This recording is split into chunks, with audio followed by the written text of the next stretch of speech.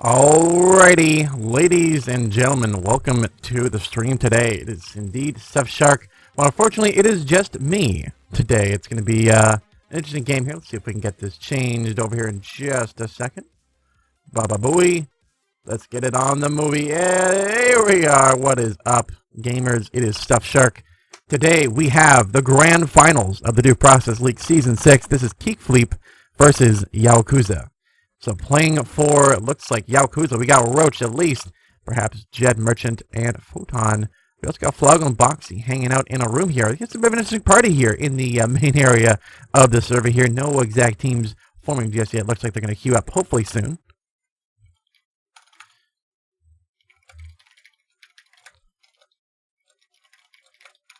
Boom, answering questions, my favorite thing to do. You'll love to see it. But yes, we are now officially getting ready to go here for the matchup. This is going to be a best of 5 overall.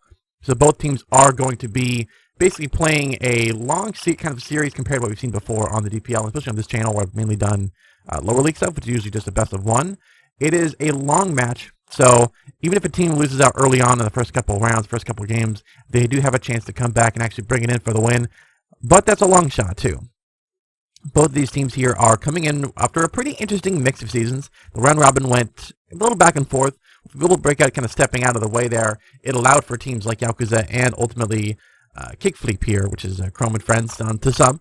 It was a good mix back and forth, but ultimately with Global Breakout stepping out, as we kind of said a second ago, it allowed the door to open for other teams to kind of battle in here. And ultimately, there was a tie at the end of the season. It was between Yaokuza and Kickfleep, and that's what we are here today to sort out. Who's taking number 1, who's taking number 2. But ultimately, it's going to be, I think, a pretty interesting series. Prediction-wise, I think it's going to be a pretty good battle between these sides here, between Yaokuza and ultimately Kickfleep. I want to give the advantage to Yaokuza, but also Kickfleep have some pretty interesting players too. I know Roach is stepping in for them after a long time out, so there could be an interesting element there that could be a pretty interesting battle. But for now, it's just more or less a waiting game to see who's going to queue up, when they're going to play up, and who's going to ultimately take this game here. But yeah, I think we're going to see a pretty interesting battle there between Yaokuza and Kickfleep.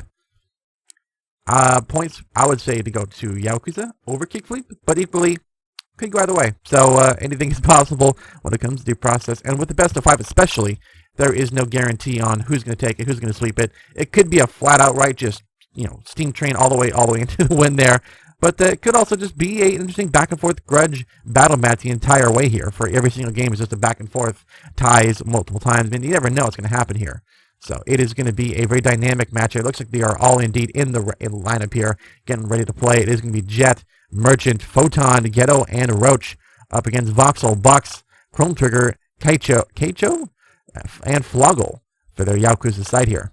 Keicho, yeah, that's what it is. Chrome Trigger, Bucks, that is a 6-sided. And of course Voxel. That is an interesting lineup for Yaokuza, and on the other side for Kickfleep, Jet, Merchant. That's a pretty strong lineup. Chrome, Photon and Ghetto comes on the other side. Photon and Ghetto as well, very, very strong. And Roach coming in as a support. I'm really excited to see this one play out. This is going to be an interesting matchup. I still think, same predictions, we're going to see Yaokuza take a really strong lead here with Floggle on that side there with Voxel. That's a really strong mix-up here. And while there is a good mix-up too on the Chrome Trigger side and the Kickflip side, I think it could go a multitude of ways. There could definitely be a place where Kickfleep is going to be superior, but I do think early on we're going to see really Yaokuza take game 1, maybe even game 2. But if Kickfleep can't kind of figure out the strategy, can't figure out the call to break through that strat of the Yaokuza side, I think Yaokuza are going to take it if Kickfleep can't figure it out. And I think early on there's going to be a really, really strong definitive lead from Yaokuza if they start off on attack. If it's defensive based, I think we might just see Kickfleep kind of start up aggressive, but equally it could go either way. There's definitely some variation in that could be good, could be a little bit rough for either team. So no guarantees in life, but I think it's going to ultimately be an interesting series first and foremost. So I'm excited to see how they're going to do this, how they're going to play it. Let's see if they are getting ready to go here.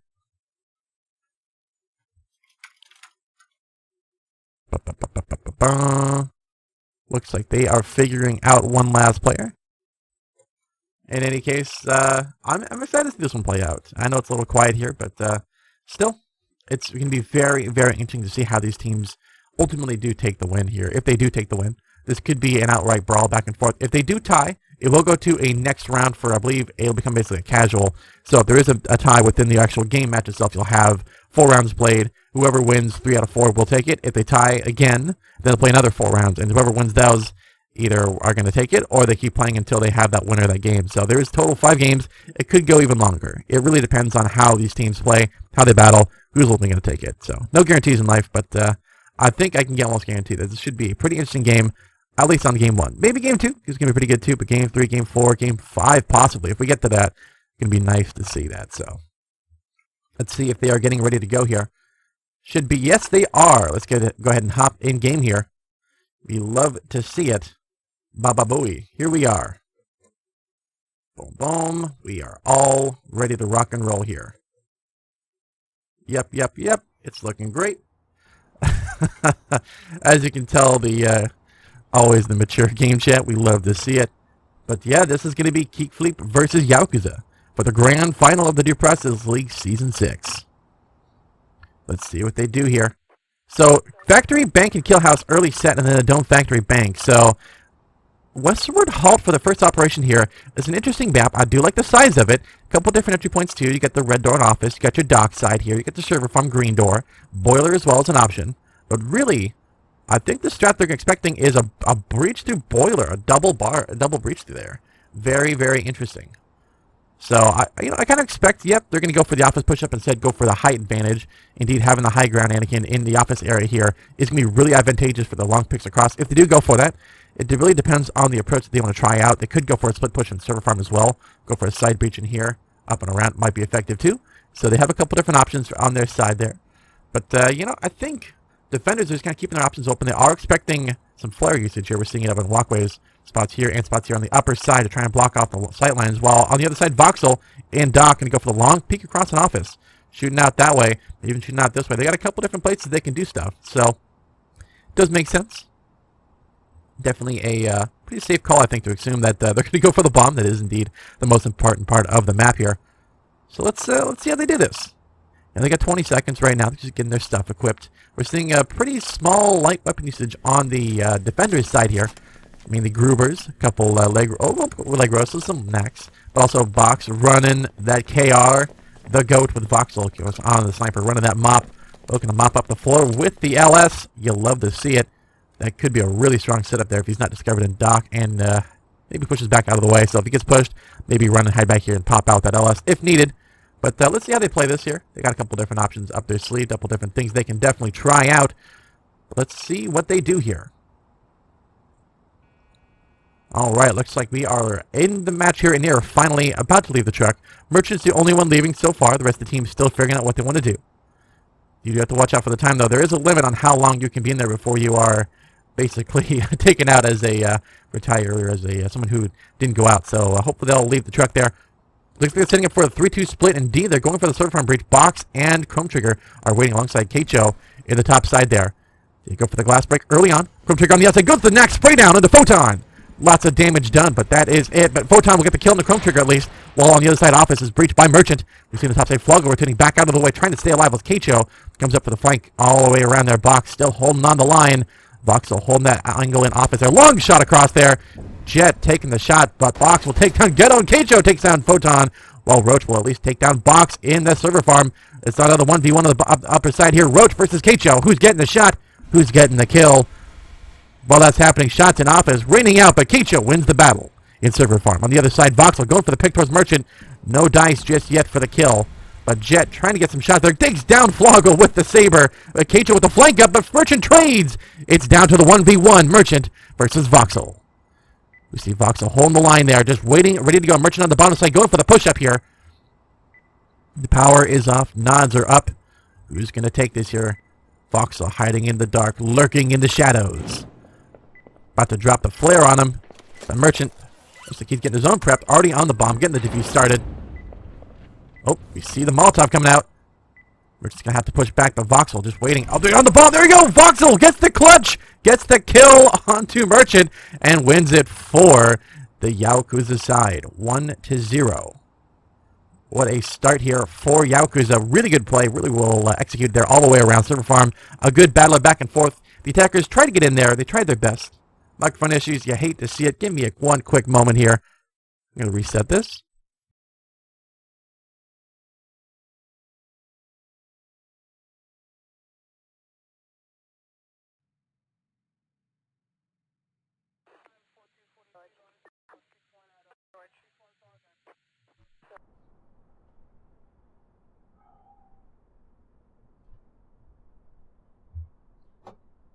Okay.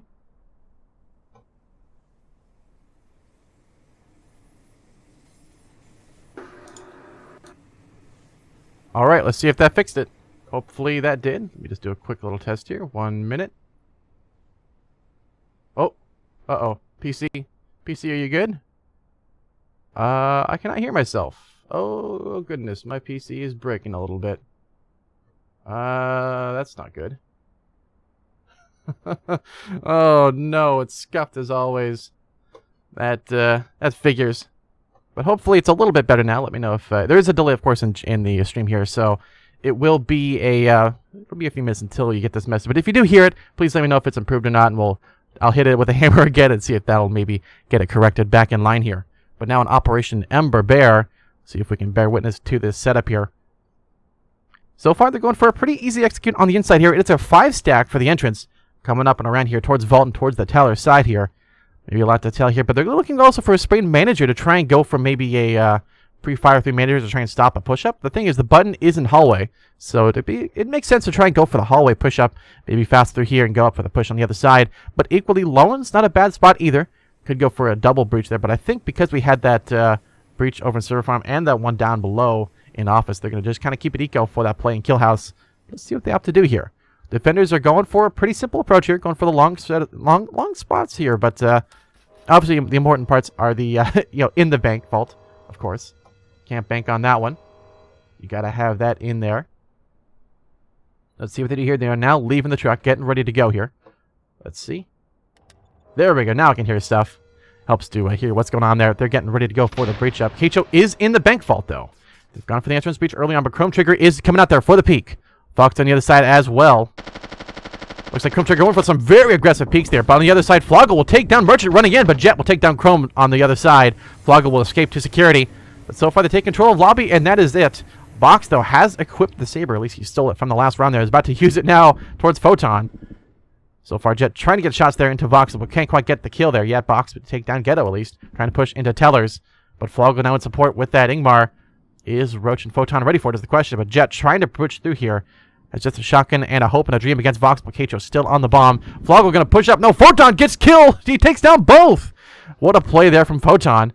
But Jet will be taken down at least in that spray down. But let's see what they can do here. Voxel going for the push up against Roach. It is down to, there it is, Voxel. Double kill there onto Photon, and Roach is going to secure it for the Yaokuza side there, 2-0. What a play, what a push up there from these defenders. Attackers kind of got stuck in the lobby. They're trying to go for Teller, but they just couldn't quite tell the full tail there. Got stuck in that side there with Box, especially getting that huge pickup and kill there with that Saber.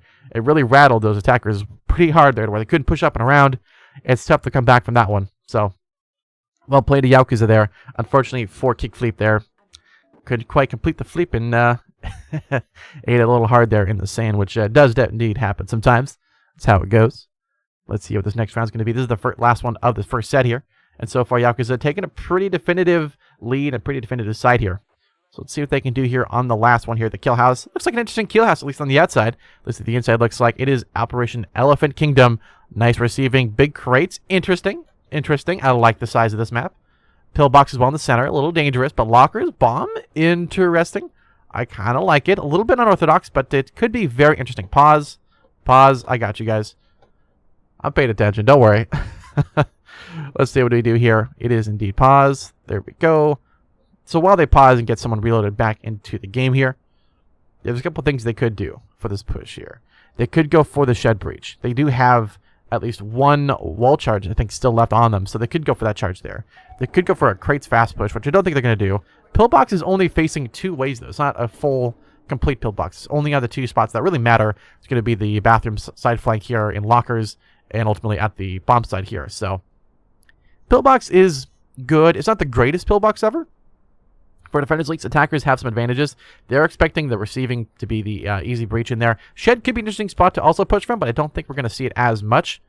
I think we're going to see probably just the receiving breach. It looks like defenders are definitely expecting that with the heavy barbed wire placement here. It's still robotic. Okay, give me a sec, guys. 1 minute. We'll get that fixed up.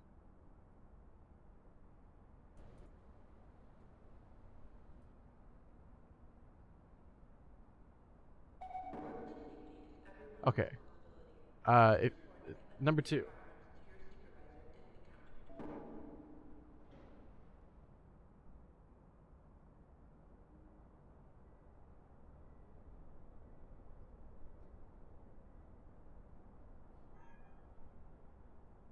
Oh, is it? Okay. Oh, it is fixed. Okay. Thank God. All right. So, sorry about that. Okay. Apologies. There is a delay to things, so it's a little tough when that happens. But it looks like we are at least finally back in, and at least hopefully it sound as good as I should be. Maybe. We'll see at least. But once they're back in line, looks like I don't see anything yet for them. One to bring it back in here. Nope, not ready yet. All right. Well, in the meantime, they have setting up a bit of a strat here. Unpause. You got it, fam. Here we go. Okay, so we have indeed for you today. Let's see what they can do here. Alrighty, so looks like we're going for a pretty standard breach there through crates, or with the receiving at least fast into crates. This is a bit of an aggressive play here. There's a lot of barb to stop it. Let's see what they do here. Yep. They are good. Alrighty. So I am excited. Very, very excited to see this one happening here. We have a pretty good mix-up back and forth here. The strat is going to be hard. It's definitely going to be tough for attackers to push through, but I think they can definitely do it. They're going to go ahead and get their stuff chosen up for their loadouts. I'm imagining we're going to see a lot of KRs. We're going to see a lot of probably, I don't think I'll see that many Ingmars, but definitely KRs. Some Grubers for sure. We're seeing, it looks, Chrome, wait a second. Chrome picked up the torch last round? Oh, no. How would you use it on a map like this if you're using it as a defender to try and aggro? I don't know, maybe it's a flex. But still, KRs, a couple Grubers, some Ingmars as well. Well, at least one Gruber. Still, this is an interesting lineup here. Pretty heavy on the power here from the defender side. Attackers running a little light so far. Just so far, shotgun and an AP. Might need a few more weapons for that side of attackers, but they're getting their stuff figured out. Still figuring out their loadouts. Okay, Black Tar's not bad either. Should be an interesting choice here.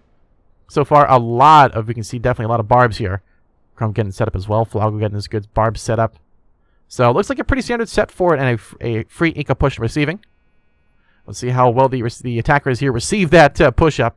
At least receive the defense. Here we go with the push up here. Okay, so Merchant now pushing up on the other side. This is early shots there. Back and forth. Voxel trying to get the peek towards Merchant. No damage done yet, but at least some information on the flank there. We're seeing Chrome Digger aggressively takes the kill and the get up. A Photon trades just as quickly. Jet now running it slow. Keicho on the other side there, trying to just hold on for dear life.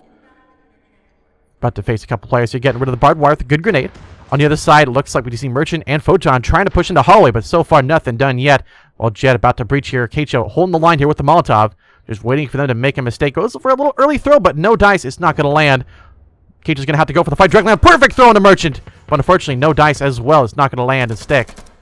But Jet trying to shoot through the side here. Keicho in a tough spot here. Box not able to support his teammate. Looks like they have all gone for the push on the other side here. They are all stacked together here. You see Merchant now pushing through. Dangerous aggressive, but Box will take down Merchant on the other side while Photon on the other position here, trying to get information across there. Good smoke. Keicho going to run aggressive, going for the shot there towards Roach. But Keicho running it very, very deep here. Gets the trade back and forth. Box and Voxel. Last alive alongside Flago, hiding out in the bottom there. Jet will be able to push up towards that bomb site a little closer at least. But Voxel now holding the spot in Pillbox here, waiting for them to push up if they decide and dare to do it. Flago also rotating up and around here. Jet about to face in Pillbox here. Voxel about to throw a Molotov. Dangerously close here. Voxel and Jet dangerously close, but still, Voxel gets the kill, but Roach trades. It is all down to Roach in a 1v2. Box heading out in the bathrooms. Flago on the other side here, trying to hold on for dear life. Roach about to push through. Gets the kill, but no. Box holds on for the win for ultimately Yaokuza once again. They win the set. Pretty easy clean for them. 3-0 in the total rounds there, but skill player-wise, it is definitely looking strong for Yaokuza. Really, really great on how they've held that. Good positions, good tactics, really, really good. Just overall flank there. They really played it well. They played it smart. They pushed through and ultimately got it done. So, well done to Yaokuza. They've definitely shown a pretty strong lead to them. But now on the other side, on defense, which is usually the Yaokuza weak side. Well, actually, no, Yakuza is actually a stronger attack side, excuse me. They are a stronger attack side. The defense has usually been the weaker point of the two, but still, they had an amazing job there against Kickfleep, who were a little bit rusty, but now coming into the same maps once again on the Factory Bank and Kill House. Westward Halt is this next operation here. We saw them last time going for a good office split push back here. Defenders had a really good side control here and here to kind of push through around his sides, push through here, and ultimately go up and around the server farm side. So, worked out very, very well. It was nice to see that happening there. So we'll see if they can do it again on this next round here. But I think we're going to see a bit of a different strategy here. Maybe go for a dock push. Might be something a little bit unexpected. Maybe go for the boiler push on the other side. You have a couple different options, but so far defenders are definitely expecting, maybe not the obvious play perhaps, but going for the, definitely the most, probably the easiest ones to call and predict. You know, going for maybe an office push on this side here, expecting it and getting that good charge in place to try and stop that push up if they do go for it. So it makes sense for them. Looks like they're going for the server farm. They're going to go for it. Looks like a split. So far, just to push the server farm, but maybe go for a bridge shot there through boiler and around that side. So through here, perhaps. Maybe go for server farm. We'll see what they have to do there. So far, they're keeping their plays close, but we'll see how well they do for that one. So they're pushing up and around. So for keeping their positions close, but they're definitely keeping the cards close. But their defenders, it looks like they're expecting the power to be played there. Maybe even playing it themselves, but I don't think defenders are probably going to go for that on the early set here. They do have it as an option though if they do want to try and go for something a little bit unorthodox. Weapon-wise, we're seeing a pretty good mix. We're seeing Ingmar, KRs, Grubers, Mop as well on Jet, Merchant running the Gruber. It's nice to see, nice to see. Actually, an unsilenced Gruber as well. Very interesting choice there compared to the silenced one. But on the other side, AP's all the way around with Voxel running that Saber. We'll see what he can do there on that side. It's going to be a little challenging, but last time we saw the push up there, it worked kind of well. Ultimately, they did lose the Saber to the Yaokuza side on round one there. So as long as they can keep it together, keep it cool, they should be doing quite all right. So let's see what happens here. They're now leaving the truck, getting ready to push out there. We see them all stacking up the server farm. Ghetto's in position. Jet as well on the flank spot as well. And Photon on the other side. Oh, Jet gets the shot there, but no damage done yet. Getting rid of the barbed wire, going for the flash. Here comes the push up. There's the green door breach. Jet trying to get the shot in. Oh, and Box will take down Ghetto just as soon as he starts. We see, oh, Merchant taking a lot of fire there, but still in the fight. Jet is rotated back out of the way, and Boiler gets the kill onto Jet, running in. Jet really getting some work done there. We see the stack up here. It is indeed the train, while Chrome on the other side of the server farm trying to hold off the push. The problem is Photon's waiting on that side, while on the other side here, Roach going to hold the line here, takes down Keicho. And Box and Vox are the only ones left to try and stop this push here. Roach about to get pushed dangerously close. Doesn't matter, he still gets the kill. Voxel able to get the flare, but Merchant will take down Chrome Trigger on the other side. They're trying to go for the bomb. It's all down to Voxel. Can he escape with that Saber? Is he going to go for the fight? He's going to probably eco it and save it. Indeed, we see Voxel making his way out of there, trying to stay alive, breaking the red door, and will try and escape with his life. And with that Saber, still on the other side of the attackers. See Roach getting some shots down range there, trying to hold off the push. It's not happening. But still, it's hard to know what's going to happen there. Just a safe call and safe play there. But overall, that was an interesting strategy at least. Not the worst I've ever seen, but unfortunately, the fourth stack up there, it was a pretty easy one. Oh, Vox on the outside takes down Jet, going aggressively picking outside here. But oh no, Photon trades with that spot there. Oh my goodness, Photon with the trade up.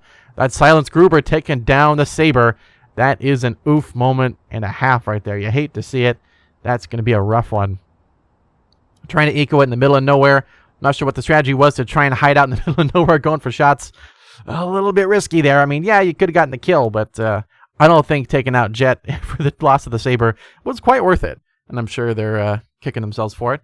But still, not a bad start at least. The first one there for the Kickfleep side. Fortunately, there sort of the meat train at least through the side there. An interesting strategy, an interesting call. Not quite well executed, but that's a tough one to set up for, and it's tough to execute without a lot of things going the right way. And unfortunately for them, they had the right players in the right time on that Kickfleep side to just hold the line, push through, and just take them out. So that's how it goes sometimes in due process. Never a guarantee it by any means, but now in Operation Ember Bear. Let's see if we can bear witness to this one. It's going to be an interesting one on Ember Bear here. Looks like they're going for a maybe green side here. Pushing through here, perhaps. Maybe even going through loans. I don't think they're going to go entrance this time. It looks like they're going to go for just a kind of a side Rudy Tooty flank Rooney on the other position here. Up and around through this side here. Defenders so far keeping the things close, putting down some obvious barbs for possibly manager, maybe even going for, indeed, the lobby. Let's see if they can lobby themselves to get that done. They're going to go for the... Oh, well, I stand corrected. They're going to go for the entrance, fast breach into security, go for a fast defuse, perhaps. Maybe throwing off the defender advantage. Let's see what they do here. So far, just kind of keeping their options close. Indeed, that is a par. Yes. Yes, on this side, they're blocking off the rotation. Interesting angle. I'm not sure if that really helps them out, but it's an interesting approach at least. But yeah, it looks like they're expecting to go for a fast flank round manager and accounting. Maybe expecting the players to run to halt if they can go in fast. But this should be a very, very aggressive, flat-out breach here. Playing on. So Merchant going to go for the opening of the bank door here. Probably going for just the sound cue. Waited out for the attackers here to hear, oh yeah, there's going to be someone in the vault. When in reality, not a person at all. So, interesting little tactic there. It does work out well. Ghetto, uh-oh, he's got the auto shotty at the entrance here. This is going to be either really good or really bad in about 5 seconds. Here's the breach. Ghetto in position. Looks out of the way in time. Oh no, but Chrome Digger catches out Ghetto trying to hide from the flash. Too little too late. Roach will take down Chrome, at least on the push-up. But Roach still in the fight here, battling through to stay alive in security. Trying to hold back this pusher. They're getting ready to go. Nice Molotov as well for that entrance. They're going to have to only use the bottom of the box. Has already picked up that auto shotty. It's Gruber versus auto shotty. Roach trying to stay alive here, while Merchant on the other side takes down Floggle. Boxel trying to trade up, but Merchant gets the kill, and once again, Box will take down Roach in the meantime here on the button. But Merchant holding the line here against Keicho, trying to stop that player from getting in there. Box about to go for the button here. If he can find it, there it is. The button being found. Photon trying to flank back and forth here, but Keicho will take down Merchant. Keicho can go for the bomb at this point. There's no one on there. But will Photon hold off the push? Looks like Keicho just kind of going for the information here. He can't go over there and push easily. He has to take these players out and has to have some support. Box is coming around the backside here, taking his time. What are they going to do? Jet and Photon going to go for the push-up. They take down Keicho. It's all down to Box and Loans. What can Box do here? He's got not a lot of options. He has a Gruber and a Dream. Going for the long shot across there in Bathroom. Trying to go for the shot through security. I don't think we're actually going to hit anything in there. Just going from information. Picks up the charge. And actually, no, it picks up the flame. Interesting. Okay, actually good use of the map there. By using that fire extinguisher, made a free little smoke grenade for him to flank around. The problem is there's a minute or so left. Photon is getting the read up there. Called it pretty early on. Photon versus Box. Who's winning this 1v1? Of course, Jet is on the other side. If they do make the mistake, here comes Box. Let's see if he can clutch it. No! Jet just sweeps him. Nice shot there from Jet. Good read, good call, and it's the round going to Kickfleep there. So, interesting push attempt there from the Yaokuza side. They had a pretty good position there, had a good call, but unfortunately for them, had just the wrong players in the wrong time and just ultimately got wiped out there in the lobby. It was a very, very aggressive strategy. I think if they were a little bit faster to execute, they could have probably gotten it done, but it still would have been a very, very big challenge for them to get that all completed in one spot there. So, well done. Good try, but I think it gets a team like Kickfleep. You can't go for, crazy strats like that. It just doesn't work. And Kickfleep, they're aware of what they like to do. They know how they like to play fast, and they just play to that advantage and just catch them out.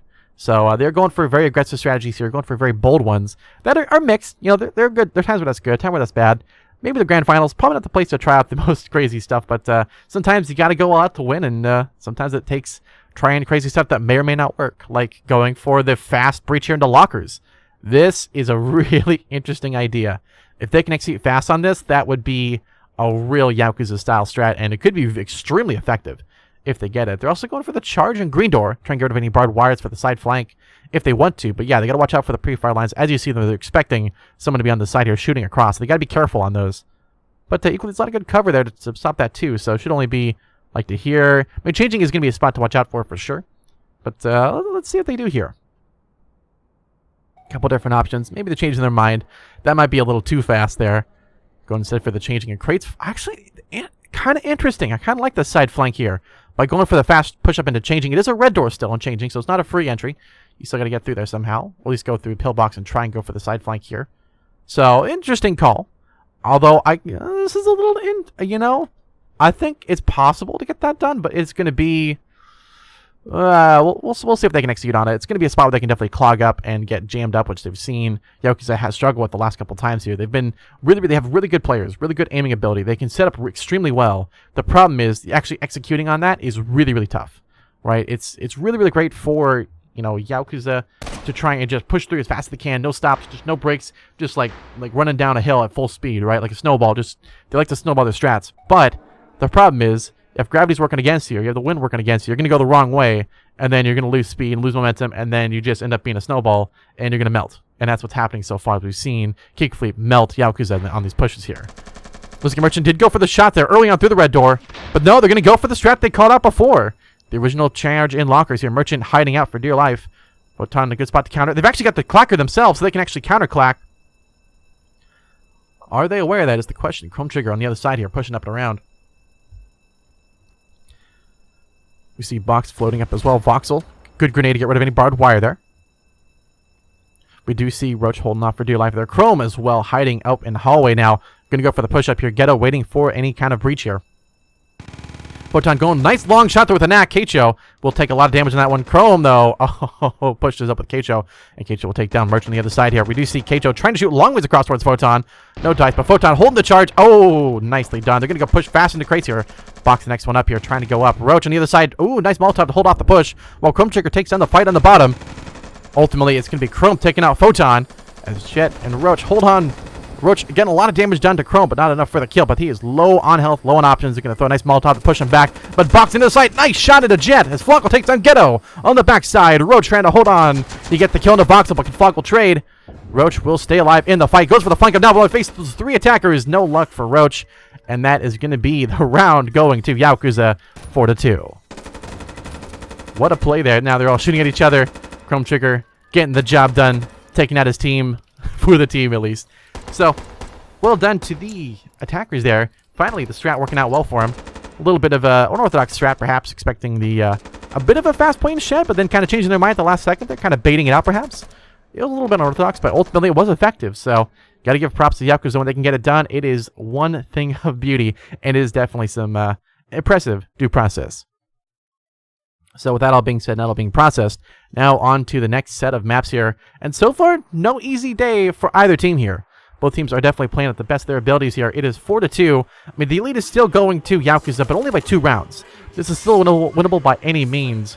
And this is now on Operation Kaiser Halt, which is an interesting map overall. I kind of like the beach spot here. A little bit open on where the bomb is at. Of course, you have these windows here they can see through to see strats and see players. So they're going to be aware of that one. As well on the other side as well in Castle, they can actually look through here and get information out. Pause, pause, pause. We got you guys. You're paused. What is happening there in Pit? You've also got to watch out, too. A lot of windows on the outside here to be wary of. So it's a very open map in that regard. Not a lot of cover for defenders to hide out. So, but this is an interesting one. Breaching high into Castle, then drop in to try and make it into the Pit here. I mean, maybe if you're running at full speed, but you don't have a lot of room to run, so this seems like a maybe bad idea. Maybe it's a misplay there. Maybe going something like here, maybe. Maybe it'll work, you know. I'm not going to be one to disoppose a bold strategy, but for sure, looks very, very interesting. I could see it working out either way. For defenders here, what would be the best call to make here? There's a couple different ways you could defend this one. It really depends on what you're expecting from the other team to try and go for. They're going to go for an eco push. This is a brand new map in this next set. So the next set are 3 brand new maps for them to play out on.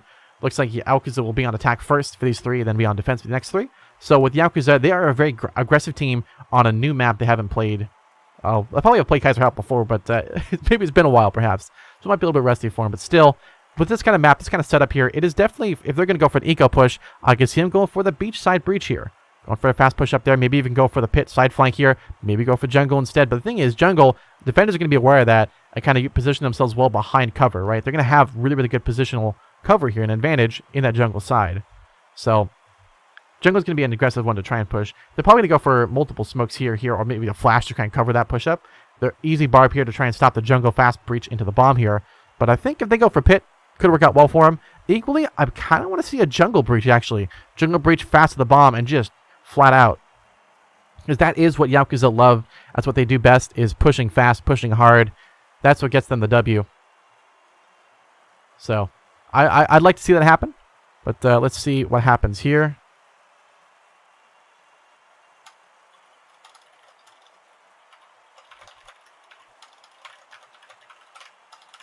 Boom, boom, boom. Alrighty, looks like lots of hearts. Unpause. Here we go. I got you guys. Okay, here we are back into the mix here. So yeah, they're going to go for the castle breach here. Go for the pit. I'll actually go for the pit breach instead of going for beach. I kind of like it. So by going to pit instead of going for the beach breach here, you don't have to worry about this huge line of sight here. And ultimately, this big area here is just not even worth for the attackers. They don't care. They're going to go for pit. The only thing is this, they have changed their minds about the breach here. That was a little bit risky. Now, mind you, the defenders don't have a clacker that they can use against the attackers here. So it is at least a safe charge if they do go for it.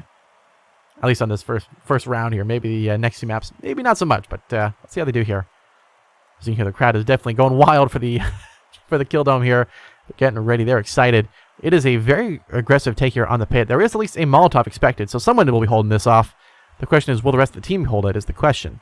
That's not an easy answer. But you see Merchant rocking the double barbed wire here. Photon as well rocking the barb with the Ghetto there on the Silence Gruber. Jet, of course, running that mop, what he loves best. And Box actually running the Saber instead of Voxel. Whereas the team running basically APs and only one black tie there on Floggle. Of course, Silence gets like as he likes it. We just see Merchant getting the charges, at least the barbed wire set up there. As well, flares being deployed there by Jet in the upper side and castle. Looks like Ghetto will be one on the pit area there, but has actually opted to go for base instead. Last minute change in approach. Let's see if it works out well for him. They got a couple different options for their side, but let's see what they can do here. We see Chrome Trigger on the bottom side here pushing up here alongside Keicho for the pit play here, but Voxel, Floggle, and Box going for the information on the other side. Looks like Voxel able to see those players over on this side here. Pit now being breached. So for the take early control, but no! Jet to the window! Takes down Chrome! Oh, you hate to see it, but Merchant on the other side trying to stop the push up here. Keicho. It wasn't spotted yet, but will Jet get the kill into Keicho? Another one for Jet's kill clutch. Cam here is montage. Can he do it? Merchant going for invasion, doing a bit of a drive-by there. We see Keicho running in. Won't quite die. Actually misses the shot there, but it's a trade as Voxel takes down Jet. It's a paddle back and forth, but Merchant comes out on top. That is the push in the pit down. It's down to just Floggle and Box on the other side here in Beach to stay alive and win it for the attackers here. So the main push has failed. It's down to the support push. Roach holding the line there really well. Merchant holding the other position here in Ghetto in a good spot. Just waiting for the push out. Roach going for an early pick shot there towards Box. Floggle not spotted yet. Merchant holding the line in pit there. It is a slow waiting game for these teams here. For these players. It's like long shot there. Floggle will take down Photon from way up above there. Nicely picked across there. Photon sleeping at the wheel there perhaps. Roach getting ready with the Molotov if they do go for the push up early on. But so far, Floggle just getting ready to go. Waiting. Good smoke. Merchant going to want to try and move around. Ghetto just keeping calm. He's in a really strong spot here. As is Roach. Just waiting for the information call. Throws it a little early. But still, at least throws it on there. Up the push-up. Box trying to hold the line against Roach. Definitely a tough one for Roach here. It is a battle between the Legros and Saber. Those are not easy. But it comes down to information. Ultimately, Ghetto wins against Floggle. And here comes Ghetto pushing in aggressively towards Box. It is the last one alive. Meanwhile, Merchant on the other side going for the shots towards Box. Can he close the box is the question, but Box trying to get the pick. He gets it on to Ghetto. Can he take down Roach? 13 seconds, not enough to defuse. He has to escape. Might just lose the bomb at this point. Will he save? Nope, he's going to take down Roach. Will he go for a Merchant as well to try and at least clean it up? Merchant going to escape here. And there it is. The bomb goes. And that is the round 2 Kickfleep. 3-4. Good play there from from everybody there. Really was a good clutch attempt there from Box. Knew he didn't have the option. Couldn't really push back out of the way because Merchant had the line there. So he decided, you know what, I'm going to hang out here. This is the safest plot I can be at because I can't push up because I have the line here. I have nowhere else for me to go. It makes sense to go for that one. So well played, well done to that one from Box. And ultimately it was a good attempt there from the Yaokuza side, but couldn't quite get it done. Still, well done, well attempted. But yeah, especially the pit play there. That was definitely a tough one to come back from with Jet holding the line there, holding up the push. A fast pick there on the Chrome Trigger early on definitely cost them a huge amount of momentum, into the round there. Really, a tough one to come back from. But now in Operation Fleeting Gambit, we're now on an interesting... This is a very interesting factor here. So within that regards for the Fleeting Gambit, we see some different options they can do. They can go to storage. They could go for the dock push as well, go for a fast charge there. But I don't think they can do that. I think they can play smart, play a little safe, and go for the storage server farm split push. Go. Computer. Okay. Oh, okay. Hold on. Oh, computer's having a little bit of difficulty here. My graphics card is unfortunately starting to kick the bucket some. So if the stream does kick out, I apologize. Unfortunately, Graphics cards are still a little expensive for me, at least. But anyways, in server farm here, they're going for the push-up fast into office. Well, not through the side here. Excuse me, through the window, of course. Not. I don't think they're going to charge into the dock that quickly. Oh, and I forgot I had that on. Excuse me. A little bit of that stuff going on. You know, you love to see it. Appreciate whatever that was. Probably a follow. Indeed, Doodler. Appreciate it. But we turn that off for now. Trying to be a little professional at least. But otherwise, Operation Fleeting Gambit here. So they got a couple different options. They're going to go for instead the storage push-up into Pipeworks. This is an interesting one. I think they got a couple different reasons for doing it that might be effective. Equally, Dock. They're also expecting a push through here. Maybe it's not a bad call. Or maybe just going for the Molotov there if they do go for the push in storage. So that makes sense. Got a couple different things they can do there. Let's see what they decide to do instead. So, you know, they're expecting the split push here. I think it's an easy call to make for both teams. The question is, will Yaokuza play to the meta? Are they going to do their own thing? Do something totally wild? Because, yeah, the thing is, if you do go for this breach out here that I was kind of talking about before, there's zero cover. You have this one little charge here, but if they're holding the line here, which everyone's going to be waiting for the bomb breach here, you're pretty much out in the open. It'd be insane. Which might be why it might actually work if they went for it. But indeed, they're going to go for the simple execute here. They're going to go for the eco, looks like, on green door. Ghetto and Jet are waiting, though, in that position for that charge to go off. Chrome Trigger going some long shots downrange.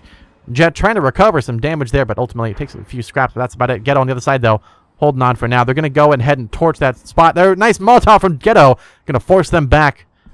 Make them stay eco while the rest of the team hides out. But boxing to the side here in red door could be something to watch out for in storage. But while that's happening, Ghetto, lots of damage done there towards those attackers. Just raining down the time there, Ghetto. You can hear that torch being done. And there it is. Ghetto getting flashed here. Jet going to have to push back. No hope for Ghetto there. As Chrome Trigger will take down Ghetto. On the other side, Photon trying to keep it alive, but getting a huge flashbang. He's going to try and run and escape. While Keicho and Box now on the top side are going to go for that split push in storage. They're going to torch the red door instead. Roach will take down Chrome Trigger on the push-up at least. So Floggle and Voxel, the only ones alive in the server farm push here. Roach still holding the line here. Floggle could battle the KR versus Legres here. They could win it for Floggle. But equally, they're going to go for the eco push here in storage. They do go for the flash, the breach up. Photon is waiting, but Roach going to have to play two sides at once here. Has to look for the top and bottom at the same time. While Jet on the other side with the mop there has a lot of work to do. Good Molotov on the top side here. Floggle taking shots. Roach trying to hold on for dear life. Box is running through there, but no. Photon will hold the line of the truck there. Stops the train from trucking, but at least Floggle will take down Roach on the bomb. Voxel and Floggle working out well here together, but there it is. Voxel taking on Merchant. It's down to Jet and Photon last life here. Jet hiding out in the back of the docks here. The Voxel-Floggle duo here really doing a great job here. While Keicho on the other side trying to hold out for now. Jet just playing for time at this point. Goes for the pick. Gets the kill to Floggle. Dangerously close with that LS. You'll love to see it. Voxel on the bomb. Just going to have to push here. Can he clutch it? Oh, and Keicho holds the line. Takes him down. That's going to be the round going to Yaokuza. 5-3. You love to see it. Well done. Well executed there by the Yaokuza side. Pushing up and around here. Really well executed. Smooth. Clean, a little bit rough there in the midsection there. They had a bit of a challenge in server farm there, getting held back and forth by Ghetto, but ultimately they just kind of drew down the rounds, drew down the utility there, drew down the need, and they got it done. So well done. Was definitely well played all the way around for that Yaokuza side there. Kickfleep, they held it well. The problem is they just had lots of force, kind of a back and forth distraction there. And Roach is trying to do what he could here. MVP definitely at the round there, trying to hold two lines at once, trying to push back and forth there. Unfortunately, just caught off guard. The strat counter worked really well for the Yaokuza side, and ultimately it was just the round for ultimately Yaokuza at the end of the day. At the end of the, end of the round there, ultimately. But now in Operation Odysseus Judgment, the map design might need a little bit of judgment here. I'm not sure about having this so close. That's a little interesting. Equally, a lot of, a bit of an L shape. Interesting. This is, okay. This is a little interesting. I kind of like this. Maybe a little less. It'd be interesting if they go for maybe an accounting fast push. The thing is, there's no door here. So taking accounting to try and flank long ways around through hall, to then go all the ways for security, doesn't seem to make a whole lot of sense. Maybe they could make... I don't see the answer here that would make sense to me. Maybe they go for, instead going for this spot here for a fast charge, to then go for fast for the button. The thing is, you still got to get into the bomb site, which is going to be challenging for sure, with Teller being this little, like, sniper's nest of a spot here. 3 windows to shoot through. This could be pretty devastating, but equally, if they're going to go for the fast execute, that would make sense to go for that one. Double charge into the entrance here. Definitely doable for sure. But let's see how they execute on this one. Looks like defenders are expecting some of the obvious stuff. Put some easy barbs down in lobby, and indeed for Teller, I'm not sure why he'd barb his own spot there. Equally, they're expecting the Loans push as well. I don't know about Loans push. That's a little bit of an aggressive spot there. It's not a bad idea for sure. I don't know if I'd waste a Molotov or just expect to use a Molotov there. So we do have Merchant at least rocking that auto shotting in the center there. So I'm going to watch out for sure. And accounting will definitely be the Gremlin holding on to for dear life for the defenders here. Let's see what they do here. They've stacked up. Also kept their cards close, but a lot of good weapon mix up here. There's a lot of good KR, some Ingmar, some Necks, Grubers, the usual, the fun stuff. We love to see it. And indeed, the torch is on Keicho. Let's see what he's going to do here on the upper side. Flanking around solo. The rest of the team is in entrance here, going for the push-up and breach-up. We see Ghetto and Jet waiting to go here. Mainly Jet. There's the entrance breach. They're going to see it. Someone Molotoving early on in Loans. I'm sure that did something for somebody. A Photon is just going to hold the line of security. Oh, but Floggle, nice pick there into Roach. Shoot long ways through the Teller there. Definitely tells a lot. Ghetto getting some good damage down towards Chrome Trick, but not the kill just yet. But, oh, the trade. Jet and Floggle trade each other, trying to push into Tellers. But Box is still alive there. Nice shot from Photon there, trying to go to kill in the Box. But there's the breach early on, but no, Ghetto will take down Box, and Photon will take down Chrome on the flank. It's all down to Voxel and Keicho, last alive. Keicho on the top side, trying to recover this one. Coming in for the surprising manager there. But can he manage is the question. Voxel now trying to push with that Saber on two sides at once. Oh, and the grenade! Merchant takes down Voxel. It's all down to Keicho with an AP and the torch. Will he give away the torchlight? Is he going to go for it? So far, Keicho trying to play safe. He needs to eco this one. Battles against Ghetto there. Is he going to get it? No, not quite. Photon on the other side was about to push up into Keicho here. Can he do it? So far, it is indeed Keicho and Ghetto here battling. Keicho low on health, low on options. The problem is Merchant's holding the line. Oh, and there's Ghetto trying to take down Keicho, going for the aggressive push-up. That is the end of the set, and ultimately it is the round going to the defenders, which is indeed Kickfleep. So 4-5 at the end of this third set here, going into the final one here. Interesting startup here. Interesting set overall. Interesting played by Kickfleep there. Yaokuza, they tried to go for the push-up there. I don't know if I'd agree with the push-up the last second with that torch, but being the last one of that set, it didn't really matter at that point. I kind of wish we saw Keicho push up a little aggressive, a little more aggressive maybe on the side, in that left side room there. Could have gone for a room around there. We saw Photon push up there. It was it was open the entire time there to push around. He kind of left it, hung on the top side there, didn't know where to go. He kind of was like playing passive, playing a little too safe. I think that's kind of what helped. It allowed for the defenders to move a little bit easier and to take out the round. If they had that push up from the attackers there, that could have been a different story. But now in Operation Kaiser Halt here, let's see what they have as an option. So we saw them go for the pit play before. The problem is Jet was just sweeping them up in here. He took down the players here, holding the line in here as well. We saw them try and go for the castle, but just couldn't quite get it done. The whole pit push just ultimately failed, and they had to go for base, which kind of worked out. They almost had it, but unfortunately for them, Box got stuck in here, trying to hold off the line against Merchant and Roach up here. They tried to go for the shots there, but with Roach being able to flex back and forth here, it made it a really tough spot there to push around with. No cover, nowhere to run from, nowhere to hide. It was just a clean play there. So with that being said, they're going to go for instead a different approach. They're going to go for the jungle breach, which is it's a very, very big challenge. This is a call I'd expect to see from Yaokuza, but not from Kickfleep. But instead of the 3-2 split, if they go for the beach early on, try and go for information on the players in jungle, I can see that making sense.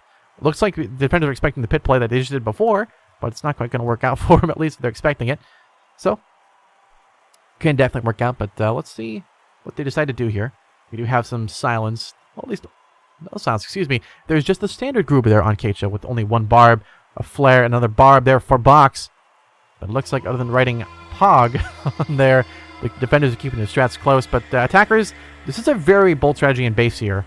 I could see it being really effective and being a super surprise for these defenders. Defenders are not really expecting the breach here on the top side. So let's see what Box and Chrome Trigger can do here on the push-up. And here we go. Attackers now leaving the truck, making their way out. Jet going for that last little bit there. He does have the Saber equipped. A lot of silenced Black Tars as well on Ghetto and Photon. Merchant and Roach running the APs. Standard issue stuff here. They're getting ready to go for the fast charge, actually. This is a little aggressive. They're going to go for it early on. And it is, announcer. It is indeed explosive entry. Box, they're going for some pre-shots there. Chrome going to go for the aggressive peek out here. Get the kill on the Merchant running in. And he's going for the second one towards Roach. Huge damage done, but not the death just yet. Roach still alive in the fight. While that's happening, Beach has been breached by the rest of the team there on attacking side. Keicho, the only one there in pit, but actually Flog will hold the line there a little bit in Castle. Looks like Photon tried to recover some shots there, but nothing really done. Maybe 1 or 2 landing, but not a whole lot of damage done. But Voxel on the other side here is waiting for the time to strike here. You see, just waiting for the push up here. Double smokes here from these attackers. Good calls. Roach will take down Chrome on the other side, playing the angles well. Playing it smart. Well done to Roach. But there's still the base to take care of, and still the pit to play. We see Photon on the other side here, trying to go for the push. Ghetto as well, teaming up with him. Holding on angles here. Vox taking down Photon on the push to upper side here, but Vox now getting into the fight here against Ghetto. Long ways away, but there it is. Ghetto with the flank up there. Takes down Keicho on the flank. It's all down to Floggle and Voxel. Vox is on the top side. The last remaining defenders here. It's a 3v3. Roach low on health. Roach is in a really tough spot here. Looks like Voxel will get flashed there. You see Ghetto getting ready to go here. There's a second flash. Looks like we got flashed a little bit too there. Oh, but there it is. Floggle takes down Roach on the outside there. No cover, no hope. But now it is down to... Oh, Voxel. Nice pick of the Ghetto. It's down to Jet. And Voxel comes up big with a double kill for the match point. At least the round point for this one here. Nice early opening there for this first game. Match point at least on game 1. Now to Yaokuza 6-4. Well played there by the defenders. Attackers, a bit of an orthodox strat. It could have been very effective, but ultimately that hold up in the middle there with Chrome doing a great job holding off that push really did a number on that attacking momentum. And when they forced it back and forth there, it was a good attempt to bring it back from Kickfleep, but couldn't quite get it done. But still, well executed, well thought out, well strategized, but ultimately it just came down to the guns, and really it came down to Voxel really being a strong player there in the bottom, hiding out in a spot you would normally call just like a rat spot. No one cares. You know, oh, he's in no. He's doing the work, and he's doing a great job there. So well done. Well positioned, and now on to Operation Fleeting Gambit. This could be the winning, well, the win for the first game at least for Yaokuza. This could be a chance maybe to bring it to a tie for Kickfleep, but it's going to be a tough one. Tough to come back from. Let's see what they can do here. So it looks like attackers are getting ready to go here, setting up for Operation Fleeting Gambit, going for the storage push instead of going for server farm. So they might be farming for something a little bit more eco-centric. Looks like defenders not doing a whole lot of drawing.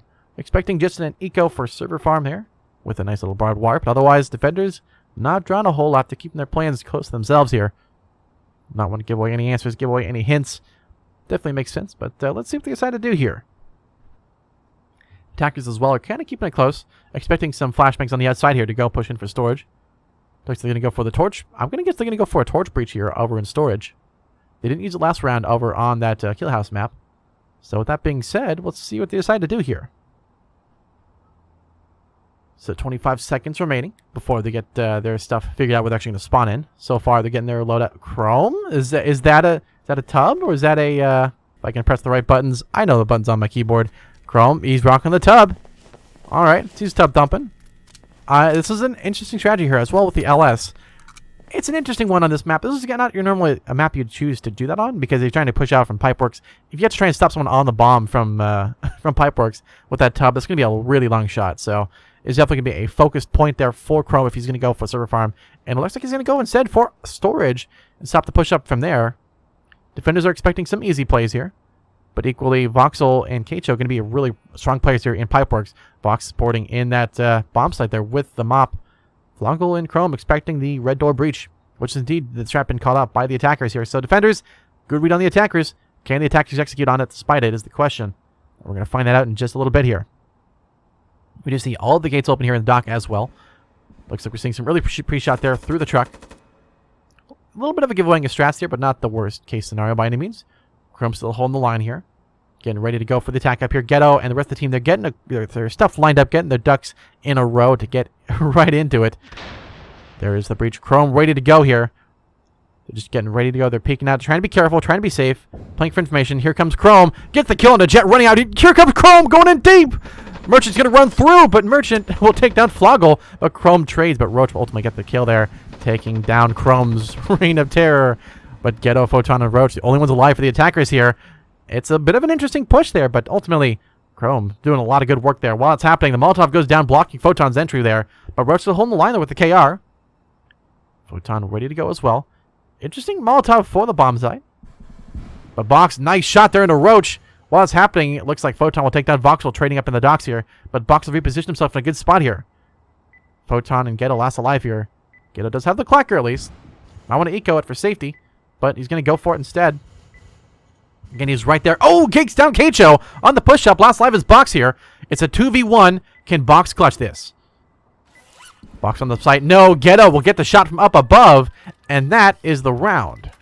Going to, ultimately, Kickfleep, 5-6. What a play, what a read.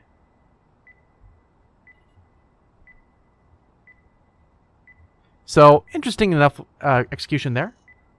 Like a lot of the strats here. Ultimately, it was an interesting play. I do like how they were pushing through their sides and pushing through and ultimately taking it down. Attackers really had a good idea of what they were going to do there, but ultimately defenders, and really Chrome Trigger especially, he saw the execution happen, said, all right, you know what, they're going to play safe, they're going to try and play eco. I'm not doing that. I'm going to run through. This is my game. I'm taking it.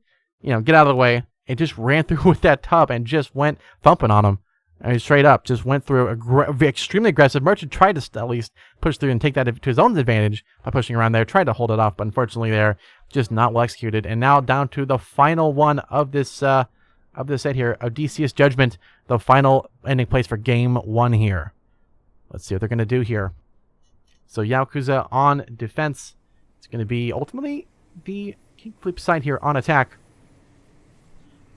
Let's see what they decide to do here. So, you have a couple different options they can do here. They can go for the outside manager position here. They can go for the entrance push. They can go for loans. There's a couple of things they have that they can use to push around with. They could go for, and it looks like they're expecting to go manager and push through the vents this way. It's a little aggressive. You know, it's not a bad idea to be aggressive, but against Yaokuza, who are, they've had a pretty interesting defensive hold, actually. They're not really super aggressive. They actually play things pretty safely. I do like that they're going to have someone actually at the bomb site directly, which looks like Floggle will be playing in the vault there. Perhaps an E-Vault Lucian at the strat. But attackers have a couple of different things they can do to push up if they want to. The question is if they will. And it's not an easy answer, for sure. So they have a couple different things they can do. Defenders, you know, it's not a bad idea to expect the loans push. The thing is, loans is kind of unorthodox. It's not a bad call by any means, because having loans gives you fast access to the bomb. Because you can basically go just fast through here, go fast into entrance. If they do go for the split push, mind you, if they're going just for loans, they're going to have to run all the way around to go for the bomb, which means any defender in accounting can just easily gun them down. Just the information there through the walls, through the windows. Not an easy one to push through. So with that being said, this is an interesting one. They're going to stack up, looks like 2 people on the bomb site. Am I reading this correctly? That is Floggle and Keicho, both on the site there with the auto shoddy and the... okay. Oh, it's going to be Keicho instead. Fair enough. And there it is. So, the sound cue a little late there. They're going to ultimately kind of give away that there is possibly someone in there, which indeed there is. And Keicho is ready with the auto shoddy. So, a bit of an interesting strat here. Let's see what they decide to do here. Floggle in the manager's side. Gedo and looks like Photon as well, hiding out in the vents. Floggle on his own. Chrome as well on his own. They're going to go for the charge up. Floggle waiting. Getting ready to go here. Floggle getting the long shots down range. Well, sort of long. Close up there. Chrome Trigger will take down Gedo on the push up. Unfortunately for them, Chrome as well take down Merchant. It's going to be a stopping of the vents here. Looks like the event will conclude if they can hold on to it. Let's see what Chrome is doing here. Chrome on the flank up and push up as well. Jet trying to hold on. Roach trying to get some shots down range at least, but Box holding the line there well. Attackers trying to clear things up here. They're going to go for, it looks like the grenade a little too far there thrown. It goes in deep into accounting instead of the close one at the charge there. But Roach trying to stay alive here as Floggle and Box holding down the lines here. There it is, the side execute. They're going for the fast breach into accounting, but Chrome is ready and waiting to go here. Here comes Chrome pushing out here. Oh, but Photon will delete him before he even starts the rampage. Well done to Photon ultimately, but still Floggle and Box holding the line there, holding down that button. Unless they're going to go for the they are, and are they going for it? Yeah, Roach is going to go for the door delete here. Needs to get on that quick. There it is. Indeed, Roach is melting down that door. You can see here, melting it down, getting ready for the breach here. Instead of going for the button, don't even bother with it. Because you don't actually need to go for the button anymore with the torch as it currently is implemented. So, let's see what they do here. Slowly melting it away. A little anticlimactic, but that is kind of how it goes sometimes with the torch. Looks like Box will take down Jedlis on the flank. There you go. Roach going to have to push back. Will he get the kill? He will take down Box. Goes for 2. Almost gets the kill, but runs out of ammo. Oh, you hate to see it. Roach going to go for the fast push-up as well. Still has the torch to defuse. Go for some shots down range here. Trying to take down Floggle, but Floggle is safe. But Roach back on the charge here. Getting ready to get this door open. Pushing back and forth here. What will Roach do? So you can still see Floggle there hiding down security. Doing a great job of distracting the attackers here. And indeed, they are too late. Botan will take down Floggle, but it's too little too late. They should have held on that door. And now it is just too late for the win. It's going to be Defenders taking this game 1, 7-6. Well done there too. I believe the side that is Yaokuza compared to the Kickfleep side. Well done, well executed, but ultimately that is it for game 1. Let's bring it back to the cams here. If I can hit the button right. There, oh, there it is, and oh, goodness gracious, everything's a little bit broken. Give me a moment here. Why is this not wanting to display? Hello? Hello? Okay, well, scuffed as ever. We'll just keep it on this for now. Why is this not changing? There we go, okay. Apologies, a little technical difficulties. Everything's breaking up my computer at the moment. Apologies for that. Well, we'll see how long it's going to be for the next game here.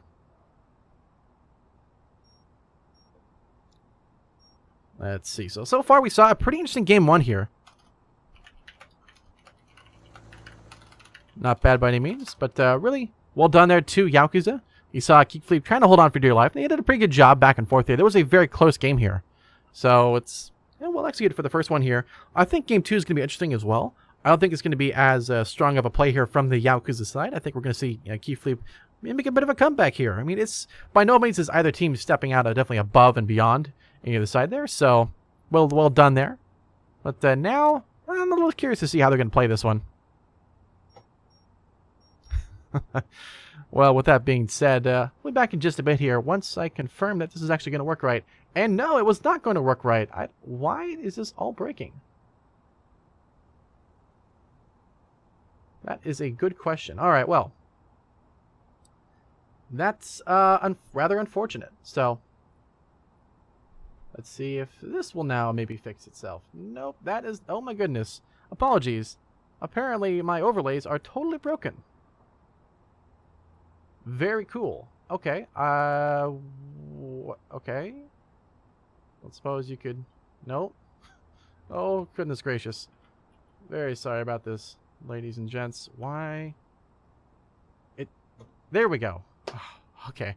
Well, I'll be right back. Apologies. Once we get this up and running here, I'm surprised I didn't have this working before. I tried it before, and you just... As soon as things work, they just don't work. You know? It's a struggle. We'll be right back.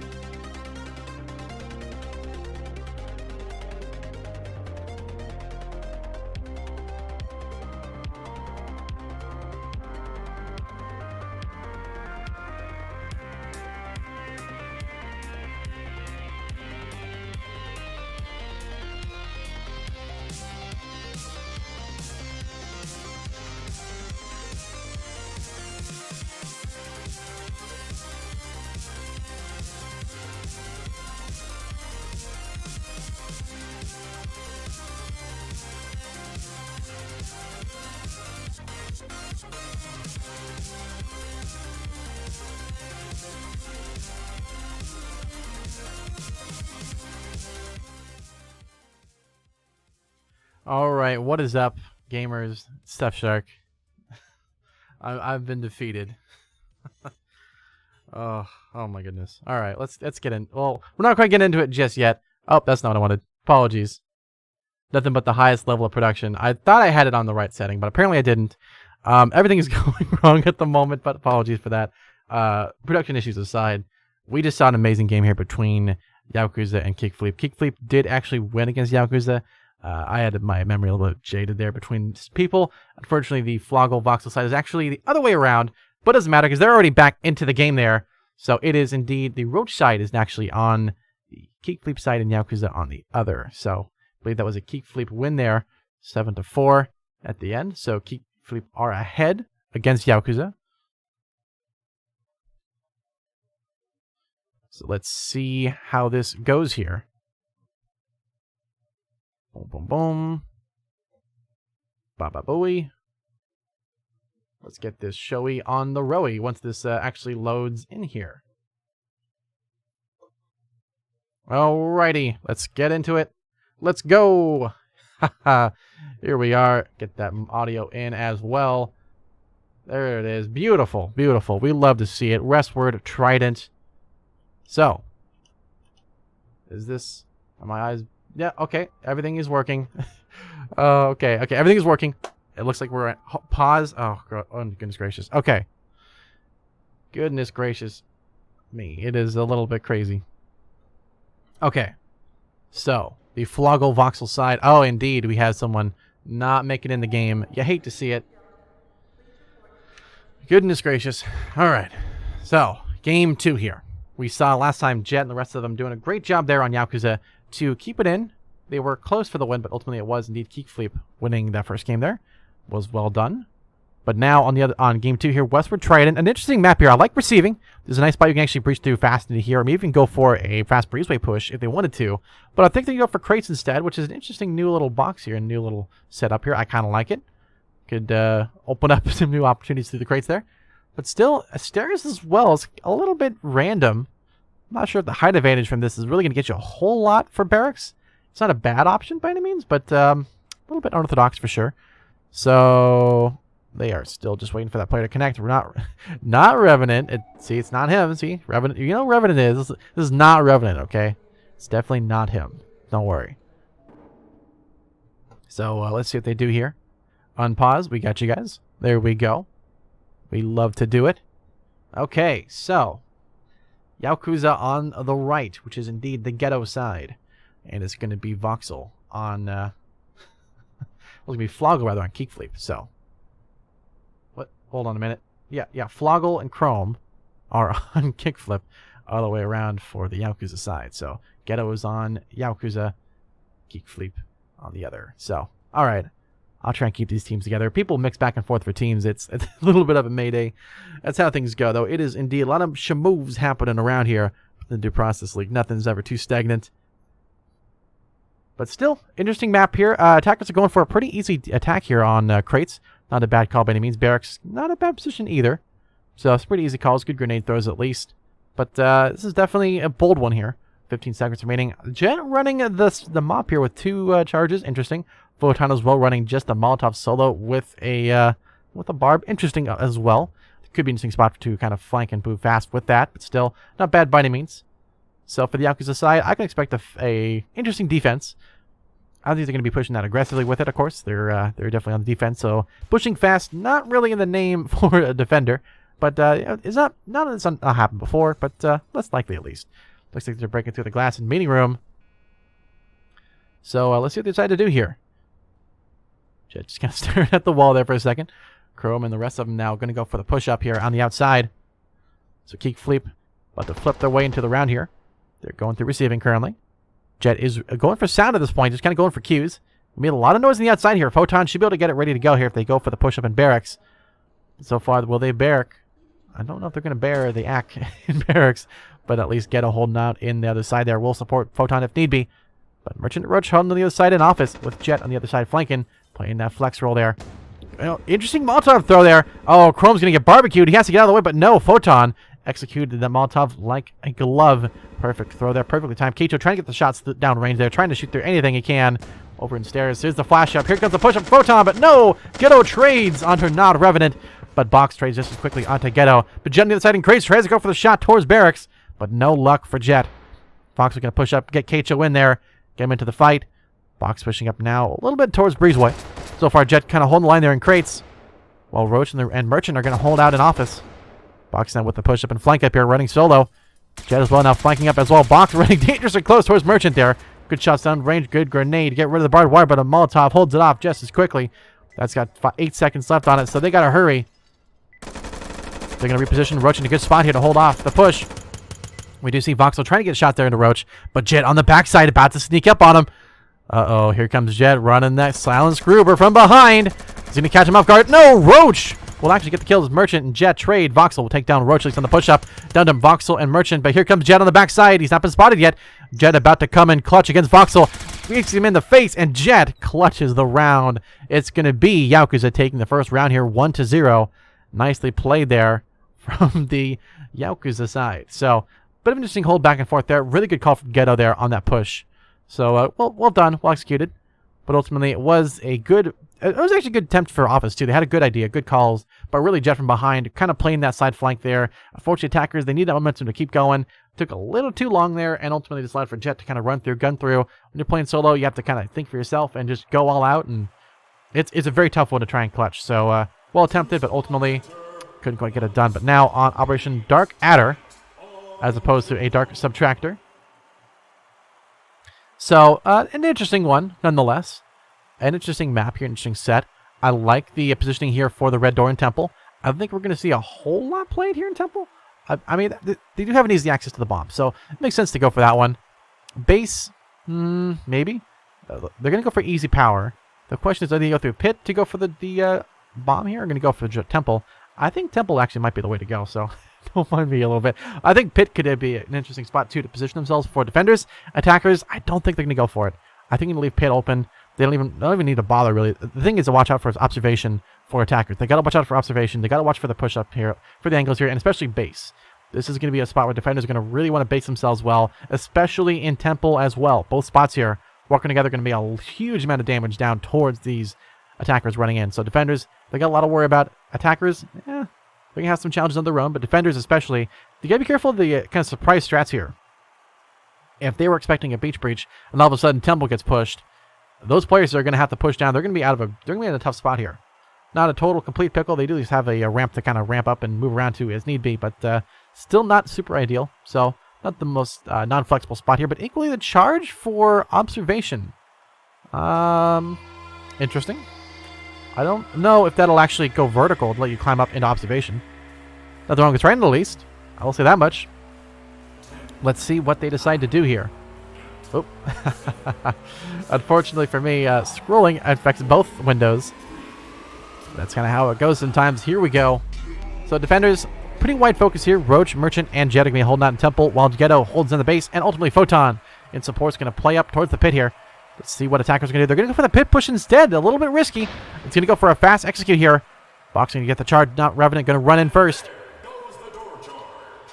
Photon going to push back out of the way, giving away pit. But that's okay. They're not looking to hold it.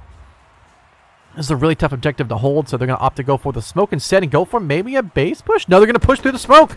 They're going very aggressive here. They're going all out for the win. This is a challenge for sure. Right, here comes Voxel taking down Merchant, but Photon's still holding the line here. Oh, Jet, nice shot in a Chrome Trigger. Oh, here comes the push-up Photon. Nowhere to go. Gets erased by Box and not Revenant there, but Voxel will be taken out there by Ghetto. Here comes Ghetto pushing up as well. Box trying to hold the line here. No, but Box will get the kills. Jet and Roach are running a good time. Molotov in a tough spot. Not going to get Not Revenant, though. Able to defuse at the last second. It's a trade back and forth. It's all down to 1v1. And Keicho comes in clutch at the last second. It's a total madhouse in observation, but Keicho comes out supreme. It's a tie 1-1 at the end of the battle, and it was an all-out brawl in observation. What a crazy conclusion to that round here. All stacked up in a one little spot, one little corridor. They all just had a cluster one. What a crazy round. Looks like they enjoyed that too. That was an interesting strategy and approach there from both sides, but ultimately it was just a good execution. Last little bit there, last flank up, it was down to the gun skills, and ultimately Keicho came out supreme there, the last survivor, the last attacker there, getting that defuse in time. to keep the round at least tied up now, 1-1 for both sides. So well played there to the attackers there. That was going to be, of course, the Chrome Trigger side, which is indeed Kickfleep compared to Yaokuza on defenders. So with it being tied back and forth here, it could go definitely either way. I'm curious to see how this is going to play out all the way around. There's a lot of different things they can do. And it looks like there's a swap out too. Floggle has swapped out for a different player, which I believe is not Revenant. So Voxel, Box, Keicho, and Chrome Trigger are indeed on Kickflip. I'll write that down so I not mispronounce it this time. There we go. Okay, Odin Bear. Well, we're bearing witness to something, that's for sure. A map that's a little interestingly designed, a little bit wide, a little bit oblong, perhaps. Well, probably not. Kind of a little bit of a micro Among Us here. Not sure what this growth sticking out is, especially at this angle. It's a little interesting. Equally, you got the little feet, you got the hand sticking out. Actually, kind of looks like a little... No, it's not really a backpack. More of a hand sticking out. It's all interpretive, like in the torch on the server door here, to go for power fast on and maybe execute out of the way quickly. The problem is there is going to be a defender there. It looks like Photon setting up for a thing there. What's it called? That is a wire. My brain's failing me today. Apologies. As well, another charge is... Oh, another barbed wire there in dock. They're going for the double breach in dock. Interesting. I'd say on dock points, but really it's well done to the attackers here to try this out. This is a very bold strategy, and it requires a really fluid execution, and it requires to just run through the fire. If any defender, like, for say, Merchant, with his little Molotov there, if they throw that charge down, they got to run through and just go through. They cannot stop. They cannot hold the line. They can't wait for it to get out of the way. They got to go. If they give that up, they're going to allow the defenders to push around them on all sides and just take the round. So you really got to play smart, play smooth if they're going to take this. So let's see what they can do here. So Chrome Trigger on the rest of the team there. Going for the push-up here. We're seeing them all stack up on the other side here. Voxel waiting as well alongside Box. Let's see what they can do here. They get their charges set. There's the double breach. Ghetto in a good spot to shoot as well. Has two options to him. Interesting smoke on the top side to hold off the players up above, but it's not going to do a whole lot. Molotovs are downrange, and indeed, they're kind of giving it away here. Mostly going for sidelines. It's going to down to just a straight-up gun battle here. Chrome on the other side, going for the free eco in servers. Kind of baiting and running a gun in that wall. On the other side, Jet trying to hold the line. Digs down Box. Indeed, not a cover for the attackers here. But Jet just kind of playing well to the position.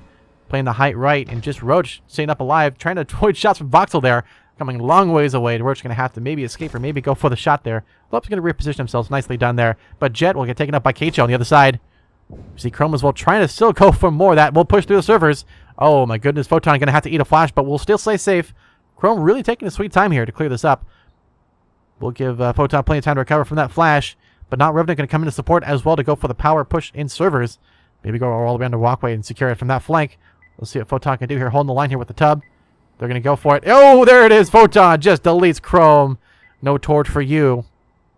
While that was happening, Ghetto has moved down now into the truck. Hanging out towards the dock here, waiting for them to push up. Ghetto's going to hear it coming and takes out Keicho. Not Revenant going to push back. Oh, that is going to be a tough one to come back from. Not Revenant going to just abandon the hopes of servers and just go for the push. Now, Ghetto will finally take it up by Voxel through the truck there. The Saber will finally get him through the side, but it's not going to be a whole lot else. Interesting smoke on the top here. Not sure who that was for exactly. Maybe going for an early hold off the angle there. Box going to push through here. Merchant just kind of holding the line here. They have given up most of the dock here, but Merchant's in a good spot with the KR. They start the defuse on the KR with that. Oh, but no, now Revenant's going to come in big with the kill on Merchant, but Photon and Roach now trying to hold off the 2v2. Who's going to take it? Roach gets deleted by Voxel. Photon's going to come in clutch here. Won the top. Can he win the bottom?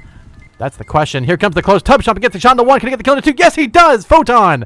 Huge play. 3K for him. 2 on the bomb. How it's done.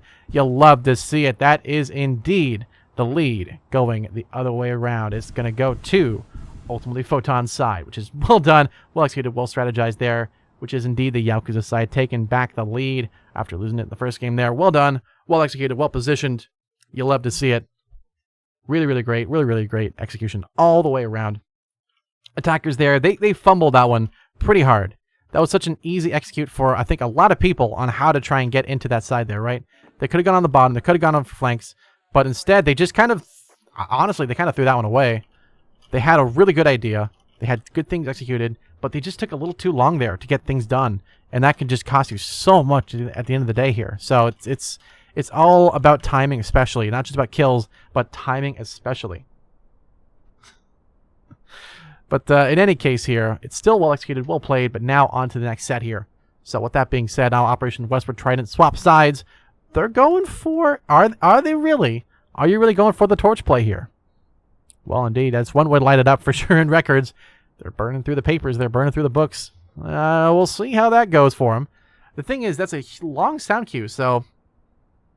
With that being said as well, it's going to also be easily shot through, because indeed you can't wall pen these doors here, so it's a little risky to try and go for a torch burn up there.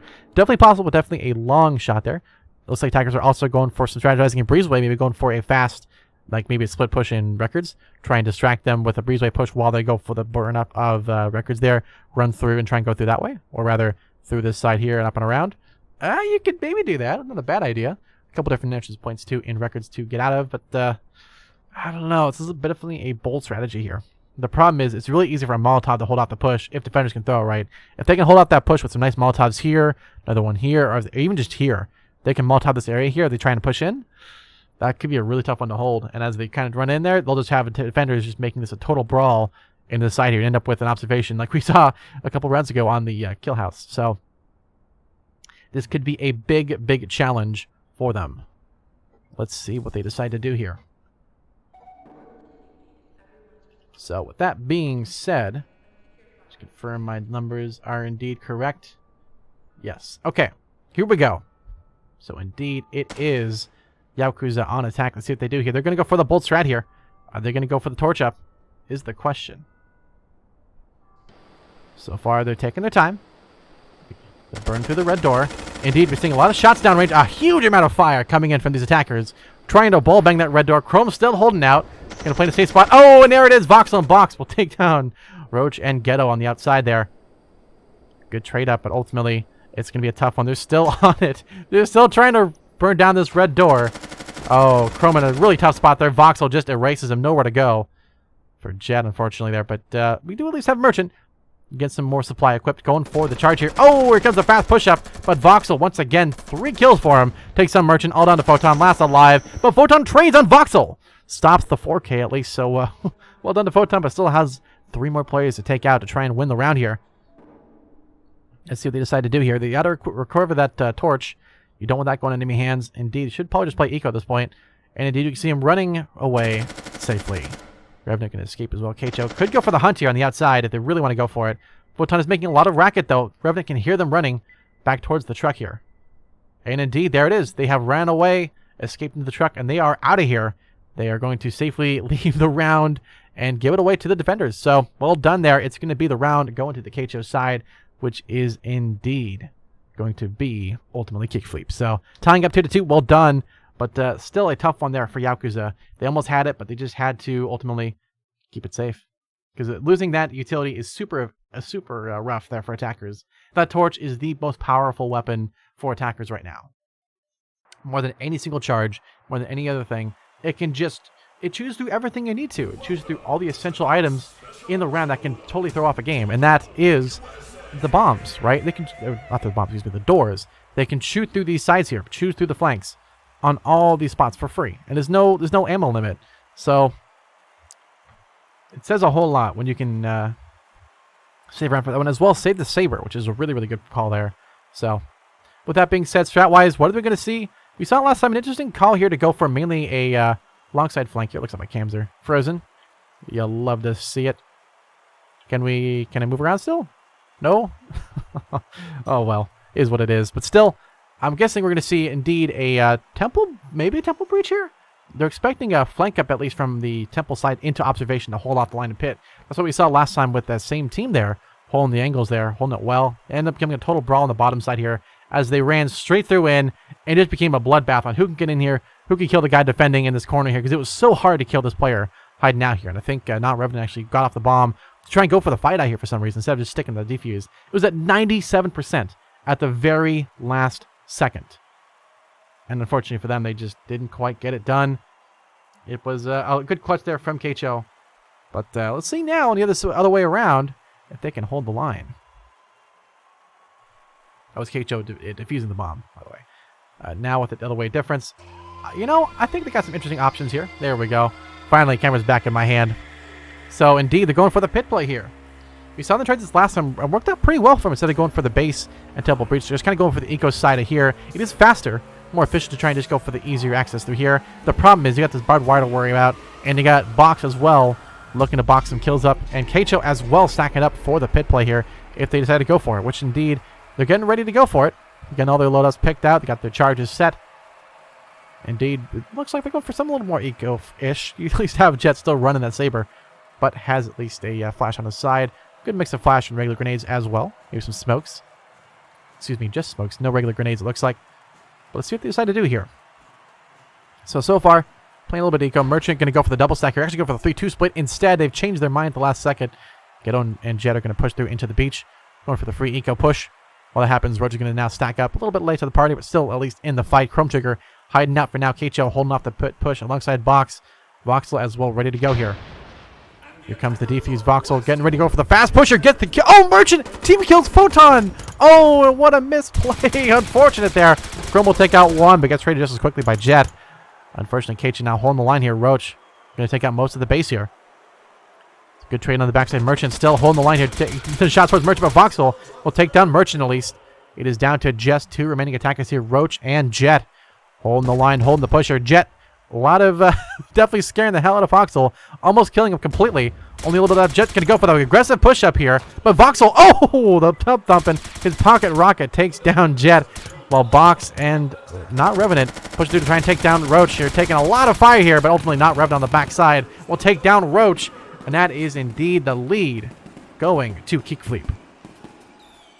Good attempt there from Yaokuza to try and push up and around there, but unfortunately for him, the pocket shotgun really just doing a number on these teams and on these players here. So, even though it's not your standard pickup, it is still sometimes one of the most effective if timed and positioned correctly. And in that time and situation, it was very correct to choose that weapon. So, well done there. Well, good call. Great call there from the attacker there, or from the defender, excuse me, holding the line there, holding that position. It makes sense to do that position and that call, so nice to see. I don't know if Merchant's stealing per se, but he's definitely having a big impact on the rounds here. So, with Kickfleep taking the lead, Operation Odin Bear once again. The last time we had to bear witness to this map, that was an interesting push last time. We saw a bit of a dock kind of play here, a little bit in servers. They tried to go for the breach here. Photon just held the line super well in here. Came out big on the bottom side here. Just pushed through servers. Bam! Ran through. Got it done. It's what you love to see. Doing some amazing work there on that side. So, yeah. Doing fantastic so far. But now, 20 seconds remaining. The last one of this set here. So far, it is back and forth. This is going to be a brawl to the finish on this second game here, for sure. There is no easy call by any means. So, with that being said, Operation Odin Bear. We're seeing, looks like a charge for Doc. They're going to go for actually a split push on Boiler and Doc at the same time. Not a bad call by any means. Here is the gear up phase. Now we're going to grab our utility. They're going to go for weapon-wise. And looks like we're seeing some KRs. Now Revenant still has his Black Tar. Probably going to drop it and pick us something. Well, it's actually not a bad call for this map. This is a pretty big map, so having that big weapons might be a good idea. Voxel as well, rocking that Legros. And Chrome doing what he does best, rocking that knack. He likes tub thumping, but equally that knack, that's got some power to it, man. That is a very, very aggressive weapon to try and use. Attackers, though, are keeping it pretty safe for the most part. AP, couple of Black Tars. Not a bad call. Jet rocking nothing. Doesn't need weapons after that one. But, yeah, this is going to be a interesting one nonetheless. Let's see what they can do here. So, 10 seconds. Right now, the defenders are just getting their stuff picked out, getting their settings positioned. Interesting to use the... I call it the flamethrower, but it's actually the fire extinguisher, excuse me. The flamethrowers don't look like that unless you wanted to. Interesting choice to use the basically use the fire extinguisher as a little micro smoke grenade. It's a little unorthodox, but I think for defenders, that can kind of bait them out to think that it's flanked on that side. Interesting call. We'll see if attackers are going to fall for it. Looks like they're going to torch up the area of Boiler there. The problem is there's a 3v3 battle here. While it's happening, Doc is being pushed in the split side by Merchant and Roach. Going for information about Boiler is where the action is about to happen here. Jet going to push through, battles through. Chrome will take down Jet, but Photon will trade, taking down not Revenant on the other side, though. But here comes Chrome, takes out... Oh, he was going to, but Ghetto just said, no, you're not getting it that easy. Ghetto will actually take down Chrome despite eating a full face of knack fire there. But the thing is, Ghetto is on very low health with just that torch. Boxing the side here with that mop. While that's happening, it's a total battle and brawl here in office. Long shots across from Boiler. Voxel trying to get the kills down range, but couldn't quite get it done. Voxel, a little bit damage done. Trying to hold out the push while Keicho holds out the line against Merchant as well on the outside here. It is a total brawl here. Merchant and Merchant Ghetto trying to work together here. Photon as well. Where is Photon? There it is, the side flank breach. Let's see what Ghetto's going to do here. Pushing very aggressive against Voxel here. Oh, Roach will take down Voxel, and Ghetto will take down Chrome on the flank. Down to Keicho, who's now been dropped. It's down to just Box last alive here. A fantastic execution all the way around by his attackers. Box last alive here. What's he going to do? Is he going to go for utility? Going to go for the push-up against the mop here? Roach is going to hold the line here and easily catches out Box on the flank. Not even a contest. That's going to be the round. Going to the Ghetto side, which is Yaokuza, tying it 3-3. What a play, what a read, and what a call here. Really well executed, really well timed. That's what you need to see, and it was just extremely well timed and positioned by these players here. Unfortunately, Photon there getting the job done, taking out his teammates. What you do at the end of the round, of course. Totally doesn't hurt your rank points. Totally doesn't. But still, well done there by the attacking side there. Really, really clean execute. They took control of that free eco side there. The dock side wasn't super slowly pushed, but it had just the right timing to apply just the right amount of pressure back and forth to even it out, to where as soon as they came together, it was just a sweep, a clean push through. Nicely done there. Really well communicated, well timed. Nicely done. Really, really great. Now on Operation Decisive Bishop. A map that is for sure decisive to some. But, you know, this is a map. This is a map that is a map, and in that it is a strange one nonetheless. Lobby is interesting. I'm not sure if I like the fast one into the button here. This seems like a map you're going to just speed through on, to me. The problem is, of course, it's going to be easily called. So maybe go for something a little bit less intuitive. Maybe go for like a manager accounting for the side push, perhaps. Or maybe go for like a charge in there. Or rather accounting through here and that way. While someone actually goes for the bomb like that. Might work. That could be interesting. The only thing is the door. Will it? I don't think the door is going to block the entrance here, will it? I don't think it's going to swing out and actually block this way here. Or this way here. It just swings to the outside edge. So, but if it did, what a place that could be, actually. If you hear the team is going to go through manager, hit the button, block off this entryway here so they have to go around. A little interesting, huh? This map has some design to it. I kind of like the execution here. They're going for the 3-2 splat instead on loans and go for the hall breach. Interesting. Now, mind you, the button is in security. It's not actually in the hallway. It looks like it is, but no, it's on the other side of the wall here in security. So they're going to have to get through these doors here or here and go for that execute on that side there. By no means is it easy, but it's still at least interesting to see how they're going to do it. We do have Box there ready to go in the lobby side there alongside Voxel, Keicho over in accounting, and Chrome and loans. But where's the fifth player, you might ask? They're not sure either. They're going to go in hallway instead. They're going to position themselves. That's going to be not Revenant, hiding out near the hallway.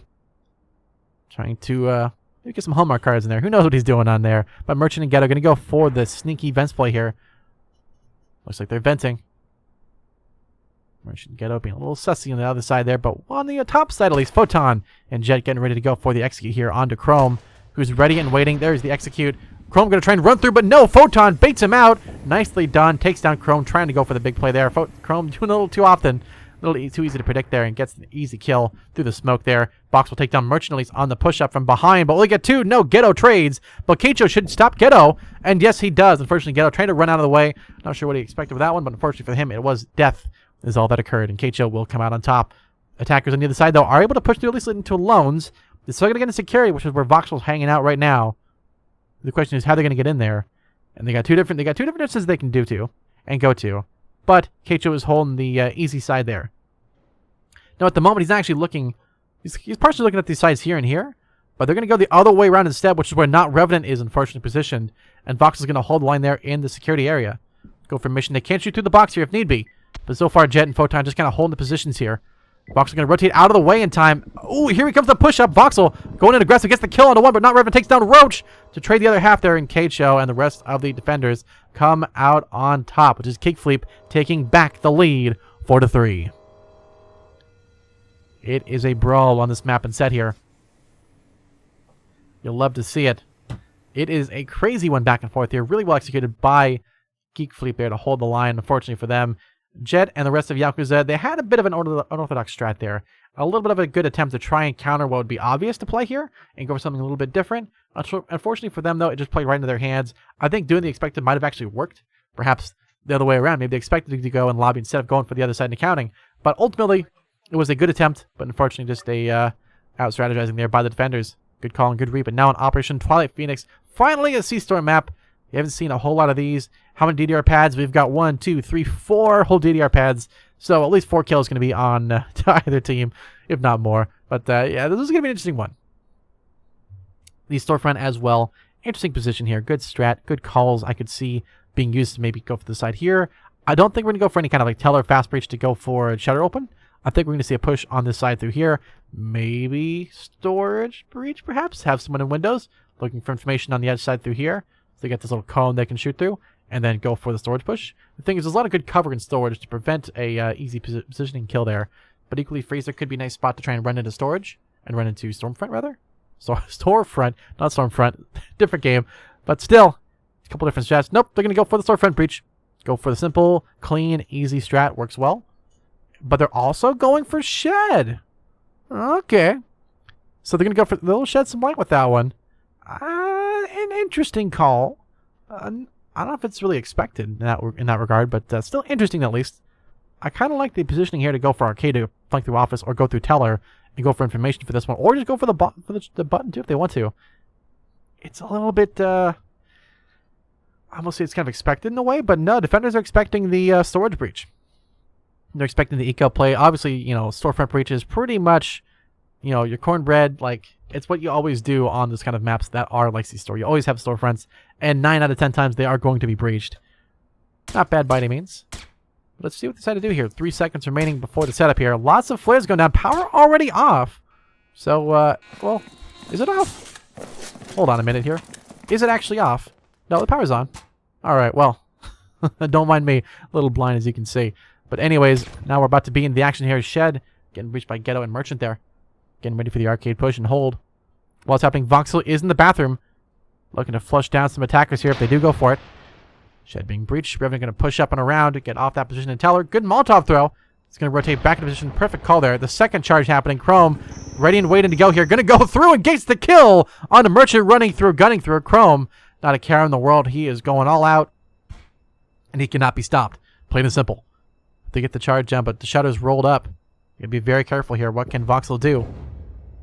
They're gonna stack up an Arcade, not Revenant. Gonna take a lot of fire there, but ultimately Photon will just clean it up alongside Ghetto, taking out Arcade. But Keisha will take down Jet on the other side, trying to hold off the Stormfront push. Box as well, trying to hold on. Ghetto trying to get through into Tellers here, but Box holding the line well. Roach gonna face a Molotov in the face here from Keicho. Photon gonna help support Ghetto here. Let's see what Photon can do. Box going to rotate out of the way in time for that grenade. But here comes the push-up. 2-on-1. Box takes out both alongside Keicho. Keicho getting the kill himself as well. Roach only getting the last player alive here. What can he do? 2v1. It is Roach versus Box and Keicho. Who's getting it? Roach going to run up, get the kill to 1. Can he get the kill to 2? Box dangerously close here. About to get the shot here. Are they going to get it? They're right in line. No! Box up above gets the kill. And that's going to be Kickfleep. Flipping ahead, one more round, 5-3. What a play and what a strat there from these defenders. Attackers had a good approach, had a good idea in mind. Unfortunately, they're facing against Kickfleep, who are actually an extremely good team to be on defense. You know, they had a really good strat, really good call all the way around. They really did a number on them. Fantastic to see all the way around. Good positioning, good strategy here, but ultimately it was just a good defender positioning that kind of broke through the line of the attackers and for the win there. So, well executed. But unfortunately, just not well executed enough for the attackers. But now it is going to the third map in this new one here is Killdome. And it's Dark Athena. Although, interestingly enough, this wall near the bomb, I'm not sure about this one. I'm not sure about the random wall at the bomb itself. I feel like this is a really easy spot to rat and hide out. Especially if an attack can get up in here and kind of like hang down. Might be a little tough. I mean, mind you, a Molotov can get in here and probably burn them up, I hope. A Molotov can get in this front side of it, at least can burn them up if need be. But while it's happening, through all the other madness, indeed, they're going for the long shot in jungle to hold off the beach push. But Dark Athena as well has the red door in jungle to watch out for. But pit are the other 3 options you can push or try and breach through to get into the map. I think we're going to see an eco beach. Maybe jungle, but I just really do think we're going to see beach being breached, jungle a little bit. But I think it's going to be the main focal point of this one. So let's see what they decide to do here on their positioning, on their calls. We got a couple different options for sure. It looks like attackers are expecting to go for the pit push instead. So there will be some defenders in that position. You see them getting their charges set, at least the barbed wire in position, to try and hold off any push in that side. As well, for one in observation, those are pretty easy spots to predict. The only chances you do have, of course, are pit and indeed jungle. So if you're going to expect the pit push, may as well put down some stuff in case they do. And in this case, they are indeed doing that. So all right, here we go. Defenders now getting in position. 15 seconds. KH on the top side there, going to go for the shots towards Beach if they do go for it. Box on the base. Voxel and indeed Chrome Trigger going for the base as well. They're leaving pit wide open. Oh, it's a little bit risky here. And it looks like Not Revenant's going to hide out on the top side here in jungle. They are super focused on Beach. And unfortunately for them, it's going to be the bit of a missed call here. Now the thing is, there is an open entryway here that they have to push through. You can't jump over this and go to the side here, really. Jet going to go for the red door. Slow defuse here. They're baiting at the beach breach. You can see they're going for information for now. Slowly locking things down. All the defenders are still in jungle hanging out, while attackers on the top side are going to go for the push-up up on this side here. Merchant hanging out on the beach. Doing a good job. Holding the line here. Chrome getting ready to go. Just ready to barbecue. He can hear it. He's just waiting for the time to strike here. Let's follow Chrome. He can see it just being pretty easy to call when they're going to happen, huh? Let's see what they can do here. Slowly getting through the red door. Getting ready. All charged up. Ghetto and Merchant double. Get the trades leaks onto Voxel. To Voxel and Box. And Cage on the other side, they were able to take down most of the jungle here. Unfortunately, it's actually not Revenant and Chrome Trigger last alive. They get it down, but unfortunately for them, the distraction worked out well. They're able to take down this upper side here. They expected the pit flank, but it's not going to happen. But the power has been turned off. They're going to throw at least a flame observation to hold the line at least a little bit for him. But now than a minute remaining. A good Molotov and observation. A little early, but Jet will take down Chrome on the flank. It's down to Jet, Not Revenant holding the line. Takes down Jet, but has 3 to watch out on the backside. Can Not Revenant hold the clutch is the question. Is he going to eco and play it safe to keep the torch on the defender's side? Or is he going to go out and go for the push? That is the question. Here comes the push up from Not Revenant. He's going for it. 3v1. Just a smoke and a dream. Gets the kill on the Ghetto. Has 2 to go. Roach and Merchant takes far from behind, but ultimately Roach will get that kill. Recovering it, and it is only 1 round difference now between Kickfleep and Yaokuza. At least a little bit better for the Yaokuza side. But now it is well executed, at least, by the attackers here. Indeed, the strat worked out very, very well by baiting out the pit, or the pit breach, by distracting him with that spot there. They were able to push on the other side, distract him as they went to go rotate around, and just catch him out. Really amazing. Let's see what they decide to do here on this next round here. Is indeed the last of the sets. They swap sides. Let's see what they position themselves with on strats here. This is indeed Operation Decisive Bishop. And so far, it's working pretty well. Let's see how this next one's going to go here. It is indeed 1 point away for the Chrome Trigger team, which is indeed Kickfleep, to take game 2 after taking game 1. And of course, it is 2 to win, the 3 to win actually for the the Merchant side there, which is going to be Ghetto. Ultimately, Yaokuza. They got a long shot for this one. I think this is going to be pretty much in the bag here for the Kickfleep to flip away this game 2. Let's see what they decide to do here. Got 17 seconds. Strat-wise, not a lot being drawn. They're expecting maybe a push from the bomb side directly. I don't think it's going to happen. They got a couple of ways they could push this one. They could go for the lobby entrance on this side and hallway. They could go for the Teller's sub-flank through here, Manager. They could maybe go for the Manager, like a double split here. Try and flush out into here, flush through counting. Kind of, snake around the map. They could do that for sure. Could also go in loans. Run through the sides here. Yeah, it's tough. The thing is, efficiency and timing is really essential. And the problem is the button is in security, which is a really, really good distance away from most attacking places. They did see a little bit of a push from the loans to try and go for the push up here. But trying to get into here to go for the button is really, really hard when you have people in lobby who can hang out. If they go for the easy push into entrance, that's maybe a little bit expected. They can just gun them down. Not a lot of cover for attackers to run through, right? They have not a lot of options. They can only go to the side here. You have a nice charge there, a nice little, a barbed wire. It can do a lot of damage on that side. They're going to go for the accounting push instead. Go from the free eco Manager. Merchant is going to be waiting there with the auto shotgun alongside Get Up with the KR. That is going to be a tough duo to fight through for accounting. Not impossible, but definitely going to be a big challenge. Photon on loans. Going to hold the angle as well on the top side here. Getting that barbed wire down for the flank up if they decided to go for it. And Jet rocking the mop on Bank. That's a long This is a big investment from Jet there, hoping to bank out and cash out well on this one. Let's see what Box and the rest of the team decides to do here on attack.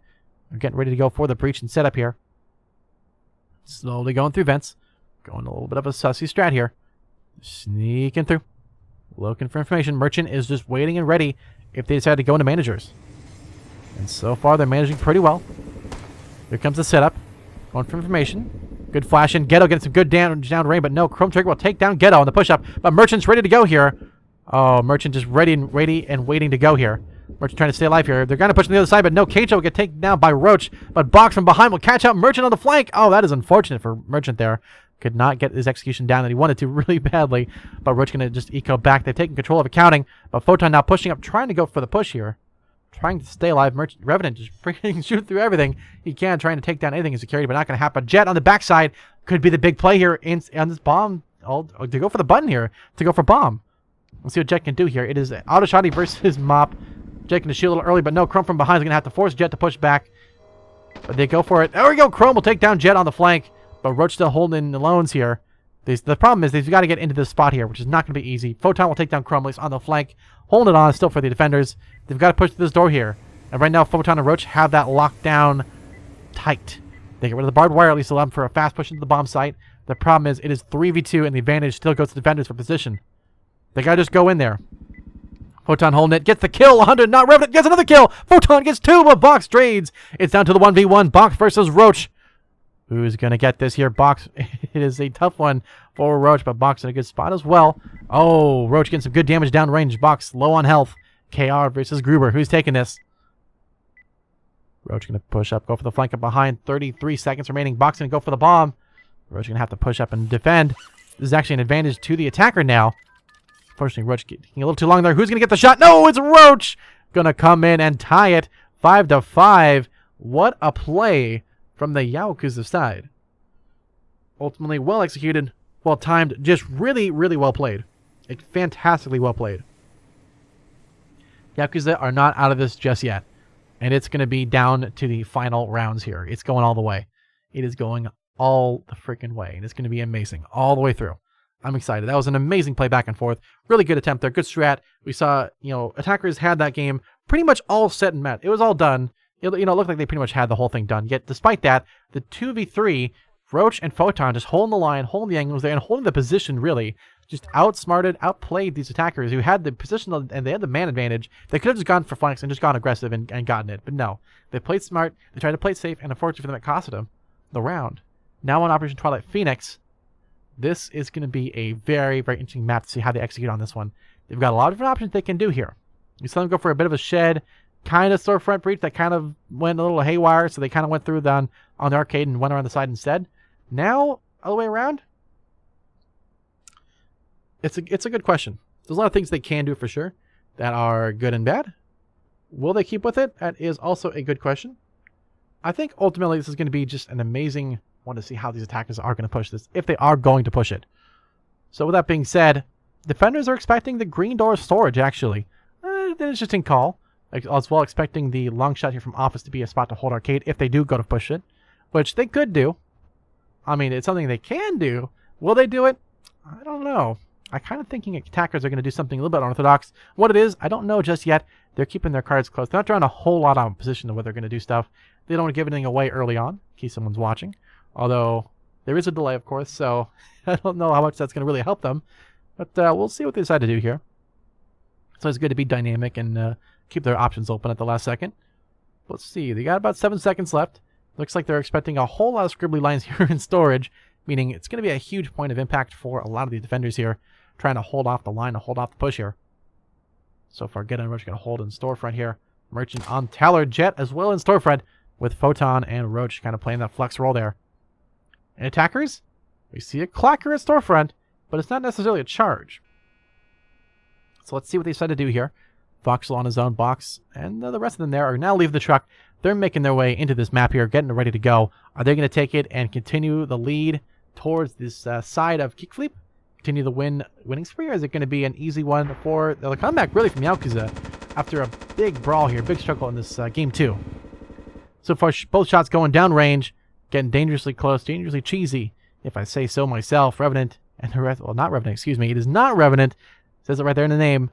He's getting ready to go in storefront for the breach up here. There is Sada, and they're going for the charge. Here comes the double flash. The Molotov going to hold off the push a little bit, but no, Chrome's going to sneak through, running through, not a care in the world. Takes a little bit of damage on the Roach there.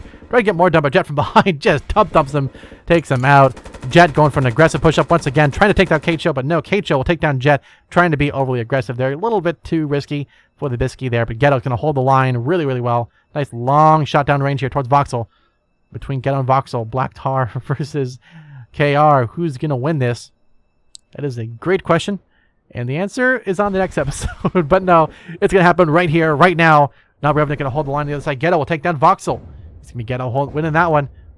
Meanwhile, here comes the double flash, the push up in the bathroom, and now on the side flank of Storefront.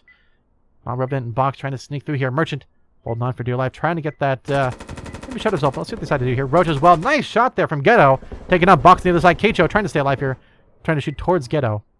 Couldn't quite get it done, but on the other side, Freezer, Roach, and Photon still holding the line here.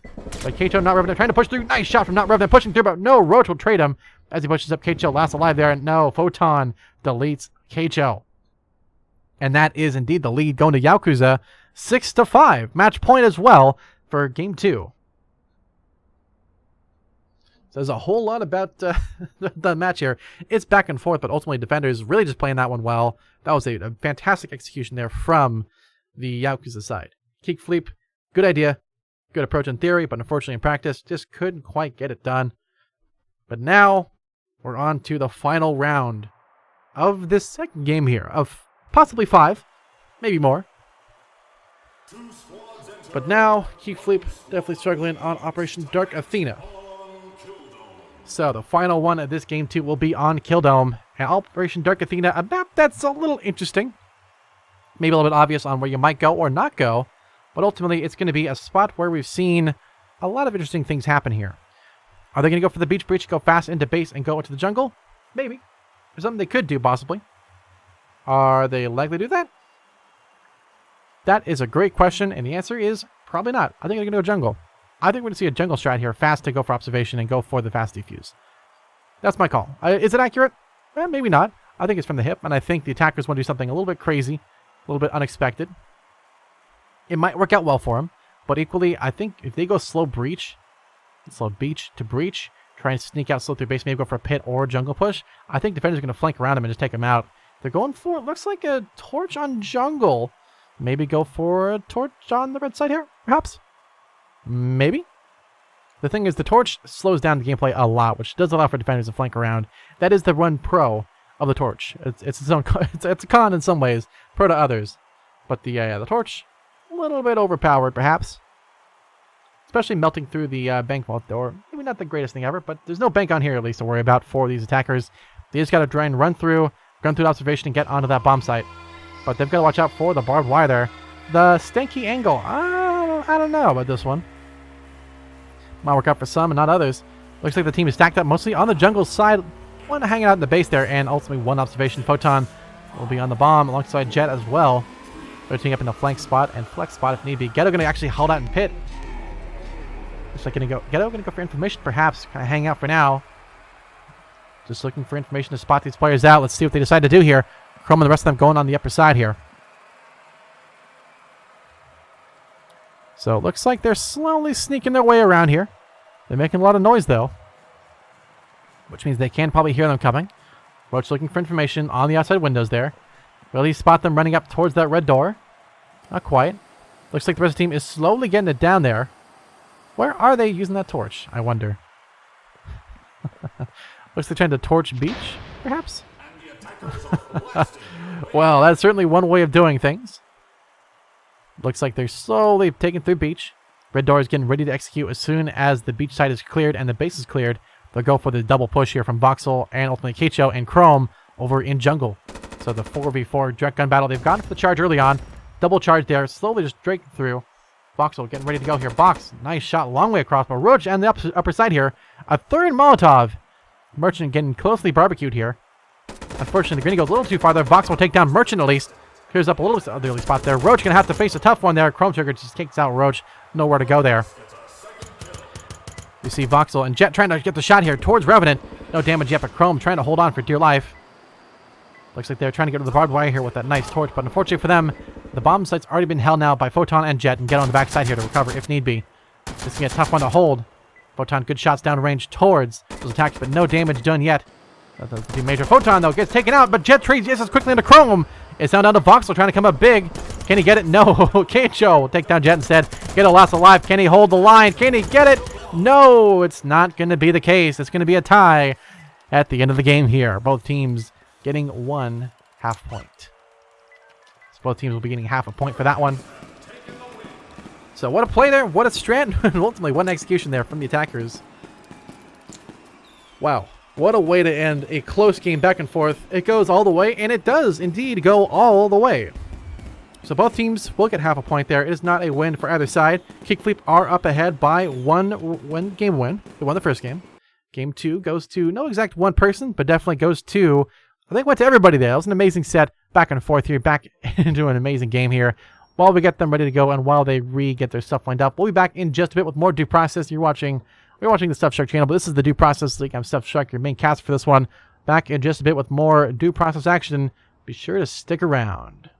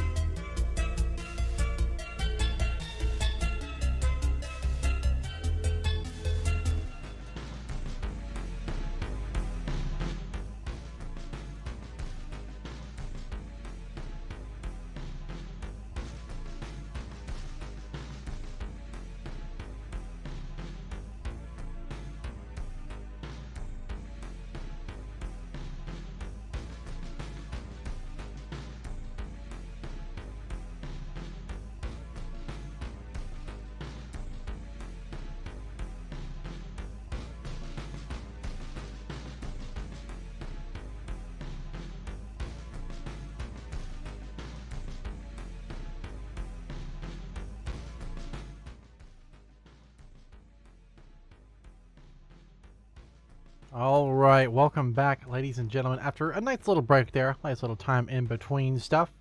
Let's go ahead and go. Boom! There we are. What is up? It's Stuff Shark. I don't have glasses on. I honestly forgot.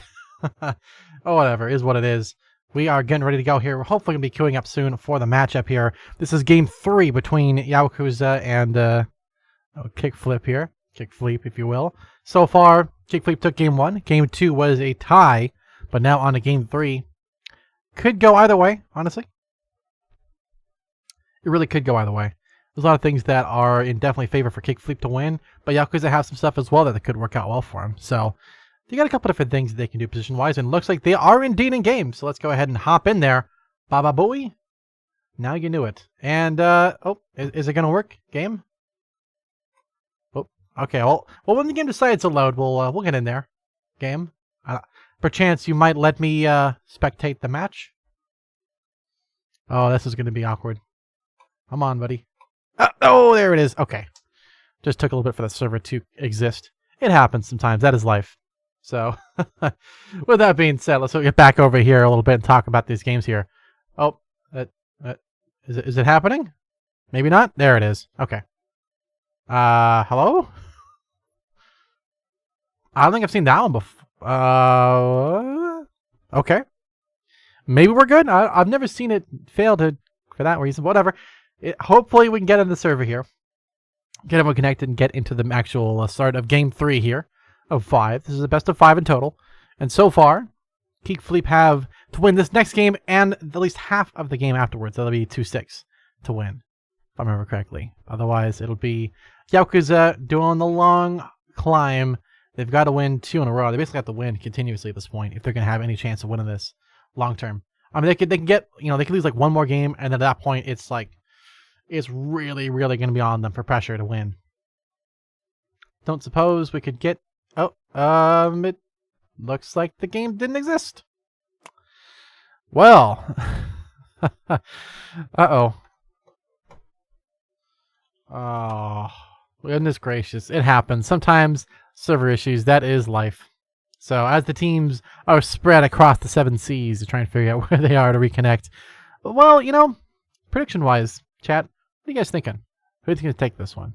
Obviously, it's going to be delayed from when I read it, so I'm sure those are great answers that you're putting in there. Totally. But no, I mean, it's interesting. I think there's a mix of both teams that could possibly win this one. Yaokuza have had a good back-and-forth battle here. They've kind of come back up. They had a little bit of a struggle early on. Kickfleep really had a good position, good tactics. They've had the really good counters back and forth to strats that have just been super duper effective and super essential for success. So they have done a really, really great job on that side to hold the line and to kind of keep it together for them to not lose anything super early on. So it's been good to see that happening. Kickfleep have, they've been very aggressive, but not bad by any means. Looks like we're seeing Photon, Jet, Roach, Ghetto, and Merchant all on that side of, ultimately, Yaokuza. On the other side, we have, of course, KHL, Box, Floggle, Chrome Trigger, and who's the 5th? It's me, Voxel. So Floggle stepping back in. Please, we had not Revenant stepping in for Floggle there on the last game, but now it looks like they are all coming back together here once they get into the actual thing here. I'm sure if you click it more, it actually gets them to load faster, right?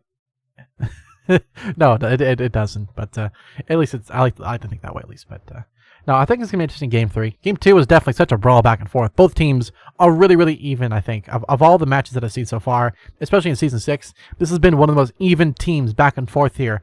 Both not really climbing too aggressive, not being overly aggressive, or just going too fast, too slow. We've seen a little bit of misplays with timing on a couple different situations, but really not a whole lot that would be indicative of a lack of skill. I think it's mainly just in the moment. Sometimes you get it right, sometimes you get it wrong, and for some teams, they've had it wrong a little too many times, but still, by no means bad by any means. They're still doing a great job all the way around, but it's been an interesting one for Kickflip and for Yaokuza to get things done and locked down there. So hopefully now we can get into the match here starting. They have everybody queued up, hopefully re-queuing in just a little bit here. But weapon-wise, I think it's going to be interesting. So a little bit delayed when you hear this, but it was actually Kickfleep who won the first game there. They won game 1, they tied game 2, and now we're getting on to game 3 whenever the teams are ready to go here.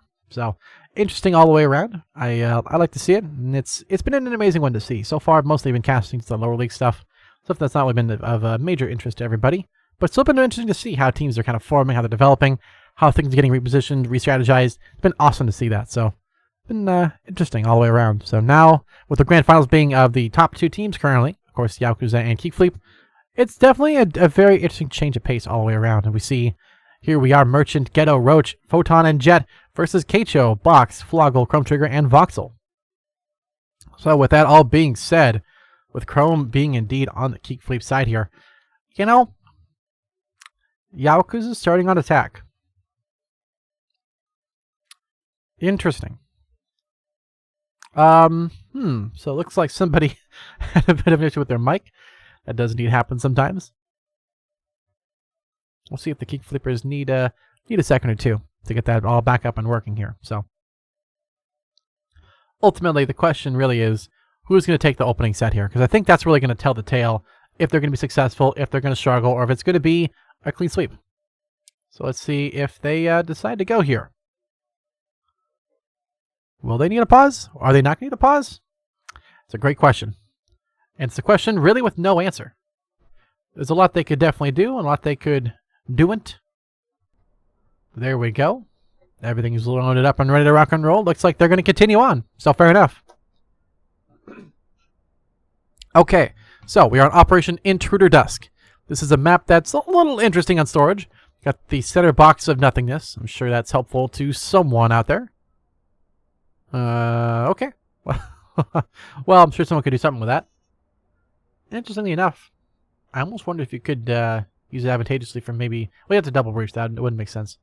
No, you could not use this as like a breach point.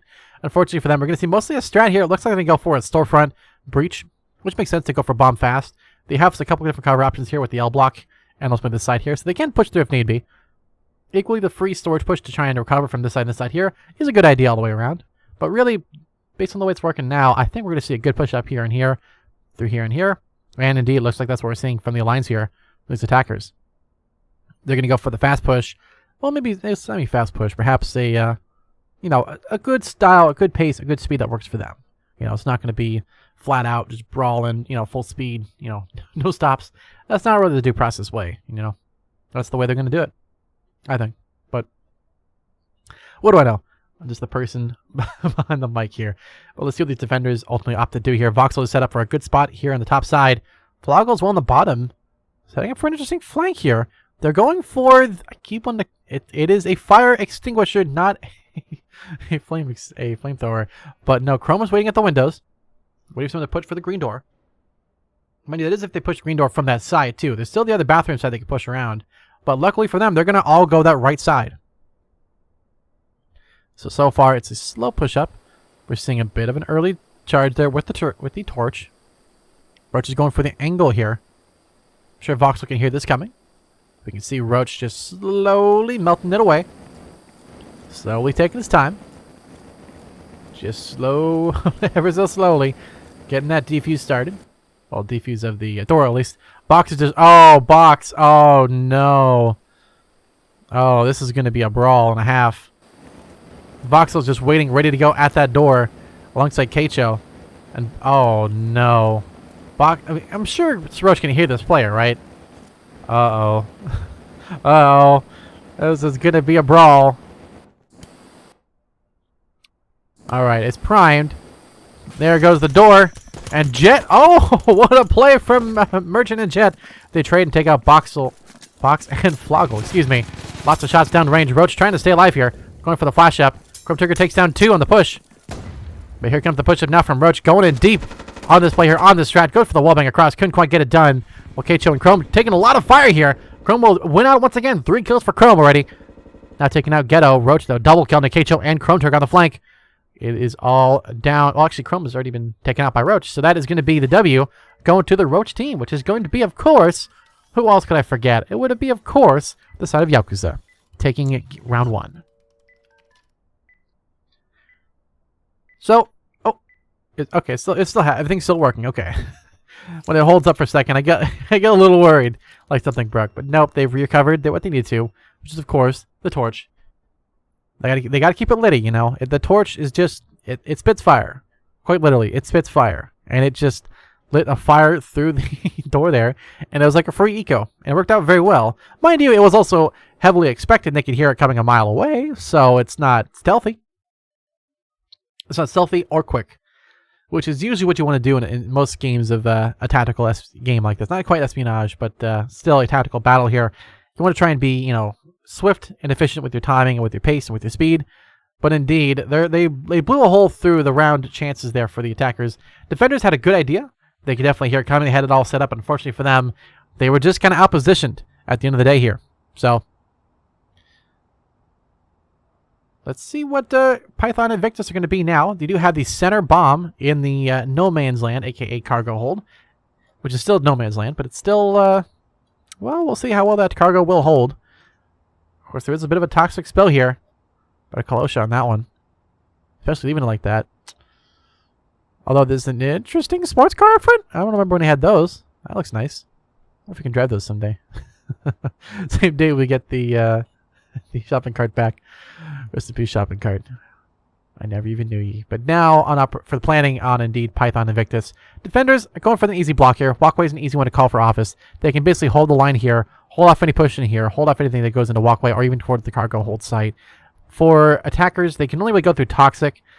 Server farm is an option in offices too, but because the bomb is in cargo hold, a good position with a good amount of cover, it's a tough one to try and push for attackers here. They only have really the walkway to push through.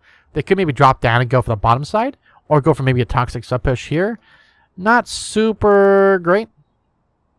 Not the worst for sure, but I think as long as defenders expect that and maybe hold off somebody in toxic, prevent the free button push here, I think they get pretty good odds. They're going to go for the office push instead. Maybe go for an eco and server farm to kind of split it together. So if they do need to flank around, they can if need be. So they can basically, if this push fails, they can just rotate through this side here and help that players out if need be. So, but yeah, they're going to go for the office push and go for the fast, well, somewhat fast probably onto walkway. Defenders are kind of expecting it though. They're having multiple barbs set.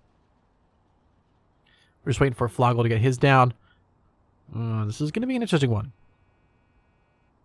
Doable, but definitely a lot of work for these attackers here. So let's see what they decide to do, if I can speak English here. Good smoke on the early set here to prevent the information spotting there. Box is not going to be able to see a whole lot there, or hear a whole lot either. We do see Chrome, though, ready to go here. We can hear those players running up, getting ready to set up the charge. Jet placing the charge. There's the breach. Chrome waiting and waiting. But on the other side, though, Photon a long ways away, going for the shots towards Chrome. A lot of damage done. Chrome low on health, low on options, already been spotted. Going to try and escape with his life here for now, but Merchant will be able to push through the office pretty easily and takes down Chrome without much fight. While Voxel, a lot of damage down. But Keicho will still take down Jet on the other side. Running through Floggle, going to hold the line here. It is 4v1 here for Floggle. He's going to run out of the way. He says, yeah, I'm not going to win that fight. But Keicho will hold the line. Holds off that push, but Ghetto will take down Floggle, trying to rotate and escape. There is no hope in that battle there. But Voxel on the other side here, rotating back now into Toxic. Keicho still holding the line alongside Box. Voxel trying to put some damage down. Merchant low on health. Box, though, will be taken down by, well, he wakes down Photon, but Merchant will take down Voxel. Still, though, as Keicho and Box last alive here. It is a 3v2, and Keicho in a really strong spot here. Box, all the options, but still takes down Roach. Merchant will trade onto Keicho. But now, the 1v2. Both those attackers are low on health. This is winnable for Box. He just has to get the timing right and has to win the gun battle. Merchant is in the better spot here. Oh, but Box still comes in big. Can Box time it right? It is Ghetto versus Box. 1v1. Ghetto on the bomb. On the button. Getting ready to go for the shot here. Is he going to get it in time? Yes, he does not get it in time. Box with the 4K clutch. Ties up the game 1-1. That's what you love to see. Well done. Just purely a Box coming in big there. Had to flank back multiple times as they get pushed repeatedly. Back and forth, back and forth. But really, this kills down here. A lot of amazing work there from Box. Hold the line, hold position. Not your traditional strat, but still very, very effective. Well done, well executed. And they got the win. Plain and simple. The only way you're getting the win like that is by just outplaying him. And that was simply a better performance all around from Box. So I'm sure Six Sided is feeling pretty good about that one, if I believe that is Six Sided. Unless it is just Box. At which point, he boxed him in. What can I say? But now an Operation Sacred Exit, which I'll be making right after this. An interesting patio here. I don't know if I'd use that for reception. It's a little bit risky. Also, jail bars. I don't think we've seen that before. A little high up, though, so I'm not sure how much you can actually use that a whole lot. But still, an interesting airlock as well. We haven't seen the airlock in ages. Wow, that's actually pretty cool. Quite literally, looks like it's pretty cool in there too. So an interesting call. So defenders definitely have that advantage if they're going to go for the crate hold, which I imagine they're probably going to do. I don't think we're going to see a free eco to lockers. They could for sure do that. Go for patio lockers, go for changing, run around here, go for a strat there, maybe open up someone hanging out here. I still don't think it's going to really happen though. But this is just going to be an interesting one all the way around. I'm liking what the positioning are in crates and indeed stairs. They're going to be staring down not a whole lot of... you know what? I stand corrected. They're going to go for the stairs breach. This is an interesting call. The thing about stairs is there's a lot of cover to the advantage of defenders, but attackers, as long as they can move through quickly and swiftly, they cannot get clogged up though. If there's a Molotov, they got to run through it. And if there's enough Molotovs in place, they could easily barbecue this entire attacking team in stairs, in this hallway here.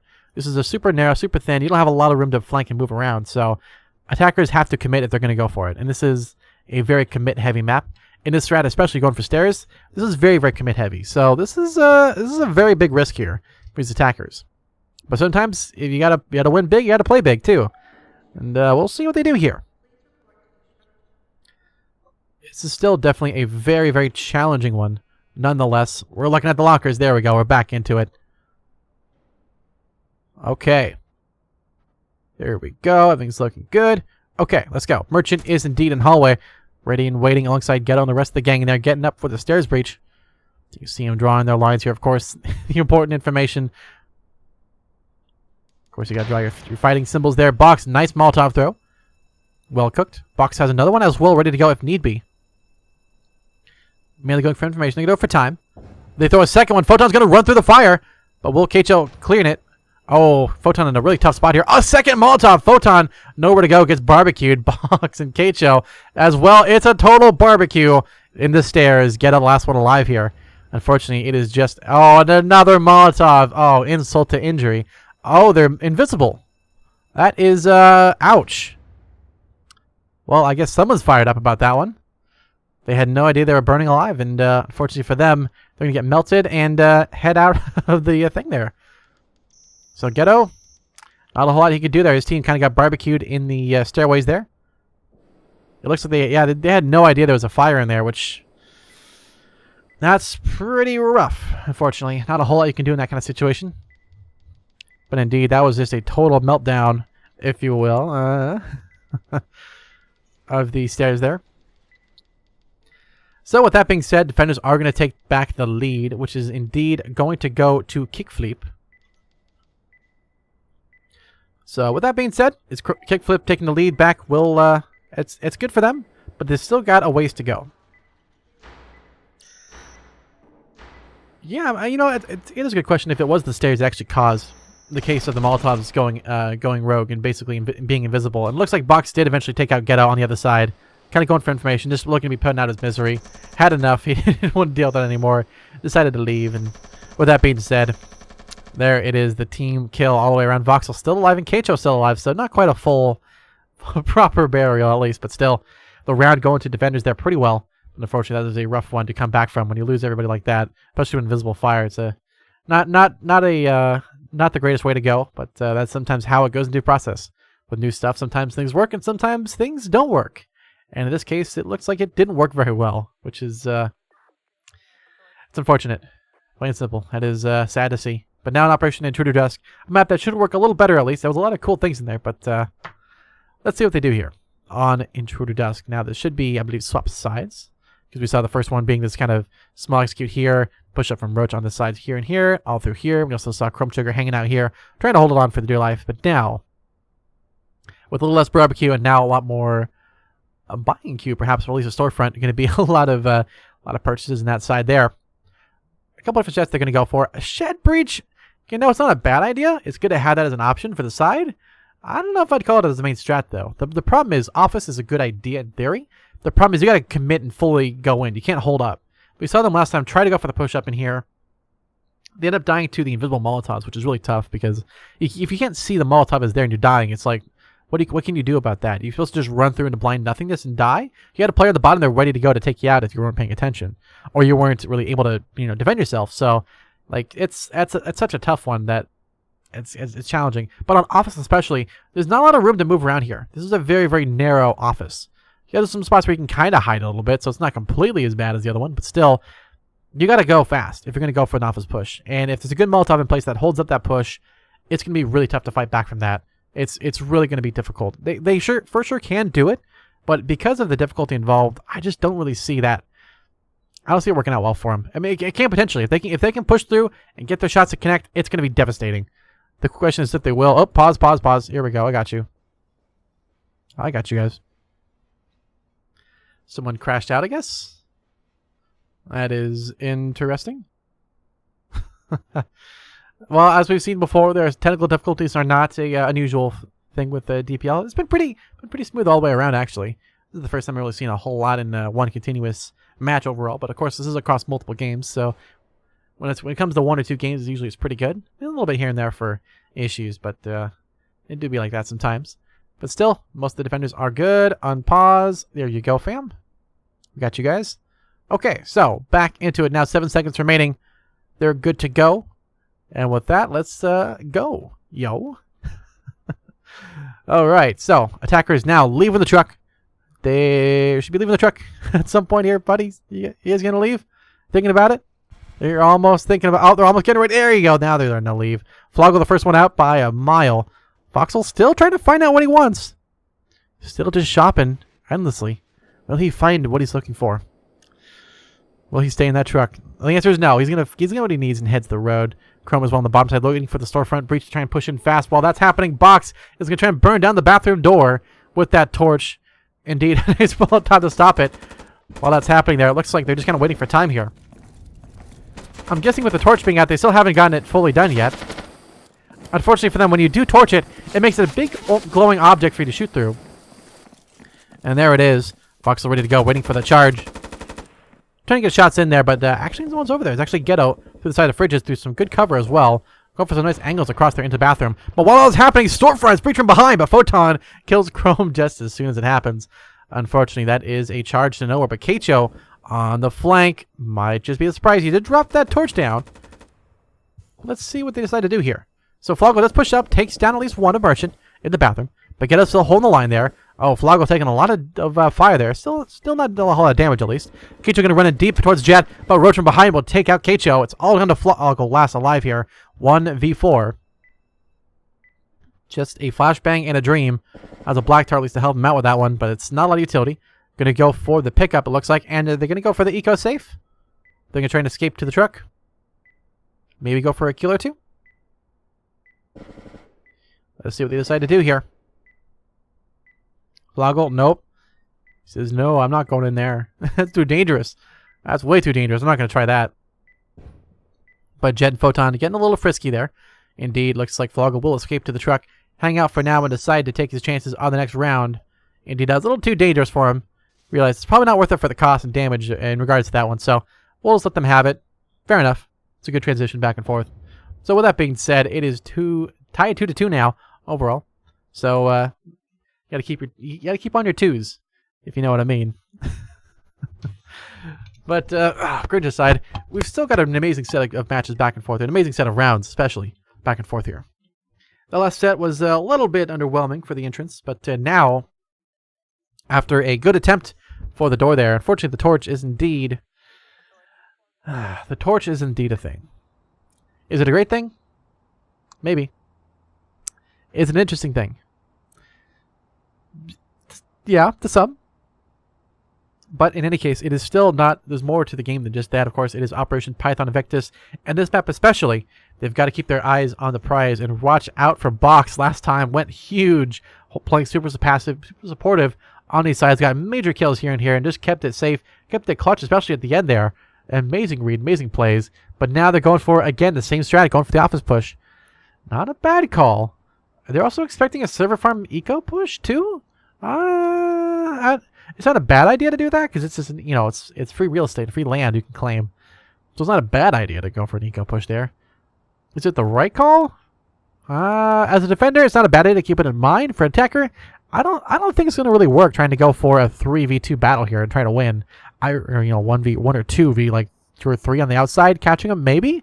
But they're expecting with 2 or 3. No way, Jose. You're not going to get that at all. That's not going to be successful. So I don't see it really working out in their favor in that regard. Ghetto called for knives only. Unfortunately, that doesn't exist. There are no knives in due process. It is only guns. Although it'd be interesting if you had like a little baton you could hit within like a little, like if you sneak behind somebody, put handcuffs on them. That'd be interesting mechanic if they, if they wanted to really meme on somebody to catch a defender sleeping at the wheel, come up behind him and just handcuff him. Be kind of funny, but still, I don't think they have enough torches for time for that one. But still, defenders are in a good spot here. Spread out all the way around the map here. One hanging out in Toxic, one hanging out in the docks here. I would dock points for unoriginality, but still not a bad call. The problem is they just cannot have the doors closed on Photon hiding out in the lurk spot. So if the attackers come up and actually push through Toxic and go for a fast execute on dock, they got to be careful of that one. And indeed, I will dock points if you get trapped in the truck here. So let's see if they can truck on ahead and get the round win here for the attackers. Otherwise, it'll be the defenders taking another one up for their side, which is, of course, the Yaokuza side, which we do want to see. I'm rooting for the defenders here, personally, but still, either team should win this one. So whoever's the best team will win. End of the day, no matter who we want to win or not. Let's see what happens here. Both teams are also very, very even. So Roach actually drops down a little bit on the last second there. I think that's a bit of a misplay there, maybe. Well, I don't know, though. Maybe just trying to not avoid a fight early on. So far, attackers, not a whole lot of information out there of what's going on. Chrome does take down Jet on the flank down behind. So Jet a little bit off guard there. Oh, but the dock breach from behind down below. Photon actually end up getting out of the truck there to stay alive for that one. They try to go for some pre-shots there. Now it runs back to the truck. Voxel trying to get some, well, somebody over there with a black tar trying to get some shots down range towards Photon.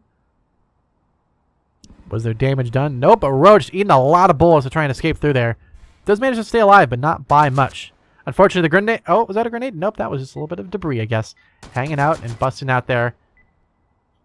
So far, just going for information to this point. Photon going to rotate back out of the way. Chrome Trigger and Floggle, though, clearing it out. Merchant's still in the bomb, at least, and Photon down below. They still have control of the bomb for the defenders, but attackers are making huge progress here in the walkway and into the cargo hold here. Chrome Trigger getting into the fight here. Photon will take down Chrome on the flank. Voxel and Box have to push in fast. 34 seconds remaining. Attackers got to go all out if they're going to win this. No stopping. Merchant and Photon are going to hold the line here. Photon, oh, he gets one. Oh, actually gets two as well. Takes out Box. On the Voxel. Merchant, can he come up clutch? Oh, but Voxel with the pistol at the last second comes up big and secures the round win to the Floggle side, which is indeed the side of Kickflip. So they flipped it at the last second in the side of the attackers. Well done, but still. What a round and what a way to end that on. They were so close for those defenders. They were just so close, and yet not close enough, it seems. Really, really good call there from the attackers on the bottom. Playing passive, going for information, trying to catch them on rotates, which worked out really well. They got the information on where they were going to be at, and as they all floated in there trying to take the round and just push in fast and aggressive, it just came down to execution, and because they had that information out ahead of time, they could position themselves in a really good way to counter it and break through, which was amazing to see that. It was awesome. So good job there from those attacking side there. They do take the lead. Only one round, though, and indeed we have many to go. We're only halfway through the game here.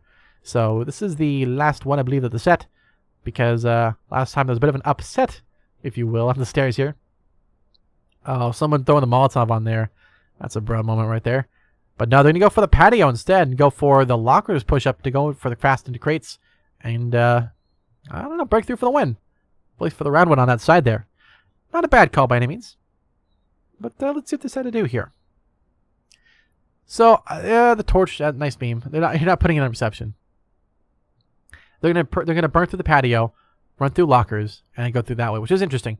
I like the airlock position. It's really, really cool. But does it do anything advantageous to actually make it useful for everybody? I don't know. I think if we had an entrance to here, that could be interesting, like an entrance here or maybe on here. I think for balance reason, it makes sense to have it kind of open to both sides. But the way it's set up is definitely defender heavy because it's a free entryway for defenders. And yeah, they have to hit the button to try and go for an aggressive peek out there. So if you do send someone out there, it's kind of like a bank vault in a sense. You run out here, you're in your open, you're really on your own here. You have no cover except for patio, which is open. Defenders can't push out here. So if they do go for it, you got to keep somebody in airlock, which I don't think you're going to do on a kill house map. Again, these walls are normally pretty bangable, so it's not really a cost that's really effective. So right this area off the map. Stairs, yeah, it's a good spot for defenders. Attackers, they can go through if they don't clog up, which you saw last time. But I think this patio play here, It should be very, very interesting. I'm excited to see how they're going to play this one. And it should be a great one. Box is setting up for the bait red door. Merchant not really responding a whole lot. He said, okay, there's one over there. But is the team really reacting to that? Nope. Floggo's just going for the patio. So far, just going for information. Attackers haven't been spotted yet. Box will take control of reception. You can start the hallway push a little bit here.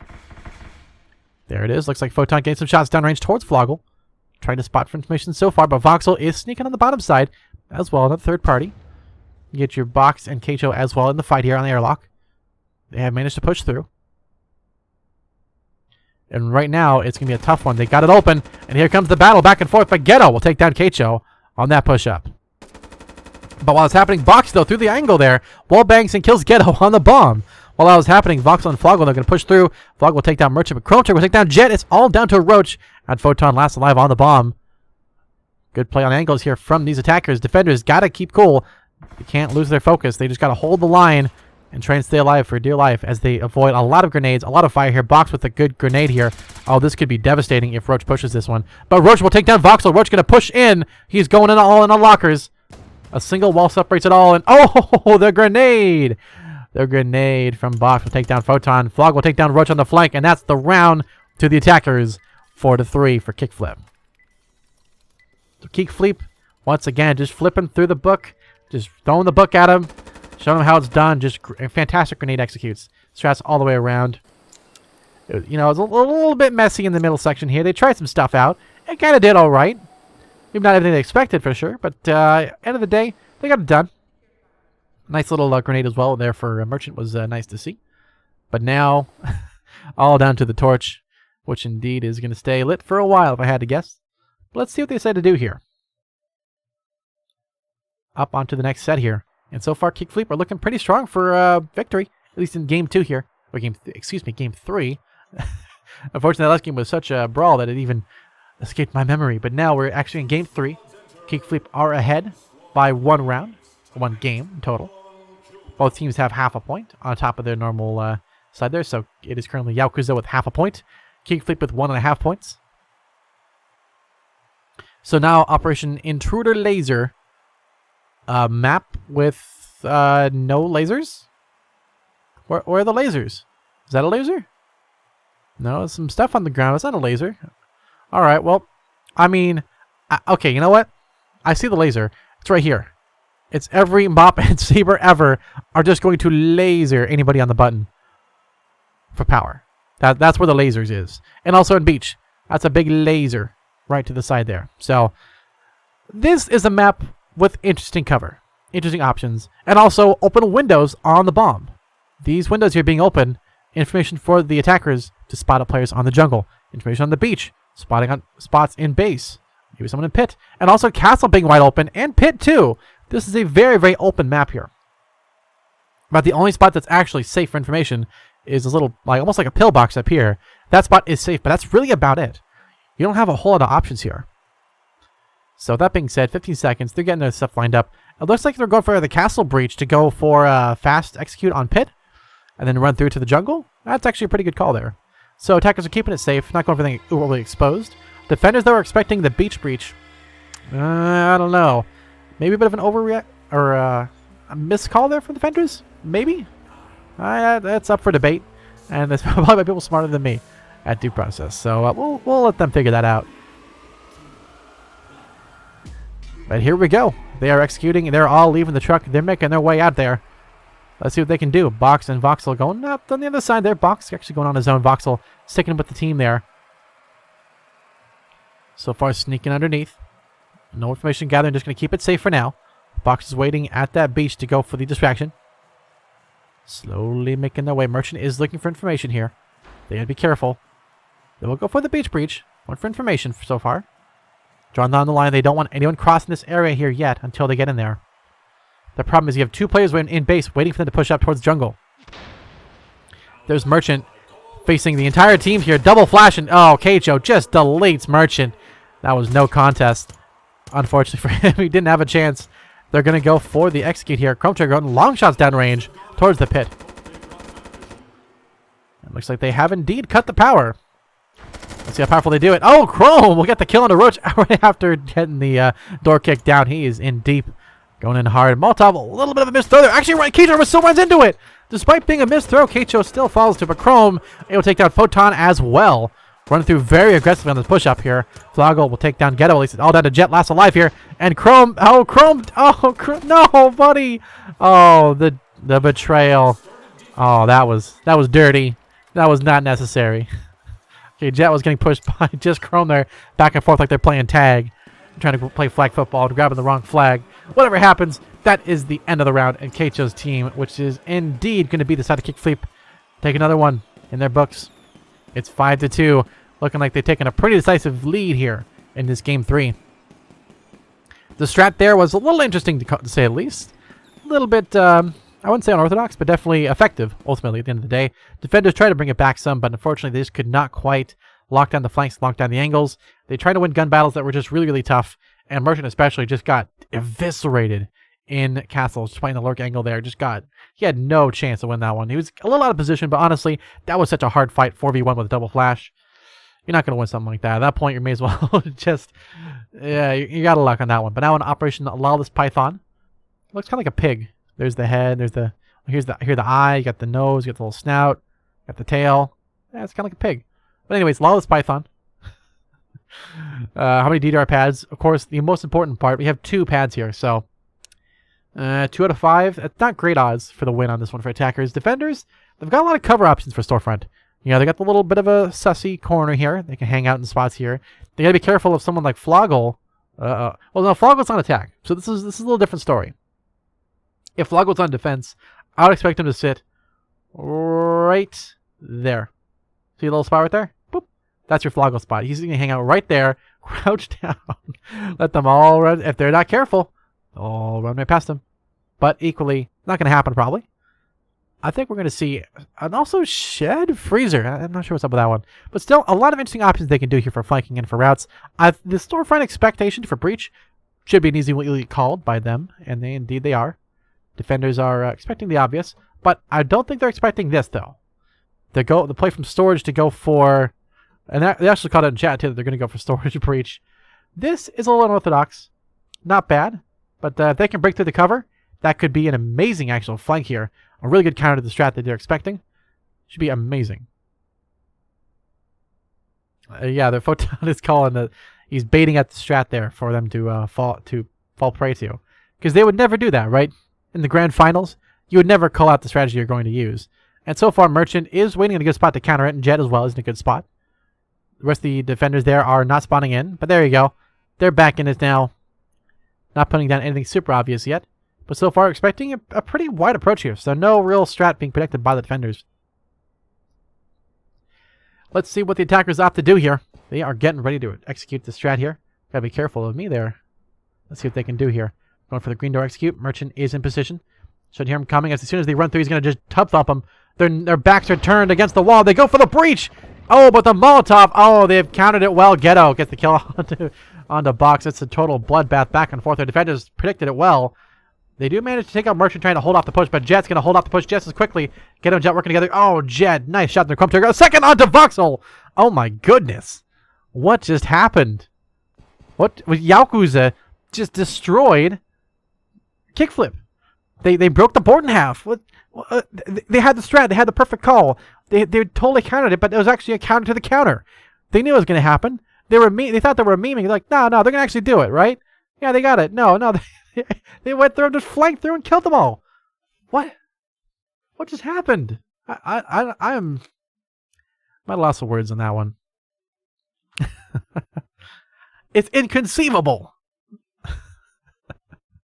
Well, in any case, still at least a little bit of fun had for the Yaokuza side there. At least making it not a 7-2 finish there. So, nice to see. But still, maybe it's going to be, maybe the comeback's happening here. Hey, maybe I'm jinxing it with this, but maybe. Just maybe. Yaokuza brings it back to a 7-5 finish. And we go to game 4. And then we go to game 5. And then we go to overtime. I don't know. Maybe by calling it, I'll jinx it so it's not going to happen. But call me crazy. But don't call me late too much. No, really, this is such a weird strat here and call on Operation Bagel Kingdom. Oh, okay. I'm not sure where the bagel part is, but whoever wins this one will definitely be a king of something, that is for sure. This is a very strange pipework spot. You got a lot of good cover, and a lot of good options for flanking. Positioning, all pretty good here. I'm still naming the boiler. I like this call here to go for docks. The thing is, cover is going to be a huge problem for boiler to push out. Because of this being wide open here, all these areas out here can be easily shot into boiler with that side there. Office also easily covered, right? This is going to be a really tough one to hold. They could go, and they should, yes, go for service instead, and then go for the counter to the counter. Go for the play on here, push up in boiler. As soon as this is cleared up here at least a little bit to force the defenders out of the way, boom, boiler then sweeps in, pincer maneuver, lock them both up, take in the W. That's how it should be. Nice. I don't even know what that was, but adios. Okay, so with that all being said here, let's see what they decide to do here. They got some options for sure. So far, defenders are just kind of keeping it close. They're mainly going for the server's breach. So the call and the strat has been definitely predicted by the defenders. Attackers, they've got a challenge to get through this without dying here. There are no open windows to spot the players out, but they don't really need it. Ghetto is underneath, getting ready for the charge here. Let's see what they decide to do here. So far, Merchant hanging out down below. Boiler has been breached. So far, Jen, the rest of them are just kind of playing passive. Merchant going for some early shots, but here is the second breach. It's servers. Uh-oh. Things are a little frozen. Looks like Photon about to face the whole full might of the team here, but Chrome will actually catch out Photon. Does at least get a Molotov down range, so they can't push into out of office. But they're going to go for the server push up instead. Ghetto and Roach battling it out. Ghetto will take down Chrome, but Flogel will trade just as quickly.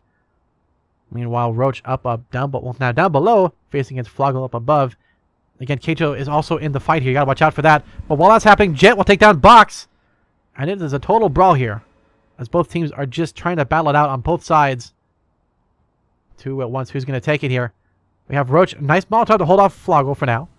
Good shots down range as well from that player of Merchant to hold it up. But so far, Roach is still sitting at full health. Does have a Gruber only, but does have a really good position here. This is a really, really great spot for guarding the bomb at. The problem is Box is in a good spot for the height to counter any rotation away from Roach. So Box and Merchant, this is going to be a big battle here. And this will tell the tale of who's going to win this between Flogel and Box and Roach and Merchant. It is the high ground versus low ground. Who's winning the fight here? Voxel as well is in the fight here as a third party looking to hold it off. No, Merchant just deletes Flogel there. Roach and Merchant though trying to clear it up. Oh, but Roach, nice shot in the Box. It's all down to Voxel. Can he clutch it? 2v1. Let's get the clutch cam up here. Going pistols out with the PK. Can he get the kill? No! Sprays wildly, and Roach just narrow focus, gets it down and gets it done. That is indeed the round for defenders, making it a little less now. Yakuza take it 4-5. The comeback might just be happening here for Yakuza. But now entering the final set for Game 3. What a strat and what a play there from the defenders. Attackers, they had a good idea. They had a good execution all the way through. But defenders especially had a good position. They had the good timing, and they had the good counter to their strat. They knew that their strat was countered. They kind of had the play expectation. They just kind of fell in their hands, allowed attackers to push into where they wanted them to be. And as soon as they did, they just pushed back, got the kill, and got it done. So, well done to these to the defenders, especially attackers. Good try, good attempt, but just couldn't quite get it in. But now, things have swapped sides. It is now the side of Roach and Yakuza on attack. Defenders are now the Kickfleep side, which is definitely their strong suit. I think both times we've seen a lot of defender rounds actually being won here compared to attacker, but we've seen a good mix of both back and forth. So, it's up in the air on which one's going to be more or less, but let's see what they decide to do here. So it looks like they're going to go for actually a little bit unorthodox. They're going to go for a beach breach, eco to pit, and then try and actually go for the a fast push into jungle here. This is an interesting play. It's not a bad play, but it's interesting. There's a couple of things that can go really, really right in this strat, and things that can go very, very wrong in this strat. They have at least a little bit of area here. If they can run through the spot here and make it to the water, they can find the water with relative safety from Molotov. Because Molotovs just eat through, attackers like nothing else. They're extremely devastating. They force them back, force them out of the way, it distracts them. It's an amazing device. But the big thing is, it's fire-based. If there's water on the ground, you should, in theory, be safe. I believe that is the case. So, you got to be careful on that, of course. But I think we're looking at pretty good odds here if they do actually decide to take it. If they can get out of here and fully commit, they've got it. The problem is you got Keicho here, done on the barbed wire. I'm guessing he's probably going to need base too to hold out that push if they do decide to go for it. This is also a very open map too, so there's not a lot of places to hide your strategies here. Let's see what they decide to do here for strats, but it looks like defenders are expecting, they're kind of getting a good read in on a play to probably go beach. Nothing overly aggressive on strategy-wise, but actually Flog's going to rotate to castle. This will leave a bit of an opening, but still 2 in the base here is going to require a lot of work to clear that out. Let's see what they can do here. So far, we have attackers now making their way out in the area here. We do have Chrome waiting at the sight lines there for the push into the base. Ghetto about to run into Chrome. Chrome's still hiding out for now.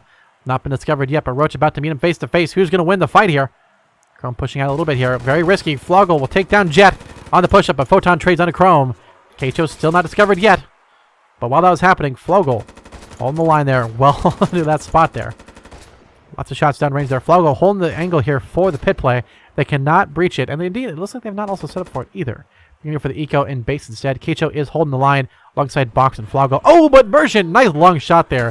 Takes down Floggle. Roach will take down Box as well. Still Keicho holding the angle. Voxel and Keicho last alive here for the defenders. Attackers have done a great job here. Oh, they're going to push back all the way out of the grenade. Keicho does escape, but he's pushed back into a really tough spot here. Gets the kill to 1 of Ghetto. Katie killed 2, but Voxel in a good spot in the jungle spot as well. Not discovered yet. That's the hideout, but Merchant will then take out Keicho. It's all down to Voxel. Last alive. Voxel still on the bomb at least. 3v1. Voxel getting pushed by 3 at once. Can he get the kill? He gets the kill to 1. Can he get the kill onto 2? Gets the kill to 2. It's going to be 3. Can Roach get this kill? Is Voxel coming up big? 2, 3v1, about to be 1v1. Can Voxel bring it back against Roach? Is Voxel coming in big? Eats the flash, and no! Roach with the pistol kill. Holds it up, and it's going to tie the game for Yaokuza. Well played. Well played. Roach really doing a number there. Voxel almost brought it in clutch for Kickfleep there. 2 kills getting pushed at once. Amazing play there from Voxel. Really good recovery. Good trial. Good attempt. Couldn't quite get it done, and now tied up the game 5-5 here. The comeback is now very real for Yaokuza. Kickfleep, though, they have definitely been on a bit of a losing streak here. They got to work together if they're going to get this taken care of and secure this 3rd game. As it is right now, they are really struggling for a whole lot. There's a lot of things they can do right, a lot of things that they're doing very wrong, but they are definitely in a tough spot here for Kickfleep. But Yaokuza, they're playing it smart, they're playing it cool, they're just going through, working through the strats, countering the counters, and just playing really smart. And that's what you got to do to win, and that's what's being done, ultimately, to win. So, now on to Operation Lawless Python. Only 2 more in this set before the end of the game. So, if it's a tie, whoever wins the next round is going to ultimately be at match point for this round. Well, game point at least for this one, not match point yet. We still got a ways to go for that one. But if Kickfleep get it, cool. They'll be at game point at that point. They have just 6 rounds to win, and then they will actually have won the game, won the grand finals. It's a best of 5 once again, so 3 to win. They're currently at 1.5 for Kickfleep. So if they do win this one, they'll be at 2.5. And at that point, they have to win half the games, which would be, I believe, 6 rounds as it's normally done. Might be a little bit different now, but I do believe that is the case. For Yaokuza, that is the side of, I believe, attackers.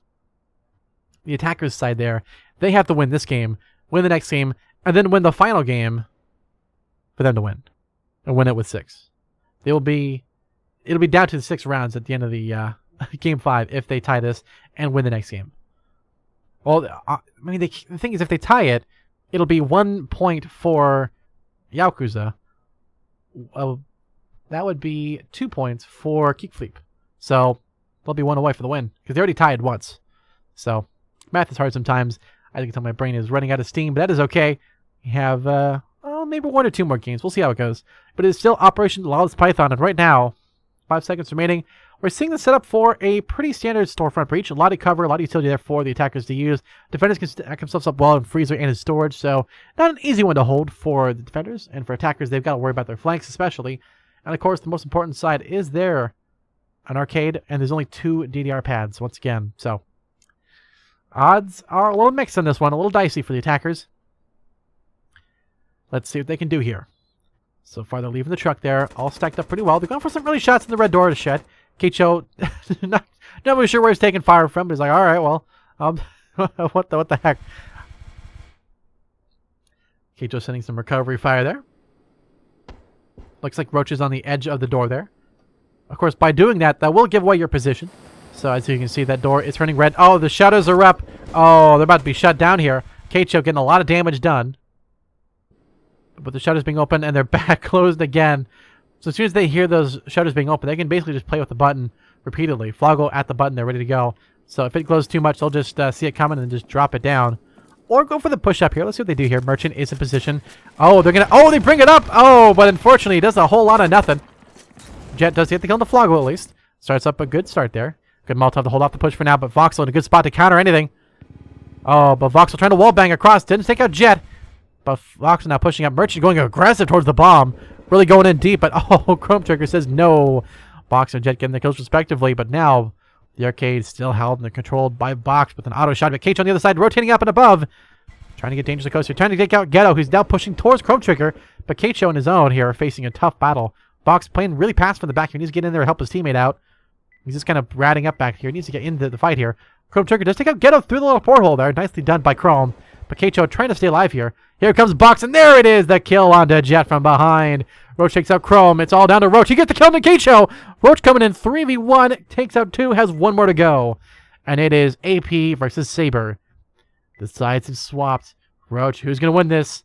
Pistol. Oh, it's Roach coming in clutch. 3 kills for the round win for the side, ultimately, of Yaokuza. Bringing it back. The comeback is real, and it is game point for Yaokuza, 6-5. And there it is, 6-5. It is a major comeback here. What a comeback, ultimately, from the Yaokuza side here. Facing off against a really terrible odds here, back and forth from the side of Kickfleep. It would have been a hard one to flip it back, but now, with the favor going to the advantage, at least coming into this one, coming into Yaokuza, this could be the place where Yaokuza put up a stand and put up their final mark here. Or it could just be that Kickfleep are playing their sides right. They're trying to get it to where it's a tie for both. And now, yeah, there's no box saying that is the case. But is it really the case? Because if they tie here, they'll both get a half point, right? Indeed, there a little bit of chit-chattery there. We're concluding this on Operation Bagel Kingdom. A map name... I don't know. I need more time to bake on that one. They're going for the server breach. Not a bad call here, by any means. But, you know, going for Boiler, it makes sense. Whoa, fan play? You know, I think it'd be a fantastic approach, but I don't think it really be that effective. The double breach to servers to office. Very interesting call if they do go for it. Not bad, but a little bit risky there still. Not bad by any means. Let's see what they decide to do here. So both sides are dangerously close here. A little cheesy if I say so myself, but really Floggle going for the wallbang across into that green door there. I mean, yeah, it's an easy call to make. The thing is, they're not actually going that way. And they said they're going to go for the office breach here fast. They're expecting a barbed wire here, which currently isn't being drawn up by the defenders, but equally, someone could just be over there still. So it might just be good for the speed of it, at least. Mind you, as soon as they put down the charge, they have to run out of the way to then set the charge. So it's not a completely fluid system here. So far there's ground utility. Getting the plans down in motion. I think before that happens, though, before they get this charge down, they got to push through and take control of servers, which is going to be the challenge. I think servers is going to be where the final stand is on this game. It's all going to come down to who can hold this one. That's Chrome Trigger, of course, on that spot. Also has the fire extinguisher as the defender smoke grenade there. That'll be interesting. It'll be very interesting to see how they hold this up and how they keep it in position. Let's see what they do here. So far, they're all leaving the truck, making their way out there. Chrome in a good spot. Photon in a good spot for the red door breach. Box as well, ready to go here. Box on the top side. Good flare in the middle of nowhere. I'm sure this does something to somebody. Lots of smoke early on. Chrome trying to bait out the jump. It was given away by the UAV sound. So they know he was on the other side, but actually fakes it out. And go for the long peek across towards Jet. A little bit of damage done. Not a whole lot, at least. Good Molotov to hold the push still, but Chrome Trigger will then take out Jet. That's their sniper taken out. But still, Ghetto and Roach are still in the fight alongside Merchant and Photon. They're about to push it now. 4 flashes. There's a very flashy strat here. Merchant will take down Box on the flank. Box rotates up and out of the way in time to be safe. Throw a nice Molotov down to hold off the push. Getting ready for the charge up here in office, and no one's actually over there yet. So Keicho kind of hanging out for now, just waiting for them to push up and jump around. They turn off power, but will they turn off anything else? There is the push into office. Molotov in a strange... this is a bit of a strange call here. I'm not sure why they threw it on that spot there. But Merchant trying to battle it up, keep it alive, but no from behind. Chrome and Floggle trying to hold off the fight here. Bit of a good trade back and forth, but Chrome will take out Photon. It's down to the 2v1. Roach coming in big. Will defenders keep it alive? No, Roach from behind takes out Chrome. It is the Roach show here. Puts the power back off. And it's nod time. Keicho and Voxel. The last one's live. 2v1 here. Facing tough odds. Keicho on the bottom side. Voxel on the other side with that mop. Looking to sweep it off away from Roach. Gets the shot, but not quite the kill. Damage done, but not enough for the win. Or at least the tie in this case for Kickfleep. Waiting for time. Trying to go for shot. They know where they are. Goes for the shot, but no. Voxel deletes it. Ends it. And that is, once again, a tie. 6-6.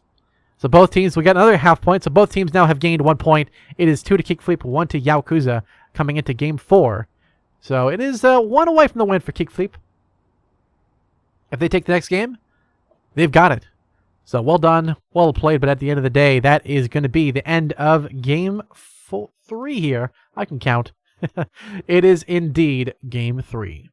So, of course, let's head back to the position here that we love the most.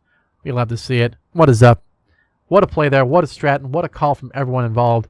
Amazing to see that. Really, really great game all the way around. And really, Yaokuza came in for an amazing comeback. From 5-2 to bring it all the way to 7. To bring it to a 6-6 tie. Almost 7 quite. Hit a 6-6 tie. Amazing.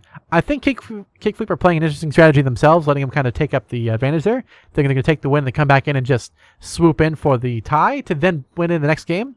Maybe that's what they think is going to be the most efficient, which is interesting. But, you know, let's see. I think Yaokuza, they got a little bit of advantage. They got some momentum on their side. Let's see if they're going to take a break.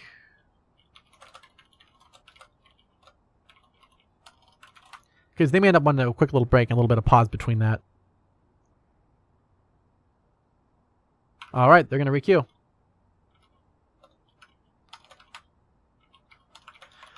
Okay, so on to the next one.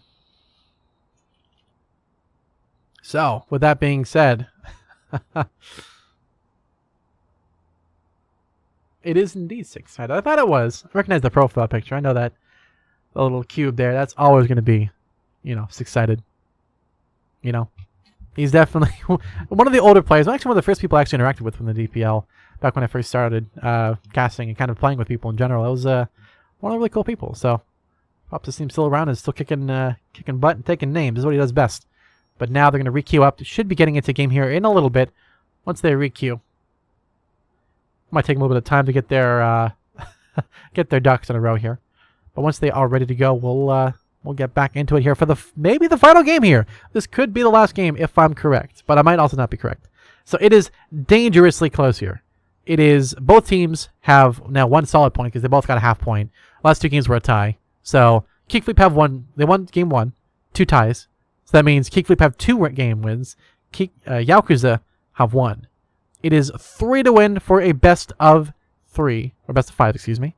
So Yaokuza are 1 game. Oh, excuse me. Kickfleep are one game away. Unfortunately, Yaokuza, they're 2 games away. They have to win the next game and the following game to win. That is a very tall order in a team that is both very, very matched and very evenly paced. To win outright, that's going to be really tough.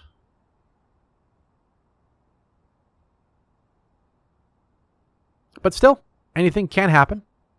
Let's see what happens here. It looks like they are about ready to get started here.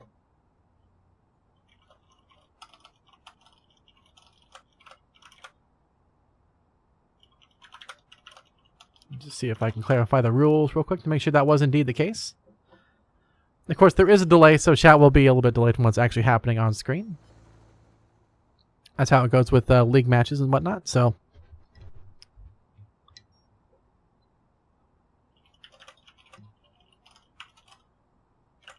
yeah. So, with that being the case, that means, yeah. Okay. All right, well, let's see what happens here. They should be re-queuing to re-get into the game here, and so far, they might be.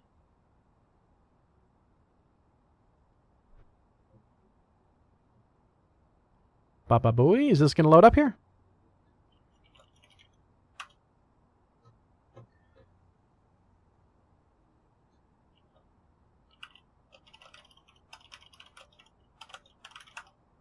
Boom, boom. Okay. Are they getting ready yet?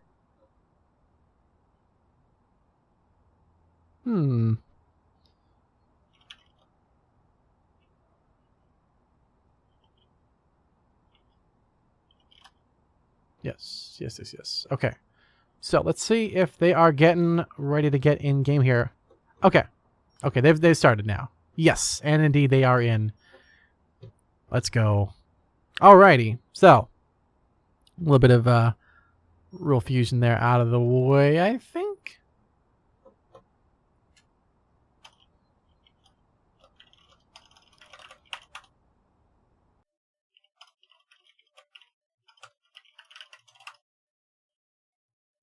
We'll see what's going on here. Because,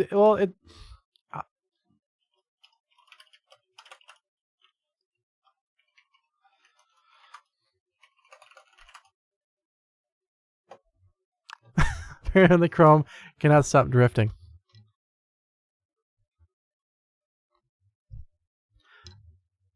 Alright, well, with that all being said, hopefully we'll get into this possibly last game here. I think this is going to be a very, very interesting game here overall. And this potentially final game at least, is going to say a lot about both teams. They are both worn out. They're both tired. They're both frustrated. They're ready to end this. And now we are finally in it to win it. We're back in game. Welcome to Operation Star Hal, the first map in this potentially final game for the grand finals. Final of the final here. How is it going to go? It looks like it's going to be the Roach team, Yaokuza, on attack with, of course, Keicho on the defense side, which is Kickfleep. Looking to flip through the page here and maybe secure the win on Star Hal. A big map here. The jungle pretty wide. Nice long base here. Nice long jungle. This is a very, very open map too. A lot of good cover here and there, but not a lot of big walls here to keep things safe. So, gotta be careful.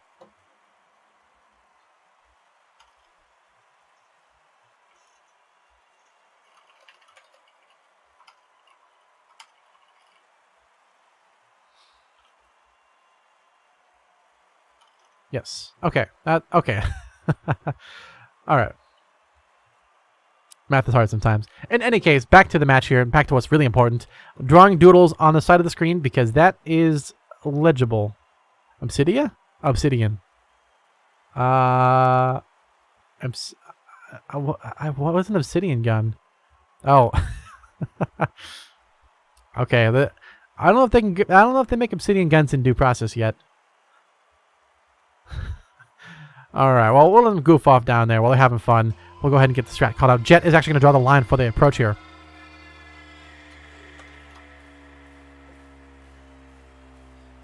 Alright, so with that all being said, they're going to go for the early setup here for the top. Getting a lot of that opening for the pit and the castle. We're going to close it up just as quickly, so Chrome is on his own. Alright, let's see how this goes. So, Merchant and the gang leaving the truck. Roach getting his things figured out. There he goes. He's finally ready to go there. As he knows, he likes to goes. So, they're getting ready at the beach here. Chrome as well hiding out in the base. Doing he does his best. Kind of ratting and kind of waiting for them to run into his line of fire. But Voxel from up above, nice long shot into Merchant. Early on to open it up in the favor of defenders. It's a little bit early on. The rest of the team is still playing passive in jungle. No early calls just yet. Keicho on the top side in castle, still looking for information. Looking for almost anything to happen here. See Floggle also in the upper rotate box as well, waiting. It is six-sided, holding off the line here. Chrome, maybe. Chrome kind of hanging out for now, just hanging through the smoke. He's in a perfect spot here. This is really going to work really well to Chrome's side. Gets a nice shot there towards Ghetto. But unfortunately for him, misses. But do attackers realize there's a player there? Danger close. The answer is no. Oh my goodness. Photon just says, no, you're in a silly spot there, bud. We ain't letting that fly. And indeed, so far, Keicho just holding the line here in pit, stopping them from pushing through here. But while that's happening, Box up above, trying to get shots down range towards Photon and Ghetto. But nice shot from Merzer. Takes down Voxel on the push-up. Box still pulling on for dear life. Alongside Floggle, now rotating down below. Roach trying to get push through shot there. Couldn't quite get it done. Team kind of held up in the base for now, but only 40 seconds remaining now. Really running out of time, but they got to push through and got to commit. They do 3 flashes into the jungle here. Keicho trying to hold the line here. Photon will sneak through and get to the bomb. About to push Floggle here, dangerously close, but Box will take down Ghetto. Keicho takes down Roach. It's all down to just Photon, who gets dropped by Floggle. And that's the route to defenders, taking the lead for Kickfleep 1-0.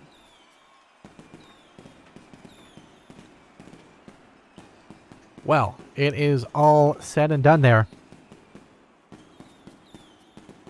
So, end of the day here, this has been an interesting opening at least. We saw a really good attempt there from the attackers to try and push through these tough lines.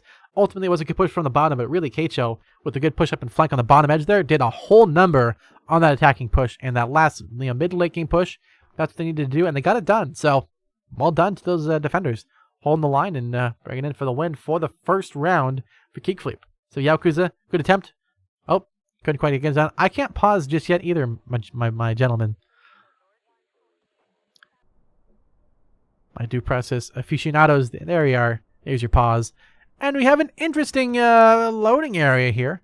Bit of a angle, perhaps.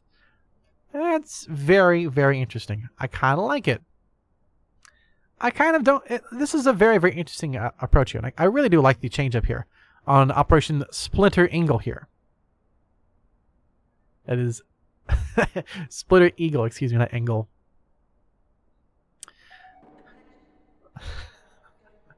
Alright, well, in any case, captioning aside, this is such a strange map with a lot of open but closed off areas. For defenders, they can't hang on the breezeway very much, but they have kitchen that they can control club from. But equally, Stairs has a huge oversight into the bomb. So I almost feel like it's an easy strat to go and expect this one, but almost a counter to kind of go for backstage and go for a push through and club that way. There's a lot of spot for defenders to hang out too, but really attackers have a lot of different options here to try and push it around and do stuff with. But equally loading, I don't think we actually see this actually being used at all. I expect maybe hallway, but probably backstage. Maybe a split, just like, you can just write this area off the map. All this here, just not going to be a thing. I think it's all going to be happening right in the club and backstage here. Yep, there it is. There is the charge. They're going to charge through the backstage, run through the club here. Yeah, this is going to be a good strat. I like this call. Kitchen, breezeway, maybe. Maybe they go for like a backstage into crates and go for a side flank if they need to. It's an option for somebody. 3-2 split. I do like the stairs. It's a little aggressive to go for a double breach. On pause. Okay, got you. I got you. Only took the third message, but we're there. Yeah, this was a bold strategy, but it's you know, I think it's going to work out ultimately well for the attackers here. Defenders, they're kind of expecting a little bit of everything. They've got some easy barbs to call for stuff like a hallway. You know, there's a good choke point to try and run into loading. If they do go for loading, equally in the... unless they had one upper side here at one point, but now they kind of got rid of it. Might be drawing the line there for that, but it looks like they're mainly going for the one backstage, which is an easy call. Indeed, the barb is being protected by the attackers as well. Very, very easy to expect that one. So, should be a pretty easy one for that to execute there. The main thing is when they do get that charge open, they've got to be very, very careful of how they time it right, because the Molotovs are going to land. As soon as that grenade goes, it's just going to be a rain of fire there. So let's see what they opt to do here. They got a couple different choices they can definitely do on this side here. A couple different plays. But now with them getting their loadouts fixed up, getting them all decked out. Let's have the black... Floggle actually picked up a black tar. Very interesting choice there. Not that I'm what you expect to see from a defender there to pick up. Usually to pick an AP or maybe even a Saber if they had one. But, you know, it works out. If it works well for Floggle, it works out well for him, you know. I ain't one to judge. Ingmar as well. A couple KRs. 2 KRs, and indeed the knack. The knack attack, man. Chrome with the knack is scary. APs on the rest of the attackers so far. Pretty easy call for that one. Killhouse being such a small map definitely benefits from that AP. Of course, the AP is just a goat of a weapon. It is really amazing. It is indeed some of the good stuff out there. So far, defenders are now getting their positions set up. They're expecting easy calls. You got to be careful there, Voxel. They're a little risky there. Indeed, because it's so open, you got to be very, very mindful of that in the breezeway and in most of these areas here.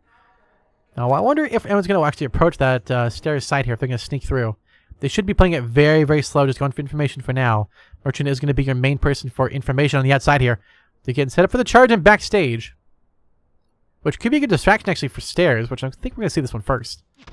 There it is. There's the charge. There's the molly from Chrome. Easy call, easy read. While that's happening, they're still running up here, so Box should be able to hear that and easily gets that done. Nice easy Molotov. That was extremely predictable. Now, mind you, have to be careful of the invisible fire here. I mean, it's visible to me, but maybe not to Photon and the rest of the gang there. But while that's happening, oh, nice shot there from Chrome. Huge damage done to Ghetto there. Taking a lot of fire there, but Chrome hanging out in the crates now. So haven't figured out where he's taking care, or he's at the moment, but stairs. They're taking control of the attackers as well. So huge plays here, huge positioning for Roach and for Photon. But boxing this side, trying to wallbang through here, trying to get rid of the barbed wire. They've done that, but now Chrome just waiting out the time here. Merchant's holding the angle though. There you go, Merchant trying to get the shot, and there it is. Merchant takes down Chrome on the flank. Floggle and K-Chop are still in a good spot though. Oh, but Voxel will take down Jet on the flank, but Floggle gets caught off guard there by Roach. Up and above, but K-Chop will catch out Photon on the flank, and Roach facing two at once. Box and Voxel holding down the lines in the kitchen. Cooking up some W's there for the defenders, but oh, a nice flash there for Box. Is going to have to push back and flank around the side. They're already on the bomb though. Voxel has to go for it. The problem is Ghetto's holding the line here. He can't push. Box has to hurry. He's running out of time. He dies. Easy call. Nowhere to go there. Box in a tough spot. He's pinned in. Unfortunately for them, Roach and ultimately Ghetto on the flanks here. Lock down the sight line here. Lock down the sight line here. They had nowhere to go. Box is actually going to escape into the truck and hide out here. So good space for Box to hide out. Hide among his people in the boxes. But still a good play there. Good read from the attackers. Definitely a really, really good execution all the way around. A little bit lopsided. Chrome trying to do his best to break up that strat. Really, really good play with the knack, but unfortunately for them, just a really good read, good counter. They just played like a fiddle. Plain and simple. Attackers just really forced those defenders to go where they wanted to, break their strat. They knew what else they were going to play, and just outbrain gamed them. It was a simple case of the outbrain game, and they did it well. So it is tied 1-1 for both teams here. Yaokuza had taken that one, but now the other way around. Operation Burning Lasers. Now it's a burning laser from the intruder laser. So now with that being the case, let's see what these teams opt to do here for strats. This is like a Walmart-sized lobby here. This is this is a humongous lobby here. Security is an option for the button. The door as well is on accounting and will not block anything. It'll just sweep out of the way. So it won't do a whole lot of information there. You could send a rat in this vent here and then go for like a fast play to go for vault, maybe. Might be a call to do there. But no, they're going to go for the fast execute on the button here and maybe send, oh wait, I kind of like this. One through red door. The other through the vents here. Maybe through the side here. Through there, or maybe even through here. Maybe. I don't know. On second thought, maybe they'll do the smart thing and just go for entrance instead. The thing is, entrance are going to be a huge brawl to take through and fight on. It's going to be very challenging. Both teams throwing their own smoke grenade in the same spot. You'll love to see it. The fire extinguisher doing what it does best. Keeping it smoky, keeping it cool. Let's see what they decide to do here. So 15 seconds remaining. So far, defenders have a pretty good idea of what's going to happen here.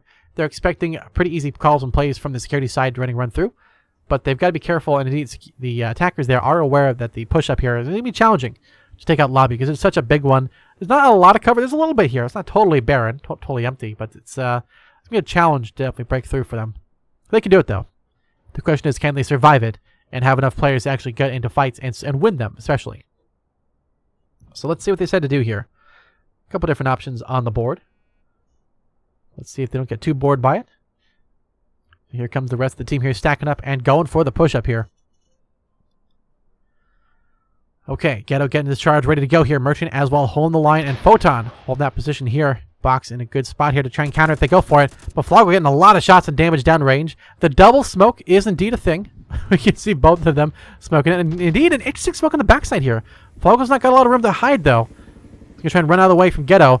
Indeed, that shot there is the spot you can get shot from and shot through. So Floggle's going to rotate back out of the way. Play it safe and just keep his life for now. The rest of the team that has pushed up into accounting are going to hold that like a hawk at this point. They don't need lobby. They don't need Taylor as much. Jet is at the bombs, the button for the bomb, but not at the bomb just yet. Which means they have a smoke and some or a grenade perhaps, which they do indeed have. They're going to go for it early on. Now the play to go for the bait jump into the vault is an interesting one. It's cheap, it's easy, and it's free, and it actually is going to work out really well for the defenders here. They're overly pushing and expecting them to already be on the bomb site, but no, they're going to follow for their plans. A simple little cheeky mistake here will allow Ghetto to get a double kill. Voxel will trade just as quickly, but Voxel and Photon battling it out. Who's going to take it? It's going to be Photon ultimately, and they're going to go for it. Photon gets on the bomb site. It's down to Voxel, last alive here. 1v2 clutch. Can he do it? Voxel coming in close. Roach on the backside to support it, and he gets the kill on the Voxel sneaking from behind. That is the comeback for the team of Roach. You'll love to see it. And that's going to be Yaokuza bringing it back. It ain't over yet, as Yaokuza take back the lead 2-1. What an amazing read, amazing play here all the way around. You'll love to see it. It's been great. It's not unpause. Shush. It was never it wasn't paused in the first place. Have a little bit of fun. That's important to have a good time when you play in due process. Because if it's not fun, you're taking it too seriously, it can get kind of frustrating sometimes. But when you're having a good time, that's what matters. And you know what? They're having a great time right now, playing in the grand final, having a really, really great match all the way around.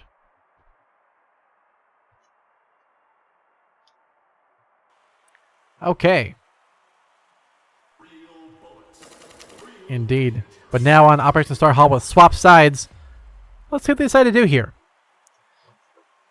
They got a couple different options that they can definitely do here. For attackers, we saw them last time go for... They thought about doing this like base. Last time they kind of went for like a weird push through here, but unfortunately they got caught off by a castle. These windows really doing a number on this push up here. And they kind of slowly stepped through, but unfortunately for them, Castle was just pushed just as quickly out into here, ran through, gunned through, and just took them out from behind, unfortunately.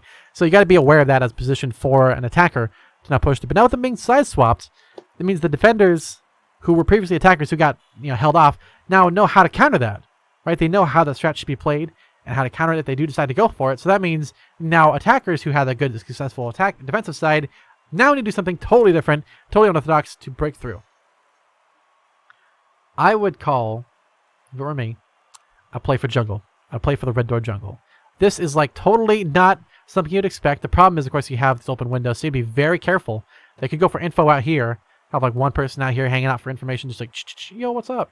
Then the other four sneak up through and just fast through breach. Might be effective. Of course, there is cover up above. You can't see the roof, but there is indeed one. And yeah, look at that. Hey, look. See? This is unorthodox. They're not expecting it. They're expecting the base breach. They're expecting a base beach breach. They saw it work last time, so they know how to counter it. They're thinking, oh, they're going to do that. They'll pre-fire the spots here, and we'll just counter them as they try and pre-fire it. No, they're thinking above and beyond. They're going to the jungle, breaching through here, going for the side up in here. Now, of course, this could be countered by, like, anybody right here, just running out and gunning them down. Anybody up here, running out and gunning them down.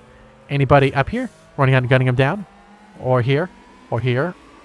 There's a lot of places for them to work through. But if attackers can execute on this really well, this will be devastating. So far, defenders are setting up pretty well. Pretty wide positioning overall. They're mostly looking for total map control compared to just one entryway expectation. So, no early calls from the defenders here, on the attacking strat. But let's see what they decide to do here. Floggle and, who is that? That is Keicho. Uh-oh. Computer. Uh-oh. Uh-oh. Is it okay? Hope the stream's okay. A little bit of buggy action here at the last second. You hate to see it. There we go. So they've gone through. They've breached through the base here. But the thing to watch out for, they have gone for the bit of a similar strat here, but not all the way around. But Voxel will actually take down Jet through the entryway there. That side being open allows for Voxel to get a nice long shot across there. While it's happening, Roach trying to get the shot down there. Gets the kill onto Flog, but Photon take down Chrome in the bottom there. So Photon from up above in Castle doing the good work there on the red door.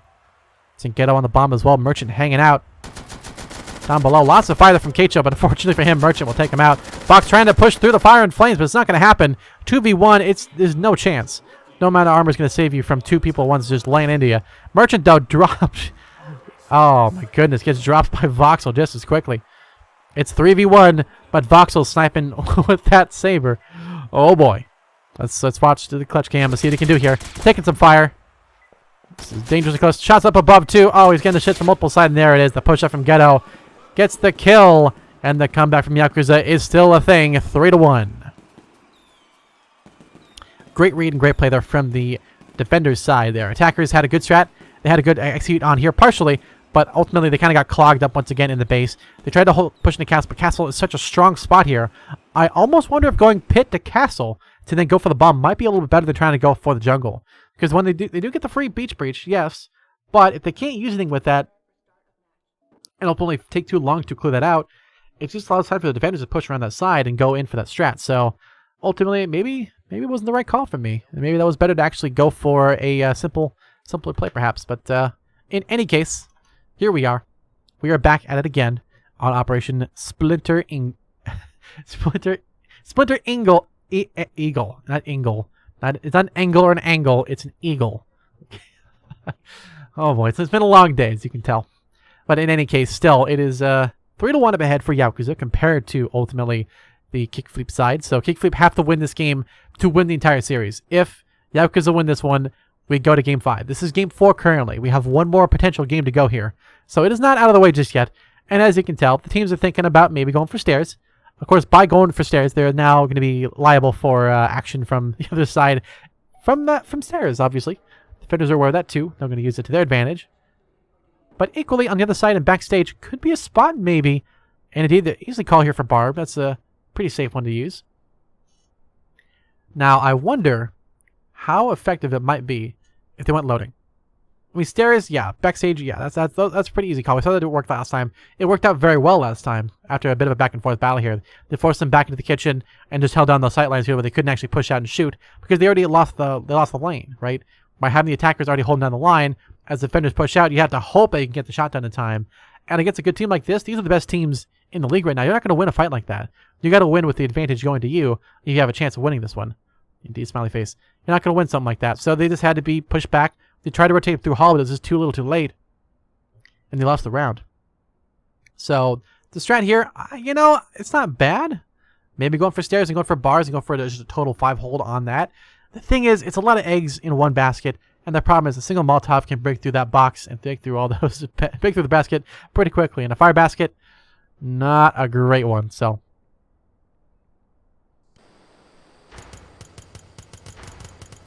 let's see. A lot of the early shots through the backstage here. They're going to go and burn up the backstage door here. Jet kind of hanging out for now. They're trying to not stop the free fire there. Oh, Jet, huge damage into Floggle there. 1 HP and Ghetto will ultimately take out Floggle, trying to do it. Takes him out with the saber of all things. Oh, you hate to see it here. Ghetto just kind of shoot through the wall there. Unfortunately, Ghetto is not going to have a whole lot else. They're going to push through the backstage. It's going to be a 5-stack at the backstage here. A single Molotov from Merchant might just be enough. They're just waiting to try and draw down the time here and draw down the clock. Molotov a little early, unfortunately. Not going to get a whole lot done. They'll just wait it out for time and go for the flank. But from behind, Ghetto and Jet, though. Uh-oh. The attackers are not ready for this. They have only one person, that's Keicho. Who'll surely be able to call them when they're ready. But if they get pushed at the wrong time, they're going to have nowhere to go. They're pincered. This attacking team is actually on the weak side. Here comes the push-up box. Nowhere to go. Roach ships him off to another planet.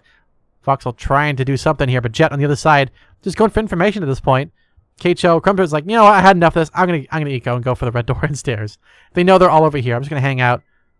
Chrome, is he gonna go for eco? Nope. Voxel's still in the fight.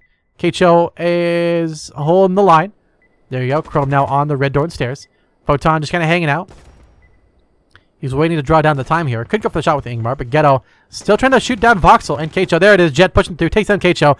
Voxel, oh, just dropped by Jet once again. Ghetto, Roach, and Jet getting the work done for these defenders. Chrome last alive. He should try and eco that torch to keep it alive because Photon could just open the red door. Uh-oh. Uh-oh. Ghetto. Uh-oh. Is he gonna go for it? Nope. He's gonna keep safe. Ultimately, Chrome's just gonna try and hide out. Avoid the blast there. 17 seconds remaining. Oh, they're gonna go all out for him. They're hunting him. Oh, and the Jet gets zapped. Unfortunate. They're really going all out for this guy. And another one. They take down Ghetto, who was holding the saber. They really do not want no survivors for these defenders. This must be the last one of the set here because there's no other way that you would reasonably want to do that. And no, they've given away their saber. They have actually done it. Okay. That is certainly a decision that was made. Yaokuza do take the round, 4-1. Kickfleep, I'm not sure what was going on in that process. And really why Yaokuza especially was just like throwing away bodies at the end of the round there. Maybe for the head games? For the mind games to know who's going to ultimately take it? I can see that being the reason why, but still, that's not enough of a real... That seems like a misplay and a half to me. That's trying to go for just extra people at the end of the time. They'll lose. They lost their saber. Maybe it was out of ammo, but like if you're trying to shoot somebody with an empty gun, I don't know what you're expecting either. So that maybe it just didn't have any life left to it. So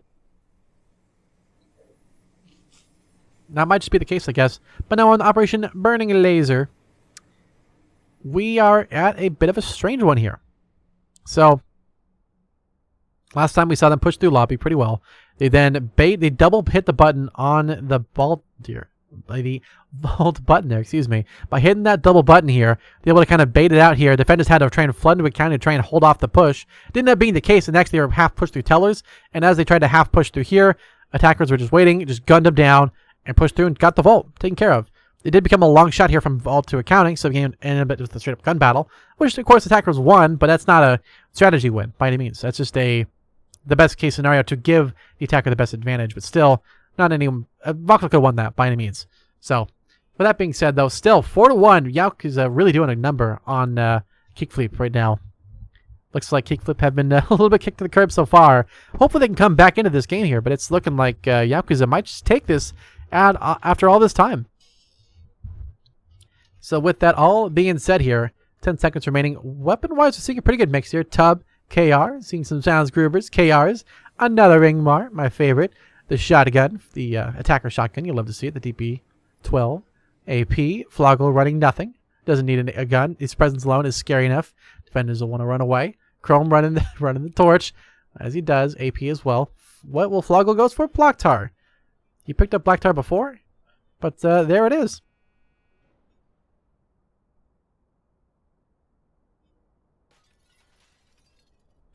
All right, let's see what they do here. So, here comes the push-up from these attackers here on the red door of the hall. So here they go. They're going to commit to the strat here. So far they're thinking about it. There you go. They're finally committing. They're getting it done. Defenders are a pretty widespread here, so no strat call early on. They're trying to go for that security entrance, but they got to watch out for Jet and Merchant in the spot here.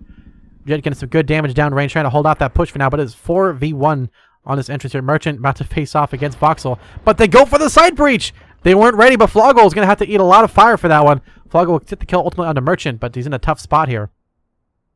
Unfortunately for them, with the barbed wire here, they can't do a whole lot. Chrome somehow still not dying to this fire. Through sheer luck, goes a little too far. Photon does take out Voxel on the flank. This is a really tough one to come back from. Let's see what they can do here. Roach and Jet still hanging out in the lobby. Looks like they're going to try and torch something over there. Good grenade with the barbed wire, but Jet taken down by Keicho. Trying to shoot through it. Floggle will take out Roach on the other side of that cover there. Get a lots of life here in the lobby for the defenders. Chrome and Keicho 2v1. Oh, but Chrome will take down Ghetto. It's all down to Photon. Last alive in this one. Oh, make that none v4. So attackers really was Kickfleep just doing a number on the strat here. Totally unexpected to break through the side security here. And with that, Box will team kill Chrome, kills Keicho, and will probably kill Floggle too, if he could reach him in time. Oh, there it is. There you go. Box quite literally shipping him to wherever you want it to go. In any case, it's going to be the defuse and the round going to Kickfleep here. They let Yakuza have their fun, but now they've had enough and they say, you know what? We're taking this one back. It's our next set here. They've ended the set 4-2. Advantage still going to Yakuza, up ahead by 2 rounds. But this is a 7 to win for, ultimately, the Kickfleep side. Still a long ways to go. Only 3 to bring it to a series point here for Yakuza. But you have 6 rounds left. 6 rounds is, you don't have to win half your rounds to bring it to game 5. Otherwise, Kickfleep are going to flip ahead and take the series, take the match, and take the overall game here. Either team are running out of time here. We're already in game 4 or 5. They don't have a lot of time to make mistakes here. The pressure's piling on. They're getting worn out. They're tired of stuff. And now we're in a bizarre red storm. Literally. The map is bizarre. Operation Bizarre Red Storm, which it's interesting. Indeed, it is certainly bizarre in some ways. But ultimately, a little interesting approach here that they can do here. For going for Pipeworks to go from Office to Pipeworks, there's certainly a play you could make. The problem is it's also very open, which means defenders hanging out down here, who could also be up here, mind you, You could just shoot straight through here. Boom, boom, boom, down here. Boom. It's, especially from docks down here, this is a really, really open door. Like, yeah, you have a little bit of cover with this block here. Maybe a little bit with this here, but that's not a real whole lot to work with. You know, for a full team to stack up that way, maybe eco from server farm, but server farm is already being expected by the team. You can see lines being drawn. It should be an easy call for anyone to make, to go for the double stack up here. Especially for this map, it definitely makes sense to have both the red door and the green door here being pushed at the same time. So I'm not seeing a real reason you'd want to try and do a double push here. This just seems like a little bit, but actually, you know, the torch, the third secret option here for information, maybe? I don't know. That could be interesting. It's also a Molotov, so they're expecting someone to try and do some funny business there. But the red door appearing in the office is not expected from defenders. Well, I say that, but they also send up 2 people. So maybe they're just kind of going for information for now. Or she might just hang out there just in case they do decide something kind of crazy. They have done that in the past. And usually Merchant, unfortunately, is the one on the lines there trying to hold on. Let's see what they decide to do here. They're now leaving the truck, getting ready to go out there. So Voxel's still trying to buy what he wants. Still can't seem to figure it out, but someday he will figure out what he's looking for. But in the meantime, they're now starting the red door charge here. Trying to wallbang through, trying to get some damage down there. Couldn't quite get a whole lot out of that one. Floggle still on the defuse. Just trying to melt that door. Just going for information to get that door open. Oh, a nice Molotov. That's going to get a lot of damage done. Chrome will take out Merchant on the other side, though. But Photon's still hiding out. And, oh, get on Photon. Just wiping the floor with Chrome and Voxel over in office. On the other side, Floggle's just hanging out. Ghetto's trying to kill Floggle there. Can't quite reach him over in that side there.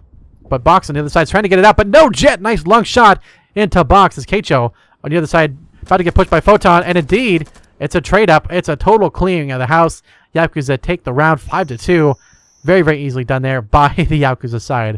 The attackers there trying to go for a bit of a bold strategy. It's not a bad call, but they've really got a lot more than they've really had options for. So, you know, it is ultimately what it is. Was a bold strategy, but unfortunately not effective at the end of the day. So, a valiant effort. But it was all partially in vain. But still, good attempt there from Kickfleep to do something a little bit different. Of course, they have no more rounds to give if they want to end this right here and now. Checkmate justice. So either they're going all in to take this next couple of rounds in a row to win this. They need to win the next 5 rounds non-stop if they want a chance of actually winning the series. Otherwise, it's going to be Game 5 for this matchup between Yaokuza and Kickfleep. So with that all being said here, 25 seconds. Operation Checkmate Justice. This is a pretty big map here. I like the castle size. Jungle's got a lot of different options too with it. Beach and base also working out well. But Pit, this is like a very, very large overall map compared to your average Kill Dome map. Kind of like a, I'd say it's almost like an IKEA, but really it's more like a Walmart. You've got so much different options here. So much room for activities. A lot of different things they can do here. The Pit being really big especially. I think that could be an interesting spot for them to push from if they do decide to go for it. But instead they're going to go for one that probably makes a little more sense to go for the red door in jungle. Go for the push up here. Go for the multiple strats. You can see all the squiggly lines. Spaghetti all over the plate. Everywhere here. Just, it's a total mess. We're going to have to clean that one by hand. It's just a little bit everywhere. And you know what? It makes sense though. Hanging out in castle, they can just shoot through. You know, knock down those walls. There you go. Easy peasy. And you know what? It makes sense to try and not go for anything too, you know, maybe too easily broken. So let's see what they decide to do here. 10 seconds remaining. Attackers are, their calls are kind of being predicted here, but I think it's also a little bit easy to expect that maybe the red door being this close to the bomb might be an easy call there. Let's see what they decide to do here. Could be the way around though. You never really know. So, about 10 seconds left remaining before they actually get into there. And so far, defenders, yeah, they're definitely jungle focused. I think we can pretty much just say the Battle of the Jungle is about to go underway here. Whereas the team is pretty much, yeah, all the defenders here are basically stacked into important sides here in Castle, and mainly in the jungle, though. We do have at least some side flank here from Floggle and Voxel. This could be really interesting, actually, on the side flank here. I kind of like this. This could be a bit of a big play here. But if Yakuza take this, they'll be at all game point to win this game to go to game 5. Let's see what they can do, though. So Jet with the long shot there. No damage done to the major players, at least. Voxel and Floggle trying to get some shots down range. Chrome does take out Merchant, and Voxel will take out Jet in the trade. Back and forth, trying to rotate back and out of the way. The good Molotov to hold off the push, but does not matter. Ghetto will take down Keicho, trying to run for the bomb. But while that's happening, Chrome Trigger runs up and guns down Roach. Ghetto's still in the fight, though. But is Chrome aware of that? Chrome is aiming at that position, expecting it. But Voxel could counter against Ghetto just as easily. Photon and Ghetto last alive, of course, and Photon's still holding out in the castle. But, oh, Ghetto double kill under Chrome and Box. Voxel trying to recover the kill from Ghetto, but Ghetto just hanging out for now. But Photon back in the game, back in the action here. He's going to have to rotate. He gets his out. Voxel on the flank. It's all down to Floggle in a 1v2. Can Floggle come up with the clutch? Put on the pressure. Clutch or kick. Can he do it? It is Floggle versus Photon and Ghetto. Grand final on the line here. The pressure is on him. The heat is on. Can he do it? A Gruber and a dream. 40 seconds remaining. Time running out. Has to hit the shot on the player up above here. Good for the pre-fire. Runs up for the bomb. He knows where the players are at, roughly. Doesn't know exactly. Photon's actually rotated down and around. But will Floggle see it in time is the question. Gets an easy shot and kill on a Ghetto. 1v1. Floggle low on health. Photon still full with the Ingmar. Good suppression down here. Will they hear the player run up is the question. Here's the run. Up goes for the pre-fire. No luck. Here comes Photon. Dangerously close. Floggle going for the pre-fire here. Baits it up. Gets the shot. Pistol kill. He gets the kill. Floggle brings in the clutch. What a play from Floggle. 2v1 and gets it done. 3-5 for Kickfleep. Unfortunate there for Photon trying to come up big there. It was just one player, but it was the one player you don't want to go up against. Floggle holding the line and holding in the win for the Kickflip side there. What a play and what a clutch from Floggle. What a play from overall, really, from Kickflip. They went from being struggling there in the last couple of rounds repeatedly, getting so close to winning, so close to getting, and just ultimately fumbling to all of a sudden kind of baiting it out there in the last second there. That was a real weird kind of strat call play thing, mabobbers. Ping def, maybe, who knows. But that was certainly a play to remember for a long time. And really, Floggle put on a show, had the information, had the help of his teammates. All you could do was just watch and enjoy. But now an Operation Fist release, at which point, there's a lot of things I'd like to release, but still, an interesting map nonetheless. Freezer, the double breach here, yeah, maybe. Interesting to say the least. Not a bad call by any means. Looks like somebody's pinging something quite a bit here. Not sure why Six Sided is spamming it, but I'm sure he has a reason for it. So still, ultimately, end of the day, now on Fist release, there's a couple things they could do here. They could go for the green door in office, go for the side push here. I don't think they're going to really do that. Maybe arcade. I mean, mind you, I'm sure you've seen Zombie in the chat here. DDR pads indicate level success for attackers, and only 3 here. So 3 out of 5. It's a bigger number than less, but still not the best chances. So, wishy-washy, but I'll give a little bit of an advantage to attackers to win this one. But still, it is anyone's game. They now have to win every single round in a row to win this game and win the match overall. They cannot drop a single round, period. They can't lose a single round. They have no rounds to give up. If they want to win this match right here and now, they've got to win all of it. Not a little bit of it, all of it, without question. If they have it, if it's down to the wire and they gotta eco to save a utility, no, they're not going to get it. They're going to get 6 points. They could win it if it's at 6 and it goes to the very, very end here. It's not the complete end. I will agree with that. I'm maybe a little overzealous on that. But it's down to the wire here. It's still, they've got to win nonstop, period. If they throw one more round, they're going to have the absolute pressure on them to try and win it to prevent Game 5 if they want to stop at Game 5. Let's see what they do, though. It's still anyone's game. Still anyone's chance here. Let's see what they can do here. Defenders are in a pretty wide setup here. No real expectation on strat. Attackers going for the storefront breach. Pretty standard stuff. And also going for freezers a little bit. Merchant trying to shoot across there. Oh, there it is. The shed breach. Oh, Merchant! Good shot there into Floggle. Well executed. Nowhere to go for Floggle, unfortunately. It is a total pin-cushion. Box trying to get through. And he will get the kill on a Merchant, at least. Good grenade as well for the barbed wire in that spot. While on the other side, Chrome Trigger on his own manages to get the kill on Photon. While that's happening, Jet, nice kill from Keicho as well. And Chrome in the 180 onto Jet there, nicely executed. All down to Ghetto. Solo on the bomb here, facing a 1v4. Chrome almost like 1 HP, but Voxel full health. Keicho a little bit weak. Box a little low, but still a lot of work for Geto here with the knack. Can do it. Gets the kill to Keicho. Easy kill for him. Voxel from behind, though. Get the kill to double kill. Geto, 3K. Box almost the last one alive here. Can Geto come back in and clutch this? This is down to the wire here. Both players, knack versus knack. Oh, I got a knack for this one. Box is coming through here. Gets the shot, and Geto, 4K. Clutch for Yaokuza. What? What just happened? No way. No. No, this... how could this be? How could it be? The chances. Kickfleeps win 4, fading in the distance more and more. What in the world? What a play here from Geto. Last alive in a 1v4 and wins it. The knack is just a devastating. It is a monster weapon here. And indeed, the ping issue, apparently not a thing. Apparently. That is apparently not a thing. Fair enough. Fair enough. Still amazing plays all the way around. Really good seeing all of this amazing action here. And great tactics all the way around. It is wonderful to see.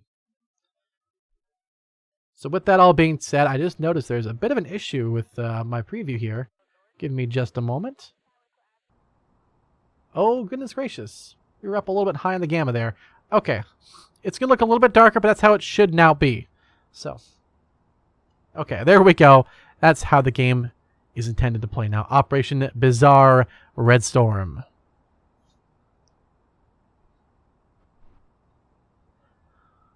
Wow.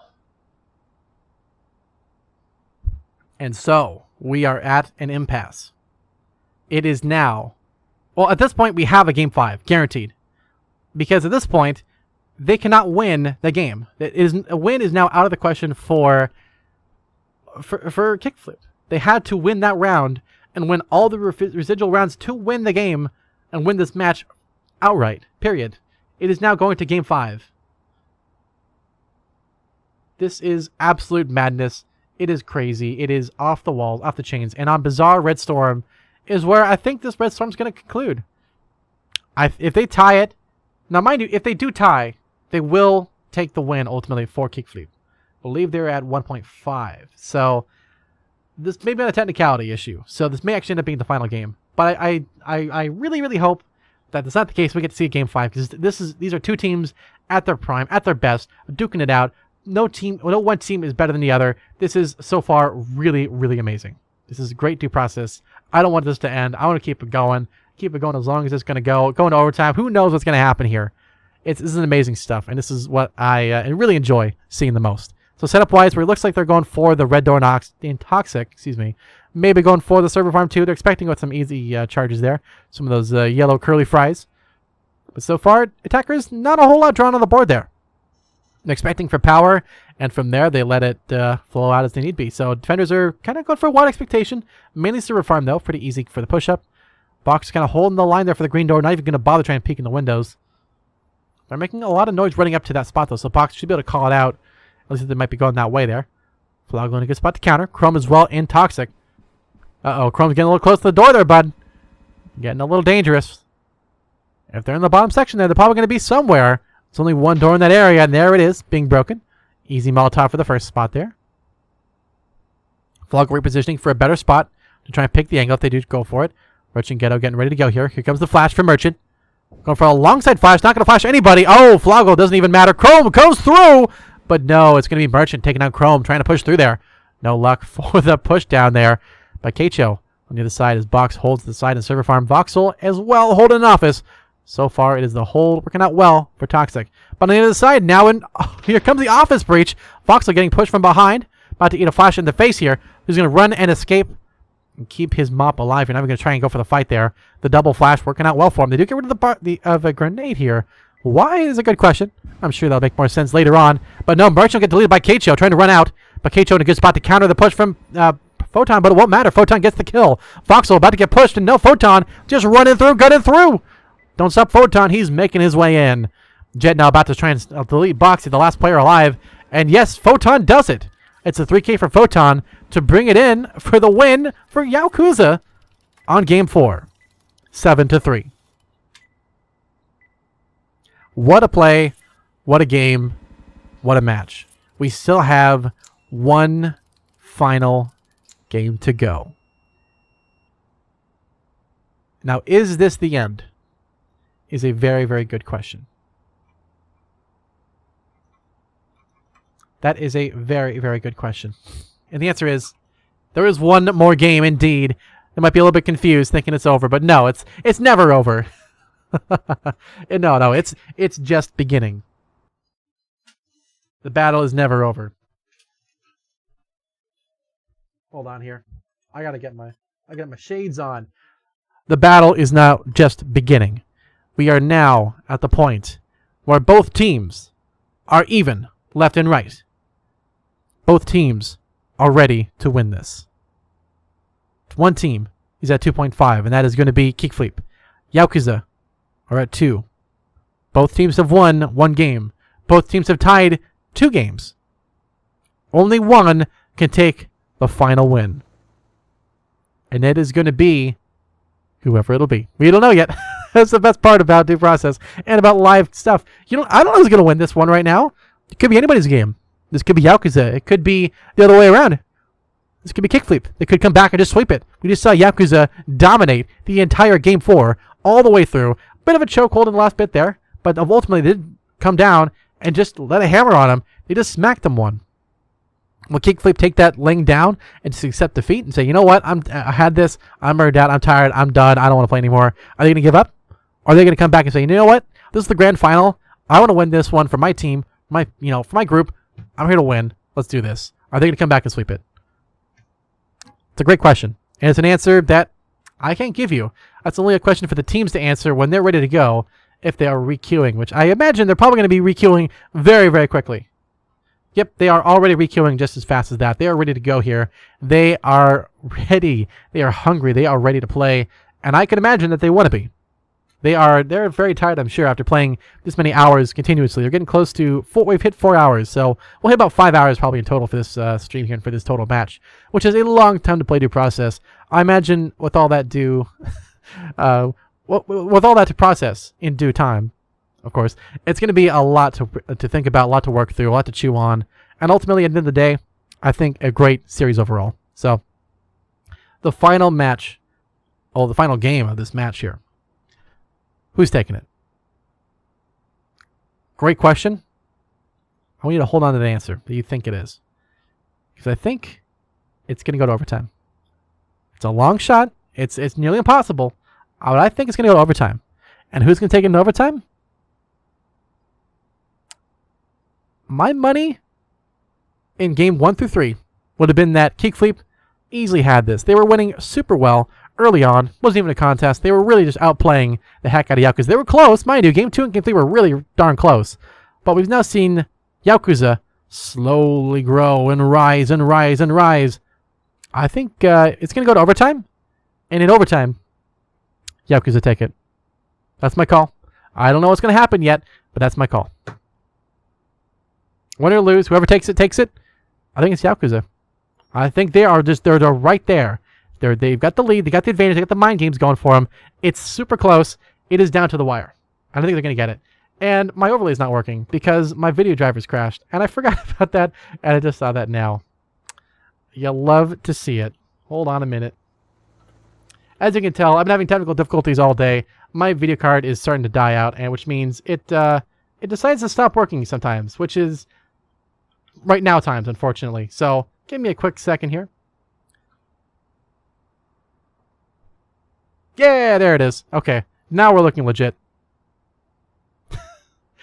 It's been that kind of day for me. Yeah, so when the video was freezing earlier, that was my video card literally just like my driver's crashing and reloading. And somehow the stream not dying through that somehow. So hopefully I can save up some money, stop buying anime merch, and actually get a new graphics card. Because, yeah, I think my 2060 is finally kicking the bucket. My 1060 is still running great. 2060, though, it is no more. That might just be too hot in the room. I don't know. It's like 80, 90 degrees in here. Pretty comfortable, though, but might be too hot. Let's see. Are they queued up? Are they in game? Nope. They are ready.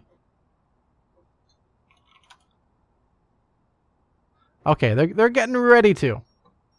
Yeah, they're joking about going to OT. Yeah, we'll see. Well, okay, now that we're looking legit, there we go. Fantastic. Oh boy. All right. Let's see. So we've hit the go button. Now it should just connect. Okie dokie. Artichoke, are we going to get in there? We're about to get in there. We're thinking about it. It's in process. We're processing the request to join. Will we make it in time is the question. I hope the answer is yes. Will it be the answer? Yeah, maybe. Uh-oh. There it is. Yeah, we're in there. We're in it to win it. Let's go. Baba booey. Let's get into this thing. This is now game 5. We are this close to getting it.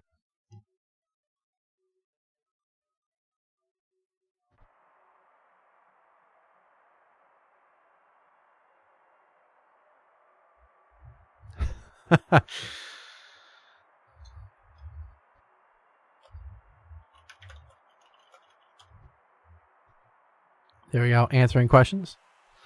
You'll love to see it. Alrighty, so Operation Twilight Dragoon. I like that. You know, it's a good name. I like dragoons. They're pretty cool. Anyways, now onto the beach here, and ultimately onto this kill dome map for the first set in Game 5 between Yaokuza and Kickfleep. With, of course, it is Yaokuza on attack, Kickfleep on defense here. The bomb in the pit, ironically, but in a strange spot in the pit here. So it's covered up above so much by jungle, we might as well call it a jungle-ish pit bomb thing, my bobber? This is an interesting one. You know, yeah, this is just a overall very interesting map here. Observation to go fast for pit. I could see that being effective. The problem, of course, is that you got to watch out for your sides here. Now, if it looks right, is it? Unless I'm seeing this wrong here, which I could be. Unless I'm seeing this wrong here. And if we can check it out inside here, let's see if we can 3D our way in here. It looks to me like the doors are on, or the windows here for observatory are on wrong. That should be the other way around. Oh, I guess, no, that's correct. Nope, I'm an idiot, because that's how it should be. Uh-oh. A lot of crazy buttons. End of the day, it is indeed facing the right way, so they can see outward and not inwards. I'm paying attention. In any case, oh, they're not a fan of the Twilight Dragoon. That is what it is. But the 2-3 split here for beach and observation, not a bad idea. They can push around into jungle, push maybe into base, but on the other side, can they do it? That is a long shot. You know, I think they can take control of the jungle side flank pretty well. Can they take control of the pit to push around there? That's a good question, too. All right, here we go. They're now leaving the truck for the most part. There we go. Everybody is out and about here. Okay, here we go. So the rest of the team now pushing up towards that observation area. Box in a good spot as well. We do have Chrome Trigger getting ready to push out there and do his thing. Revenant, not Revenant. See, that's not Revenant. Wink, wink, nudge, nudge. Not holding the angle there, of course. Kidding, of course. He goes for the beach breach there. So far, that is it. Jet thinking about going out there. There we go. The first one out into the fight here. Merchant kind of going for information so far, but everybody just playing in the pit here. They know where the VIP point is. Oh, and Box just eliminated by Roach. Chrome on the other side here, trying to shoot across. Trying to go for anything here. Good Molotov early on. We do have Jet dropping down, not Revenant, trying to push out. A little too open there. Going for an aggressive peek. It's not going to work out. Oh, but Chrome! Nice pickup there on the Photon from behind. But Chrome trying to run through. Distraction for Keicho to get the kill on the Roach. Trying to route into the site there. Nicely done. Ghetto still holding the line there. Merchant trying to hold off the push from Voxel. On the other side here, Voxel running through, gets the control of the bomb site, but no, Jet deletes Keicho. 3 kills for Jet so far. Make that 4 for Voxel. Jet doing what he does best. Getting the kills, getting the W's. That's what you like to see. They get to wait for the Molotov to get out of the way, but not a problem. They got the bomb site. It's the win early on for the team of Ghetto, which is, of course, my boys in Yaokuza. We got it right this time. Yaokuza taking the first round here in Game 5.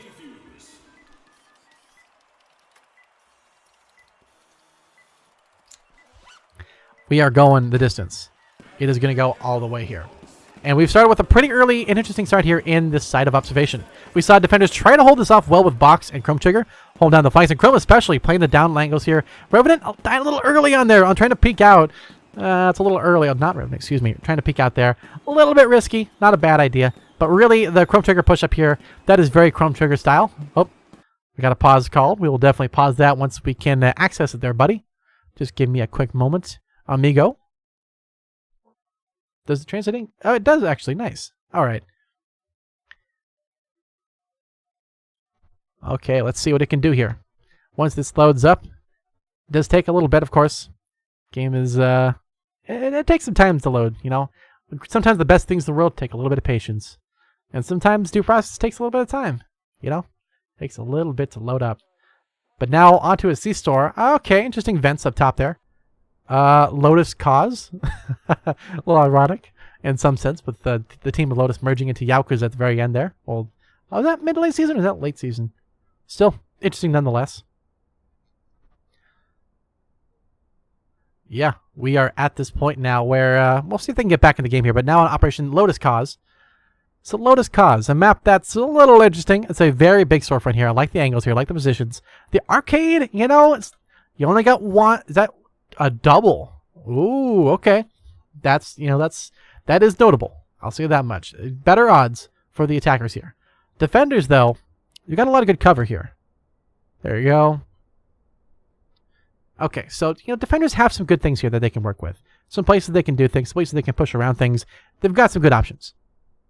Attackers, they're going to go straight through the storefront. The problem is there's a lot of little cubby holes for rats to sit in here, hang out, peek out here, do what they need to do the nasties. It's going to be really, really tough for them to try and push out and lock these positions around here. And especially if they're good, well, arcade, you know, arcade is an interesting one. To try and go for the arcade strat to just solely do that, as a side flit, the problem is, the issue really is that you can't really control a lot of fridges from the arcade here. Like, in order to get into Teller, you got to go through storefront, which means any player who's in here, or any player especially in storefront and a Teller, can spot it, call it, and anybody in this side here can push around this side here, or anybody playing this side here looking for information for storefront breach can just flank around here and take you out. So, you know, it's not the worst idea. I think Shed might be a little easier to go for office and go around that way to Tellers and potentially freezers. That gives you a heck of a lot more room. I think that would actually be the better call for this one than going Shed directly, or going for arcade rather. Shed to freezer and around gives you way more points of access to the actual bomb site than just arcade. Arcade is a little bit limited, so not a bad call. And it looks like, for some reason, the okay, storage is the green door access, which is not a bad idea to go for the split on 1, 2, and 3. The thing is, this is going to be a really important part for the attackers to lock down. This green door here is really essential. They've got to not drop that. If they drop it, it's GG. It's the round over. You know, they can do it for sure, but they've just got to really commit, get the guns down right, get the timing down right, and 100% it. They cannot drop a ball here. And if they do, defenders can easily push around that side that's open and just sweep the floor. So if they lose it, they got to regroup it as fast as they can here. But they've got 2 stacked up in storage. Oh, and Chrome just deletes another for Chrome. Deletes Jet and Photon before the rest of the team's even set up for position. That is not how this round was intended to start for Yaokuza here. Really great work from Kickfleep there, keeping it on for their side here. It ain't over till it's over. Chrome trying to bait it out. Revenant throwing the smoke early on. Takes a little bit of fire there from Ghetto, but that's about it. Meanwhile, the arcade door is breached. Not a whole lot of reactions from the defenders there. Oh, but Chrome takes out Roach as well. It's a 3K for Chrome. Is he going to go sweep out the players in arcade? He's hunting for it. You can see him. He's thinking about it. No, but Merchant will take out Chrome instead. Good attempt there from Chrome, but couldn't quite get it done. But Ghetto on the other side here trying to hold off storage. No one actually in there. But Box, oh, he gets the spot on the Merchant there, trying to hide in the arcade there. DDR pad's not keeping alive for now, but Keicho in a good spot to throw that molly and just barbecue these spots here. But Ghetto on the backside takes out not Revenant, while Merchant forced to push back there by Keicho's good throw. But Merchant still gets the kill in the box despite that. Nicely done, but still a long ways to go. Merchant now running up towards Keicho. Running through, gunning through, manages to sneak across there, but Voxel holding the line alongside Keicho on the flank. Keicho on the flank gets the kill on the Merchant. It's all down to Ghetto in a 1v2 clutch. Let's see the Ghetto, the clutch cam. Can he do it? Gets the flare equipped, says, no, that's not for me. Can he clutch it? Holding up the tight lines here. Voxel still at the bomb site here. Still hanging. He's actually rotated back into freezers now. He's getting ready for this on the right side, though.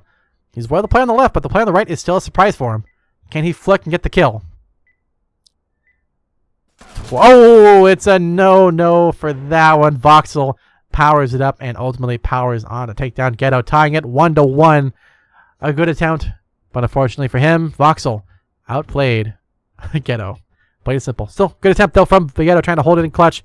2v1s are very challenging. And it looked easy in the last game. Now, with everything on the line, the level of difficulty, the level of stress, the level of everything has gone up tenfold. This is now much harder than your average game of Due Process. I'll say that much. This is now where all the marbles, ironically, are on the line here. Shout out to Marbles. Let's see what they can do here. They want another pause. Okay. We'll pause it for a second, gentlemen. Just give me a moment. Boop. There you go. You need what you need, ultimately.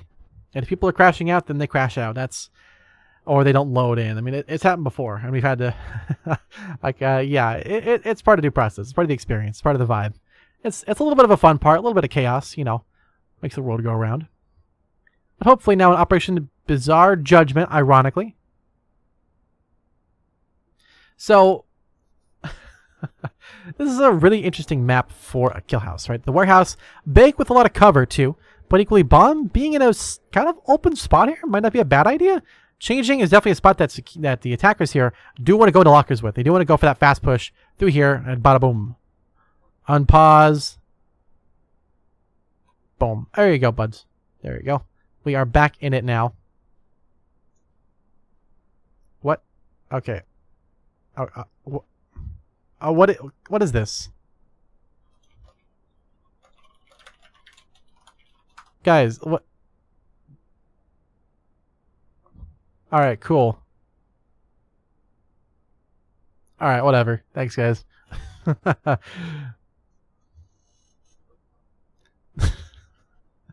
Yeah, they're definitely doing a little trolling, that is for sure. But at least they're having a little bit of fun, and that's what matters. On, indeed, a bizarre judgment of a map.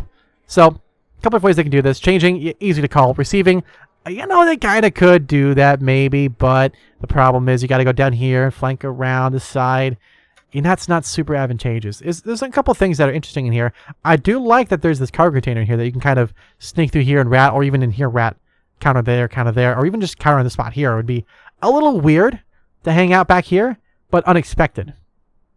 The question is, how good of a cover piece is this, right? As long as you're protected on the walls and sides, this could be really devastating. But if this is, let's say there's an attacker running through a hallway and decides to just en masse clear it out to make sure it's safe, this would be a bro moment because you have nowhere to go at that point. So, by any means, it's not a call that's super easy to make, but they are indeed looking to torch up the changing room here. And then from there, go into the lockers and go for the warehouse push. Maybe go for, they're going for the doorway here. Easy barb there they got to watch out for. Looks like Keicho and not Revenant are hanging out there at the bottom.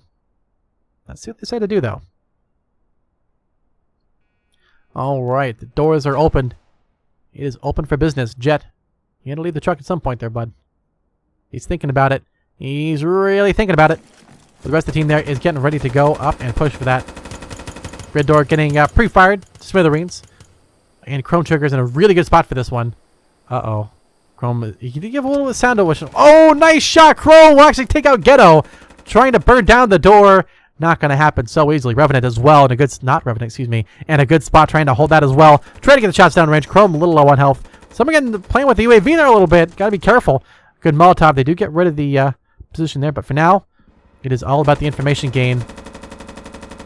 And Chrome is still alive. Jet in a really tough spot here. The rest of the team, they're trying to push through, trying to take care of changing.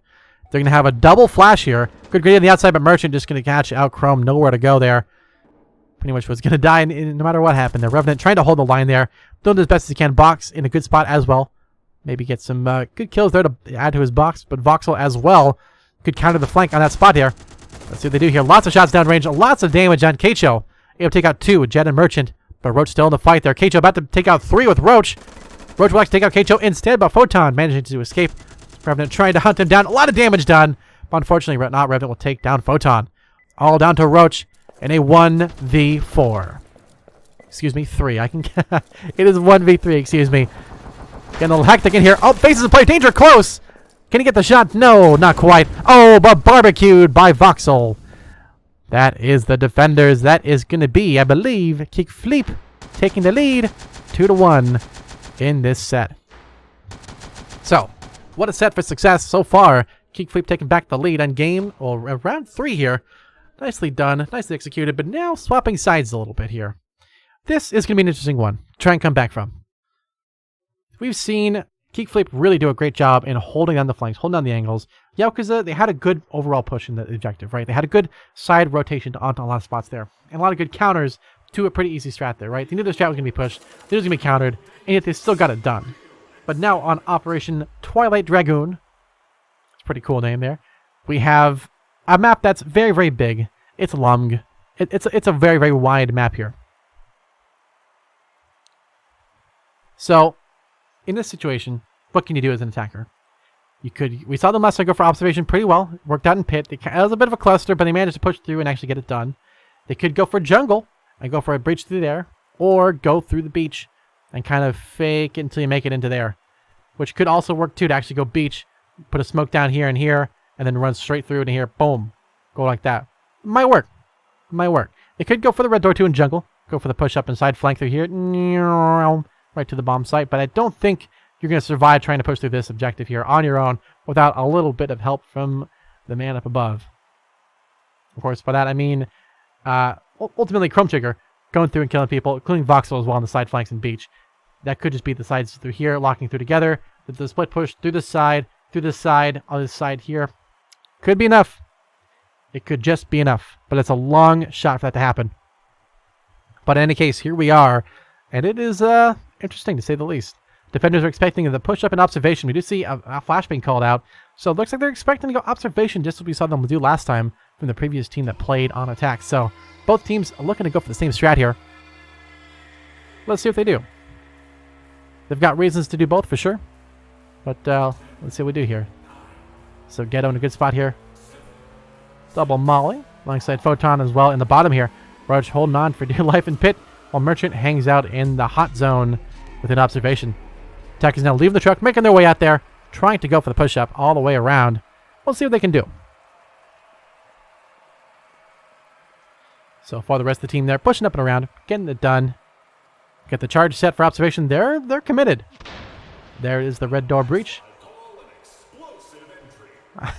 I don't know about that one, announcer, but it is certainly an entry nonetheless. Voxel and the rest of the gang there, almost actually the rest of the gang there. Not Rev is actually going to bait it out back and go for that side flank there. They go for a long grenade throw towards Jet. Not a whole lot of damage done, maybe 1 or 2 hit points, but not a whole lot else. Merchant in a good spot though. Keicho, will die to Merchant, despite having the peak advantage. Merchant trying to get some lucky shots there. Merchant going to eat a flash in the face. Revenant going to push in here, but will he get the kill? Yes, he will not. Revenant will take down Merchant pretty easily. Good mud to hold off the push, but Jet in a good spot to counter it. Roach as well. He has a good spread from the group. Ghetto on the bomb. Voxel through the base side entrance there. Will put on the pressure a little bit, but Jet still holding on the line here. Alongside Roach and Ghetto. Holding this position. Photon as well is hanging out back in the jungle here, looking for information on the flanks. No one doing that just yet, but Box is in position to do that if they decide to do that. But while that's happening, it's a total brawl in the bottom here. Chrome and the Roach battling out 1v1 here. Jet in good support alongside Not Revenant. Less than a minute. They've got running out of time here. At this point, defenders are just drawing down the clock here. 52 seconds in total. What can they do? There you go, Not Revenant. Still hanging out. Jet pre-firing back and forth here. Oh, Jet getting caught off guard by the push by Chrome, but Roach trades just as quickly. Double push from the beach is now happening. Oh, Ghetto gets taken out by Photon down below. Oh my god, Voxel actually gets the kill there, and that's the round. Roach! Wow, what a play! The comeback from Yaokuza. They tie 2-2. What a play, and Photon really coming in from behind. The King sweeping through base there. They were so committed on this push back and forth that they realized, maybe they forgot perhaps, that the defender could run through just as quickly and caught him off guard. Caught him with the pants down, and unfortunately for them, they had nowhere to go and were just caught off guard and bought it in for the tie, actually, for Yaokuza. So well done. Long way to go before the winner is decided, but it is looking really, really great for both teams here. Both strats called pretty well. Unfortunately for them, it just came to execution, and really a little bit of a last-second play there, a little support role action. Got him in the win for that round to tie it up, and now Operation Lotus Cause. Because this map is going to need a Lotus amount of luck. Alright, that was bad. Anyways, bad jokes aside. Shed, I think is a good breach. Shed to office, in a freezer. That's the way to go, I think. Do they want to actually pause this time? Is that what that is, bud? You're typing the pound sign. He wants to pound some stuff. Pound some sand, probably. I'm sure after that round, well done. Well executed. Pounding the keyboard, perhaps. Really well executed all the way around, It was a good complete, good call there on strats. It was a situation being evolving like that and always changing. Having the idea to the presence especially to counter your strat and to go for that push is what they needed to. And they got it done, which was nice to see. But now with the sides swapped. So now it is Kickfleep on attack, Yaokuza on defense. I'm curious to see how Kickfleep are going to try and push this. Defense-wise, they've played pretty standard stuff. They both are pretty similar in approach here to things. So there's no one clear strat that's going to be advantageous for everybody. I think it's going to be a mix back and forth ultimately. But of that, I'm very curious about how they want to play this. Do they want to go for the arcade breach, which we saw last time? It kind of didn't work out before. They kind of got stuck in arcade here. They got a Molotov in here. Keicho held the line to teller and just kind of brained through here. They didn't work out last time they tried arcade. It makes sense maybe to try and counter the storefront to maybe go arcade instead. But the problem is fridges. Boom. Boom. Boom. It's just not advantageous. If they go shed, guess what? They can go in office and take tellers. Take it through the window here. They have this whole sight line they can shoot through here. Go through freezers. And boom. Look at this. All this territory. It's free real estate. If you take freezer. You gotta take freezer though. If they take freezer, that's the way to go. I think that's the way they should do it. And it looks like they're setting up for it. Box is getting rid of the green door here. Maybe he's baiting at the shed play instead of going for the other one. Which will kind of work. Jet finally getting through there. So as a bait, it works out great. But let's see if they can make the most of it. The problem with baits are you actually run out of time. They do double molly the arcade. Easy call. So Jet a little bit out of position for freezers, but he can just run right back. There's the storefront breach. Roach and Photon in a good spot. Ghetto as well in a really strong spot. Merchant and Jet. Jet's a little out of place, but still honestly not bad at all. Attackers in a good spot to try and battle this one out. Lots of shots down range, but no damage majorly done yet. Chrome Trigger takes some fire, though. Still in the fight, by all means. We can see Teller being a real point of impact for a lot of these defenders here. They've kind of flooded into that spot there. They've got to get out of there, but the problem is Box is holding them in. But with them being held in, allows for the slide flank from Photon and Jet, though. Oh, Chrome Trigger will catch out Photon, trying to shoot through here. Chrome very low on health, but Photon will take down Box at least. Not a bad start for Photon, but they have a lot more work to do here. The problem is, how do you counter the spot here? You go storage and around. And Not Revenant can't do that. But they're going to go for the flank up instead, which is a little bit risky here. They could just go for the side flank and catch out Photon, but nope, they're going to go for the gunfight directly. Admiral, but a little bit dangerous because Merchant and Roach can catch it out. Not Revenant will kick out Photon. So clears it out, but they still got a long ways to go. They got to clear out those rats. 50 seconds remaining. Ghetto still on the teller spot there to try and hold off the defuse. Can Ghetto do it? No, he can't. Not Revenant's going to get the kill on the Ghetto despite that. Merchant already on the bomb. Roach as well, about ready to rotate in there. They're kind of baiting and playing the bomb. Chrome Trigger catches out Roach, and Chrome Trigger gets the second kill on a Merchant. The good bait and team play there from the Kickfleep secures them the round win and the lead 3-2 once they decide to take it. If they take it. Are they going to do that is a great question. And so far the answer is maybe. Yeah, it has 1% left, so they can draw it down to the very end of the possible time. There it is. The 3-2 lead going to Kickfleep. They definitely flipped their strat on their head. Did a good counter to the counter to the counter. And ultimately did bring it in. I think especially what's important is we saw a really, really good kind of coagulating of the defenders instead of attackers in the teller spot here. Right, because they were stuck here, they couldn't push out and around because they had that door. If they want to get out there in storefront, they got it only one way, which was through that door in the bottom. They could push up and around and go in through tellers, but arcade was already breached. They couldn't use it as a flanking option. Could they have gone around to freezer and maybe through the storage area there? Maybe. They could have done that, but no one thought of that. No one actually went over there, which maybe there's barbed wire in the way. They didn't want to waste time doing that. Maybe. I don't know. There's free real estate left open there, so for whatever there is, it is, ultimately. But now on Operation Bizarre Judgment. Truly a bizarre judgment of a map, but still an interesting one nonetheless. The warehouse being definitely a point of impact for a lot of players, and especially this lockers here. Last time, a lot of damage and a lot of danger, and especially changing. This is your two spots you had all the action in one spot. Now on the other side, though, swap sides. It is now the Kickfleep on attack. With Yaokuza on defense, they have a couple things they can do differently here. They could go for a barracks stack up. They could go for the hallway stack. Maybe even a warehouse, kind of ratting in the spots there. Maybe it could work. It is a bit of a long shot, but they could definitely do it. Let's see what the strat call is. Looks like they're expecting pretty simple barbed wires here. Up one easily in hallway, maybe one in changing if they do decide to go for it. Hallway being a spot they're looking to maybe play up top there. Not concerned about anybody in hallway, which, yeah, they I don't know. That's kind of a mix back and forth there. I'd say maybe. It's a good chance there could be someone over there, but ultimately, it is what it is. And with 16 seconds left here, we'll see what they decide to think about and how they're going to approach this one. Because right now, Barracks, I don't know. I mean, it makes sense to try and eco green push it maybe if they want to try and save it for the next round.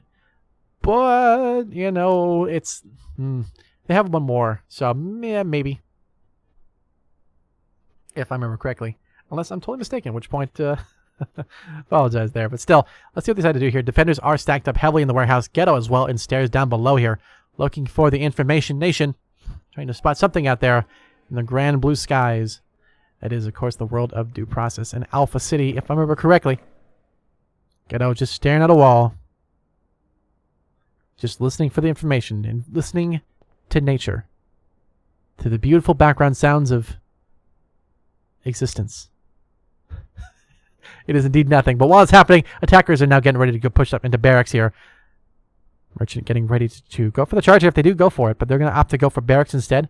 They're going to go for the double flash here in barracks, expecting a heavy stack up. While that's happening, Merchant and the rest of the gang are on the other side there, shooting through those walls. Keicho taking a little bit of fire, but will manage to escape. They're going to try and push through into lockers here. Currently, Jet is in a good spot with that auto shotty at that spot down in warehouse, but Jet also in a good spot to try and counter any push. Oh, Jet going to face a tough one there, right in the face. Definitely not going to help that one. Photon gets some damage down, but not a whole lot else. Box taking a little bit of shavings there off the box. But Chrome going to go for a bit of a stack up here, especially Not Revenant in a really good spot here. He's going to try and sneak out here. Roach will take down Not Revenant, trying to push up. Not a chance there. We're seeing Keicho and the rest of the gang there in lockers, trying to battle it out here. Dangerously close. Dangerously cheesy, but Ghetto shooting through box. No, we'll take down Photon instead. Chrome trying to hold on his Vox on the other side, trying to flank through. Will he find it? Not quite. Ghetto still holding on the line there. Holding on for dear life while Chrome and Jet battling 1v1 here. Both players now stacked up, Army of Two style, man to man. They got nothing else, no chances. Get trying to wallbang through here. Trying to get damage done towards box. Not a whole lot else. But no, Ghetto just erases Chrome Trigger with his own weapon, the knack. It does what it does best. He's got a knack for it, but Roach on the other side with Merchant. They're stacked up on the bottom side of the warehouse. Oh, but Keicho from behind, double kill onto Ghetto and Jet. Vox now pushing up through Roach, and Merchant pushing through Keicho, 3K, but no, Roach denies the 4. Can Roach come back to clutch? No, Box denies it. And that is Kickfleep taking and continuing the lead now, 4-2. Well played and well executed. That's the end of the set. And with that all set, we're on to some new maps. So, great execution there from the attackers. A little bit lopsided, you know, not normally something you'd expect to go for barracks, instead maybe going for maybe like stairs or going for changing. But barracks, you know, is a free eco. They played it well. It forced the defenders to kind of have to rotate in a weird spot on warehouse. They were trying to play it, and you know what? Attackers played that to their advantage. They knew where their kind of expectations was with lockers and going for the top side there. Not Revenant did die in that kind of attempt for that, so maybe that was a cost of that war. But ultimately, it was, you know, a small cost of a player or two got them the total round win, which is what ultimately matters at the end of the day, whether someone stays alive or not. So ultimately effective. But now on to the factory map, Factory Dome and C-Store. So C-Store should be the eco, if anything. But Voracious Viking, interesting map. All right, the Voracious Viking himself, an interestingly large map, really, really big sightlines across. Look at this truck angle here. Well, okay, a little uneven there. Whoa, look at this. All the way on the pipeworks. Look how long. That is a long shot there. Mop could be super good for information. Even just a walkway is super good. Pipeworks to walkway. Office. Oh, this is a really, really good map. Really big. I like to see it like this. Who doesn't love a big, long map of factory to factor into your equation? Makes it a good challenge. And of course, the first being of the set means they can invest a lot in this one, or decide to go, hey, you know, let's eco it. If we lose it, whatever. We got rounds to spare. It's a 3-win for Kickfleep to take the series. It is, we'll take the grand final, take the whole kit and caboodle here. All the marbles, 3 away. It's 5 away for Yaokuza. So Kickflip, are they coming back with vengeance, or is it going to be Yaokuza holding the line and making it a little bit challenging for the Kickflip side here? 22 seconds remaining. Loadout-wise, they're going for pretty standard stuff so far. A couple APs, some Grubers. Photon running the larger, well, the Ingmar. Makes sense for the longer range, but equally short range might be effective on some Jet, of course. running weapon of his choice, this mop. That's the sniper rifle. Very, very effective, especially on a map like this. 4 seconds in total remaining before we actually get out there. They're going to get respawned in there, and bloop. That's where they're at. Starting in Toxic mainly, a little bit in Dock, and Server Farm. So they're calling the eco push. They're calling it right. They're going to go for it. So not a bad call. Attackers are mostly just expecting maybe even the office push, it looks like. Based on the lines they're drawing here. They're going for the office double stack here and maybe push out and around. Nothing drawn on there. Indeed, nice T. There you go. You got your T. Let's see what they can be here. Merchant on the bottom. Roach. There's a stack up. Oh, Jet going for the long shot across there. No damage done yet, but the green door being a point of contention for a lot of them. Ghetto, nice Molotov to hold off. They're running upstairs. Box taking a little bit of fire there. Merchant will catch out Voxel, but Ghetto kicks out Box. Chrome Trigger, though. Trade's taking out Ghetto on the push-up. So Voxel, the only one going down alongside Box. Unfortunately, it's going to be a little expensive, but Jet's still holding the line there. Gets rid of the barbed wire. And Jet looks safe with his life and with a whole lot of ammunition. Keicho, though, catches it. Gets caught up there by Roach ultimately. It is down to just Chrome and not Revenant last alive here for the kickflip side. But so far, Yaokuza doing a good job. Playing it well. Jet getting pushed by Chrome. Can he get it? No. Chrome will actually take out Jet instead. But Merchant and Roach on the top side. Not Revenant needs to work together here with Chrome to take out these players here. Oh, but Photon from the backside. Long ways away. Takes out Chrome. It is all down to Not Revenant. 3v1. Let's see what Not Revenant can do here. Gets the shot there into Photon. One down below. Goes for the shot. No damage done yet. Oh, it goes for the shot up above and a Merchant. Heard it coming, but just couldn't quite get the shots down in time. And Yaokuza take the round 3-4. What a play and what a read there from these defenders. Attackers a little bit clogged up here. They had a little bit of trouble there. Ghetto and Jet did a lot of great work in there, including Photon and a little bit of Merchant as well up top here. Good work supporting those players on that tough spot there. They pushed back a little bit, held the line, held it passive, and got it in, which was amazing. I love to see it. It was really great work from the defensive side. Attackers, they tried to push through. They really did do their best, but overall just couldn't quite commit and achieve what they were hoping for, which it's a valiant effort, but ultimately all for naught for the attackers. But now on Operation Red Supremacy. Okay. Just interesting map. The giant jungle. This is like the Amazon over here. And you got the pit, which is a little small. Base. Okay. Beach, pretty normal. So, I mean, this is, yeah, as you can tell, they're like, we don't care about this. Defenders will only be one spot. They're going to be right here. It is open, mind you. There are windows on all sides of this. So this is a purely exposed area for the bomb site. The only spot that's not exposed is in base, which, I mean, that's where you can be based at anyway. So you can be running through here. You don't worry about this one. But all these windows, all these spots will be exposed. Apart from one. Boom. Now you might be wondering, well, I mean, you got the window right here and a window right here. They'll be seen, right?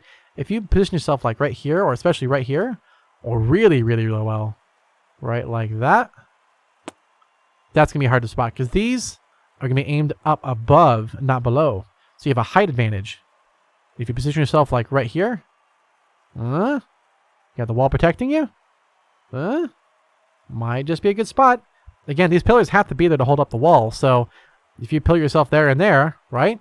As long as it's not spotted through the rock, there's a little bit of coverage there too to help kind of keep you protected. So, you know, it is exposed, but if you position yourself right, this could be a really good spot to rat up. So I'm excited to see how they do it. For the attackers, they're going to go for the pit breach. Fair enough. They'll go for an eco split 1-2. Maybe go for a breach, possibly for barbed wire through here, maybe? It's kind of an interesting strat to call for a torch here. I don't know if I'd do it myself. I think going for the pit here and here, it should be plenty. Maybe go for the side if they need to, but this is going to be a tough one. They'll have the height advantage to get in the castle. The problem is it's just going to be a really big challenge to escape and stay alive here, because this is going to be where all the defenders are going to watch this spot like a hawk. So they got to watch out for this spot here, watch out for the spot here, and push around to stay alive. Let's see how they do it. Attackers are now making their way out, and they're going into the area here. They broke through into the pit, and Voxel on the other side here has the saber and torch. A very, very risky play here. They're going to torch the entryway into the beach instead of actually going for the normal play here. But they've burned down the entrance here, so free eco to beach. They don't know it exists yet. Roach is still watching the angle, though, so if Voxel's not careful, he will get caught up by Roach. They do go to take control of base, and so far Pit not really held that much. Merchant be the first one into contact here if Roach doesn't get into it first. But they've given away the beach control. They've given away base control apart from Merchant. Sounds like somebody's on the clacker here. But Jet's holding the angle here. If they try and push on the pit, no luck. Voxel going for the shot towards Jet. Oh, couldn't quite get down, but Merchant will take down Chrome, trying to run out. But Jet takes down Voxel. Oh, that's the... Oh, my goodness. Ghetto takes down not Revenant either. Huge play here coming up for the defenders as Keicho takes down Jet trading, but it's not enough. They got to get more done. The Molotov going to force Keicho in a tough spot here. He's hanging out in cover for now, but Merchant needs to push up and needs to do something here. Box has to push back. He needs to go eco that stuff and prevent the defenders from picking it up. Box needs to go. Ghetto gets taken out. Takes out Keicho, excuse me. Box needs to go pick up that stuff from Voxel and run. Box, he's taking too long. He's trying to go for fights here. He's low on health, low on options. Just take the saber and torch and run. Oh, nope, he's going for it. He wants to win, and that is admirable. But nope, he's just going to try and run away, keep it safe, maybe try and recover the utility and run back. He has time. The problem is, will defenders guard that utility? And there it is. There's the push-up from those defenders guarding that utility that Voxel dropped. Will they realize what he dropped? Nope. But Ghetto is holding the line here. They picked up the AP so far, but... Oh, Box in a good spot here. He's just sneaking. He could go for the shot towards Ghetto. He's got to run. He's going to play it safe and eco it. Fair enough. So defenders, almost everyone alive. The only one getting down was Jet there. So great play from those defenders. And tying it 4-4 is Yaokuza. Ultimately beating Kickfleep at their own game here. So a valiant effort of an attempt, but unfortunately for them, oppositioning from those defenders did a number on those odds. So well done, well executed. Is on to the next round. So we are tied 4-4 for the potentially final game here. There's still an overtime possible. That could happen. It would be... I think it's going to happen. I still think we're going to have an overtime here from Yaokuza to take it over to win it. But Kickfleep could equally come back too and take it. So it is anyone's game here. Let's see how this goes. Operation Blood Saga. Oh, this is such a good map. Oh, this is one of my favorites.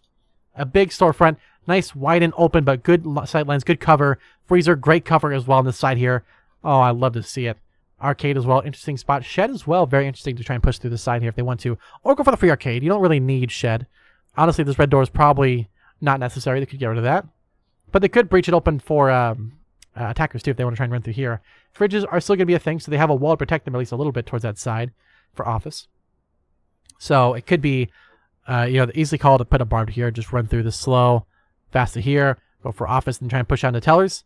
Go for the long sight lines here, then push on into here once it's clear. Might be the call to make there.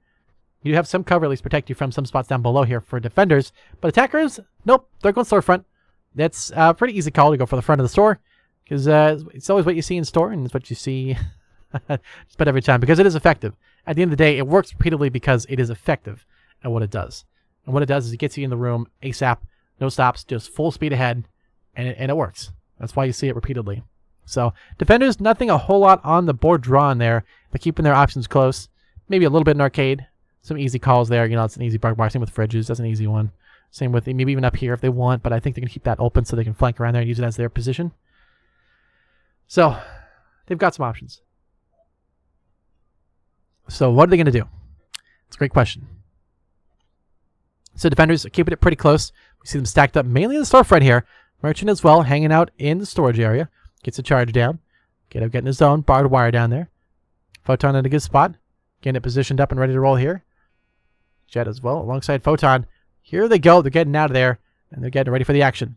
Let's see what they do. Not Revenant and Voxel. Pushing through, pushing on their sides. What can they do? They're getting their charge set, getting ready to deploy here. But equally, they're kind of waiting for the time to strike. Merchant in a good spot. Going to be forced to push back. She's going to throw a fast Molotov, kind of blindly. Not waiting for the players here. They're just going to say, you know what? They're going to throw a Molotov, probably. We have a torch, baiting a torch on arcade. Interesting. Merchant going to kind of rotate it back around too. While that's happening, they've actually pushed into storage for the split push here. So with the 2-3 split, they're going to force them into two spots at once. Ghetto in a really bad spot here. Nowhere to go, but Chrome and Roach able to get kills respectively. But ultimately, Photon is going to come out on top there. Get rid of a good barbed wire there. Good grenade for the barbed wire. Ghetto gets taken out by ultimately. That's a nice shot there. Merchant and Ghetto getting good damage done. It's all down to Keicho, last alive here. As defenders have held the line very well. They've gotten big kills on the outside here, just playing good sight lines, good angles here. Good counters to those, but unfortunately, Keicho, last one alive here, manages to keep at least the torch for the attackers here, but they've had to escape. Oh, no, but Photon denies any chances, gets the double kill, and secures game. You know, secures the round in the lead. My eyes aren't deceiving me. Is that Yaokuza taking back the lead, coming to the final set here? Perhaps. We are that close.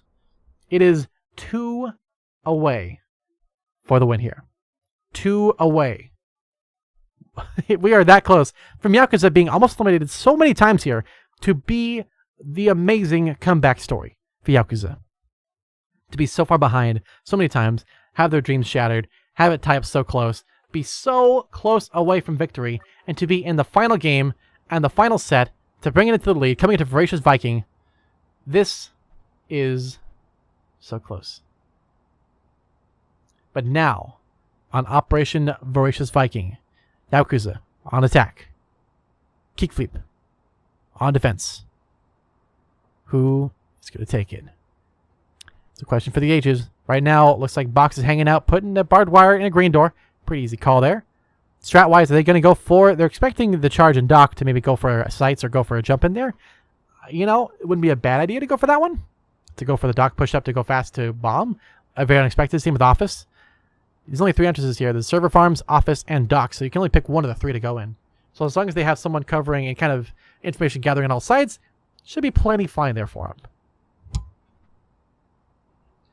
So 36 seconds. What are they going to do here? They've got a couple different options. But ultimately, I think we're at an interesting impasse here where they could do a lot of different things. Attackers are mainly expecting the server farm breach, excuse me, not a beach, up into Toxic, up around the sides here to go into dock and start the push up from there. But in that regard, 13 seconds left before we actually get them into the map and see where they're going to defend themselves at. Defenders are keeping their options close. They're expecting, obviously, an office rotate for walkway to be a major thing, so they'll probably have at least 1 player up there, maybe even 2. I doubt we're going to see 3, but probably at least 1 player going to stay up there. There you go. There's Chrome. And that's what he's going to do. He's going to watch out for the office breach. If they do go for it in a bit of a surprise, he'll just run through and gun through, what Chrome likes to do, or play upper spots there and kind of rat around Toxic as need be. So that's going to be their fluctuation and kind of their fluid lines they're going to push through and around if need be. But there it is. The call goes for dock. They're going to be docking on this one. And so far, defenders aren't really set up for it. They're expecting that server farm to be breached, which no one is doing. And Voxel with the information call should be hearing the defenders rotating before that. But no, they're not. Oh, a little bit of lag there, perhaps. We see a little bit of a move now from Keicho. A little bit of rotation. There we do see Chrome Trigger now pushing through. Voxel hearing him running. If they slow walk, they might have actually been a little more sneaky about it. But now they're going to run straight through. No stops. 3 flashes. Very aggressive. Voxel going for the shots there. Chrome Trigger takes out 2 on the push. There's about to be 3. No, gets caught off guard. Ghetto going for it and gets the kill. Meanwhile, it's going to be Chet taken down by Chrome, but not Revenant will take down Ghetto. He's trading. Going for the site now. It's Roach and Merchant last alive here. 2v4. The situation, the secret was out a little too early for that strat to work out. Boxing some good shots down range, but not really hitting a whole lot just yet. Merchant at least getting some shots. Gets a nice pick into Keicho from a long distance away, but Voxel and not Revenant still on the bomb site. Box is well in support. You can roll here. Could go for shots. Merchant trying to get some shots down towards Voxel. No damage done yet, but Roach on the other side is still kind of playing for information, but Voxel will take down Merchant. It is all down to Roach. Baits out the spot in office, drops down. Going to play the sneaky angle down below, countering not Revenant. He's expecting to push around the side of office, and it's just not the case. So here's the thing. It's a 1v2. Let's go to the Roach clutch cam here. Sneaking through. He's not been discovered yet. Covering 2 sides at once. Easy flank on a not Revenant. The question is 1v1 Box versus Roach. Who's taking it? Let's see what Box can do here. And it's an easy one for Box up above. It's a tie once again for Kickflip, 5-5. So close and yet so far away, unfortunately. It was a really, really good attempt there from the attackers. They had a good call. They had a good strat to go for Doc, but they did one fatal flaw. And that was run really loudly right next to the side of the door here, where Voxel will just sound listening, you know, in his deep in meditation, deep in just the environment, listening to the sounds, listening to the smells of Toxic, right? Absorbing it all. And by doing that, you hear them running a mile away. And as soon as you heard them running, told everybody, rotate, rotate, rotate, let's go, let's go, let's go. They're going to go Doc. We hear 4 on Doc. As soon as they did that, they all turned around, did a 180, ran towards the dock, and just mowed them all down as they ran out there. And there was not a whole lot they could do about that one. So if they had walked in that situation, they may have been a little slower. They've been crunched on time, but I think we could have seen a different round turnout. If we'd seen the breach and then just full speed, go, go, go, go, go, that might have actually been it. That could have been the round. but it wasn't. It just wasn't. Plain and simple. But I think on this one, Operation Red Supremacy, now with Yaokuza on attack, still we have Kickfleep on defense. It's going to come down to who can hold it, who can push through and take control of the bomb, because whoever wins this one will be at match point. For real this time. It is the final game, if it is to be believed. Or are we having overtime? That's a question for only the teams to answer. And they're thinking yes. If I know them, they're going to say yes, we're going to definitely have overtime, because they are so hungry for it. They are so close. They are right there. They are almost ready to go. And yet, I think it's going to overtime. It's my call. But in any case, calls aside, strat-wise, what's going to happen here? Looks like they go for a pretty easy jungle breach here. Maybe going from the beach. 5-stack to beach, maybe smoke and flash into jungle. But equally, look at that. Got a little red door here. Run through the side here. Multiple flashes and smokes that way. Double pincer maneuver. Boom, boom. Easy peasy. Secure the match point easy. Perhaps. Perhaps. Let's see what they do here. Well, let's see where they position the defenders. They're going to go for, yep, the jungle stack up here. The pit side of the map, yeah, not going to be worried about. Base that, no one cares. I think defenders don't even worry about this spot here, but their concern is the jungle. Castle, a little bit. They've got to be a little bit kind of worried about that one for information, losing position stuff, but I think Voxel will be the king of the castle. Hold on the sight lines, just gun them down as they run around. But especially Merchant is the player to watch out for. Right there, that little guy, he's going to grown up and break down this door here. Chrome has to be aware of that. He's ready for it if they do go for it. There's the beach breach. They're getting ready to go here to execute the strat. Let's see what they can do. Merchant on the other side here. As soon as he starts to torch the door, unfortunately, Chrome in position. Let's get that Chrome cam.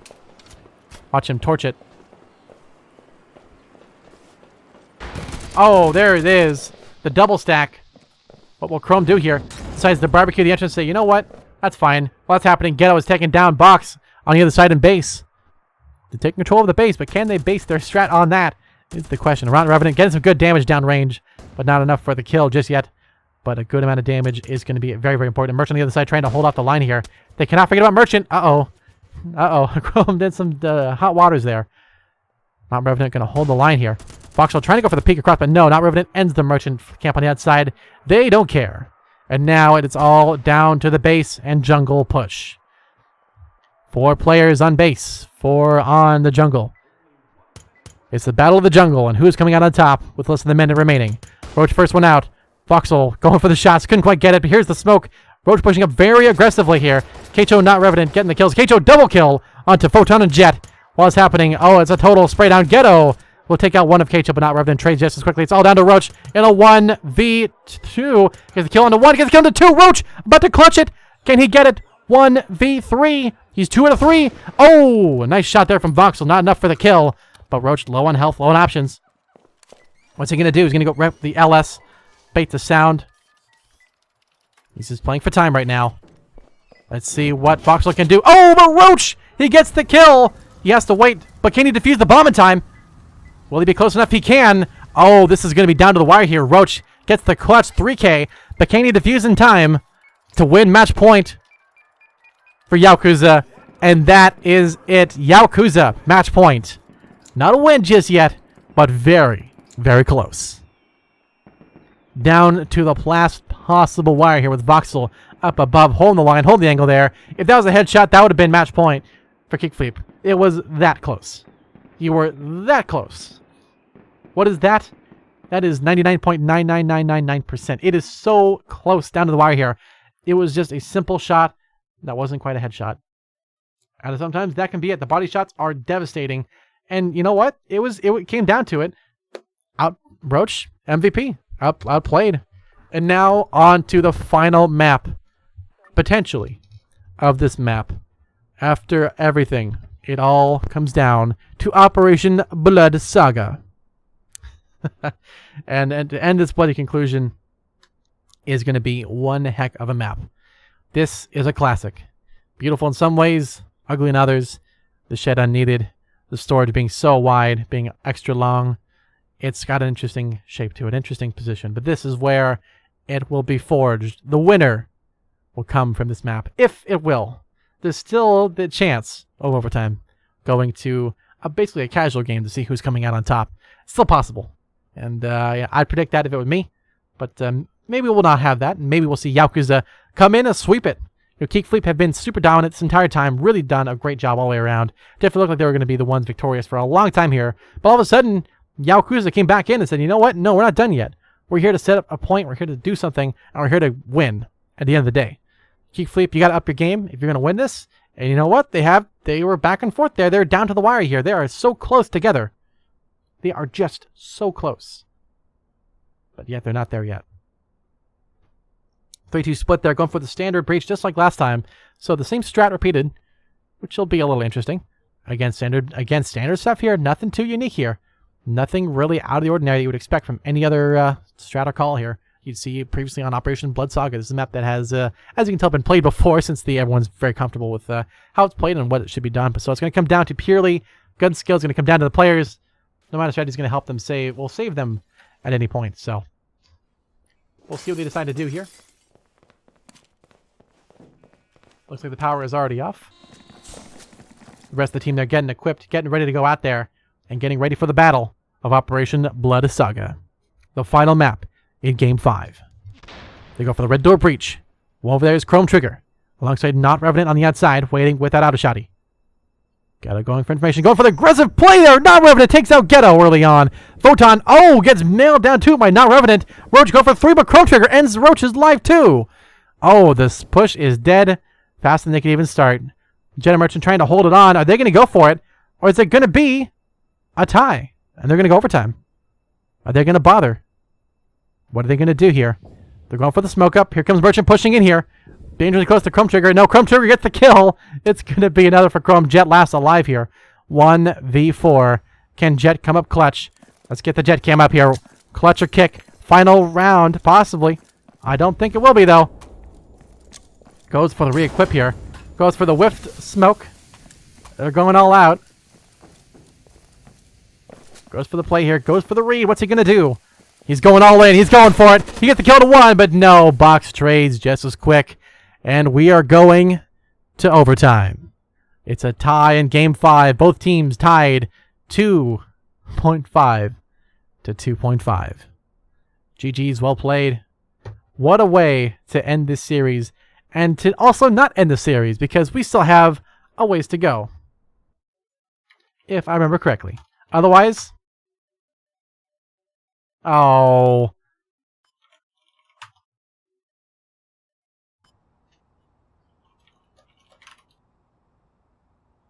Hold on. We need to talk to the teams first, because they might be rescheduling it.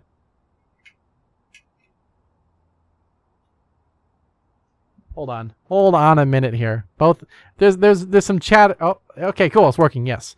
There's some chatter among the teams. They may end up both teams are a little spicy in the chats there in the DMs. Some people want to end this. Some people are also running out of players to play in said match. Of course, OT is it is certainly something.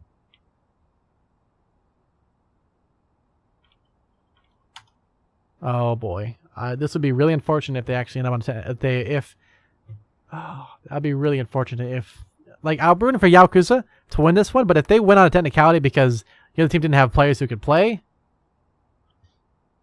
that would be unfortunate. That would be really unfortunate if they actually lost for that.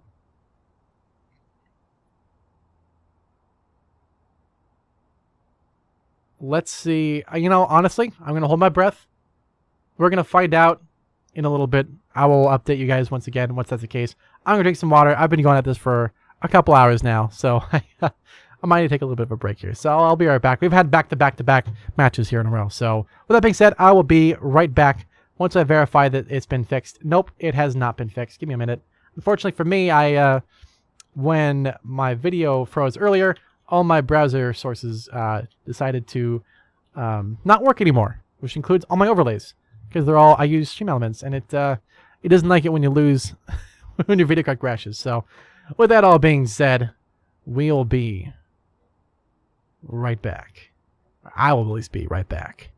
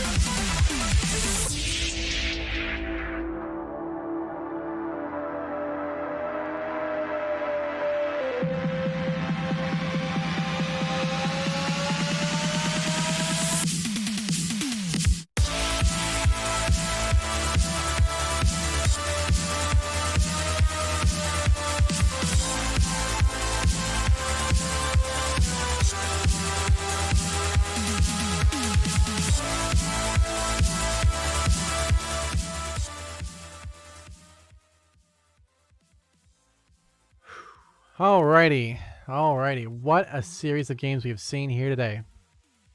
Let's go and bring it right back. Here we go. What is up, gamers? It's me, Stuff Shark.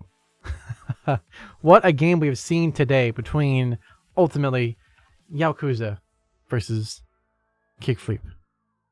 So, unfortunately for us, Kickfleep are out of players who can play, meaning we have to conclude today's stream with no answer on who's winning between Kickfleep and Yaokuza. I wish I could bring you the answer. I'd love for them to keep playing, but apparently they are out of players who can play, which is, I don't know. I mean, you got to have players to play a game, and if they're out of people and you can't add more people on, then you're out of luck. So, unfortunately, it's going to be rescheduled during the week, which is I'm working like 10 to 12 hours, so I won't be able to cast that. Hopefully someone else can come in to cast that, but otherwise, that, except for today's stream. So, overall, really amazing set. Apologies for the technical issues. It's been a while since I've streamed, and honestly, I've had a lot of bad luck with my video card starting to have issues and dying out on stream. Not great.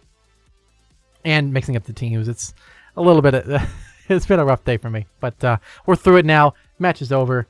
At least for now, it's over. It's on temporary pause, you know, like many things in life. So with that all being said, thank you all for watching. I've been Stuff Shark. If you enjoyed what you saw, if you want to follow my channel, cool. You don't have to. I don't stream Due Process that much, or I don't think I've ever actually streamed Due Process on my channel, other than matches, which I do sometimes stream, if we don't have production people for DPL. And no, I'm not gonna play. Nice try, but no. So, yep. If you want to follow me, cool. Honestly, go follow Due Process League on Twitch, on Twitter, on YouTube, all that fun stuff. They're the ones to check out for sure instead of me. But appreciate y'all for stopping by, for enjoying the stream. Hopefully we'll have some more people next time and have a better production value overall. I know it's kind of scuffed as hell from me, but apologies for all that. Hope you enjoyed it all. My name is Stuff Shark. Thanks for watching. See you around. Oh, and the outro. Oh no. Oh my, and my outro is broken. Hold on a minute. I gotta this. Yeah, there we go. Okay.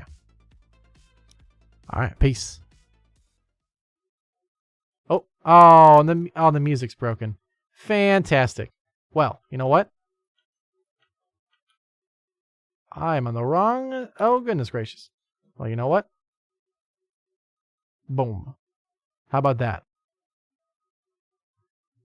Is that now gonna work? No.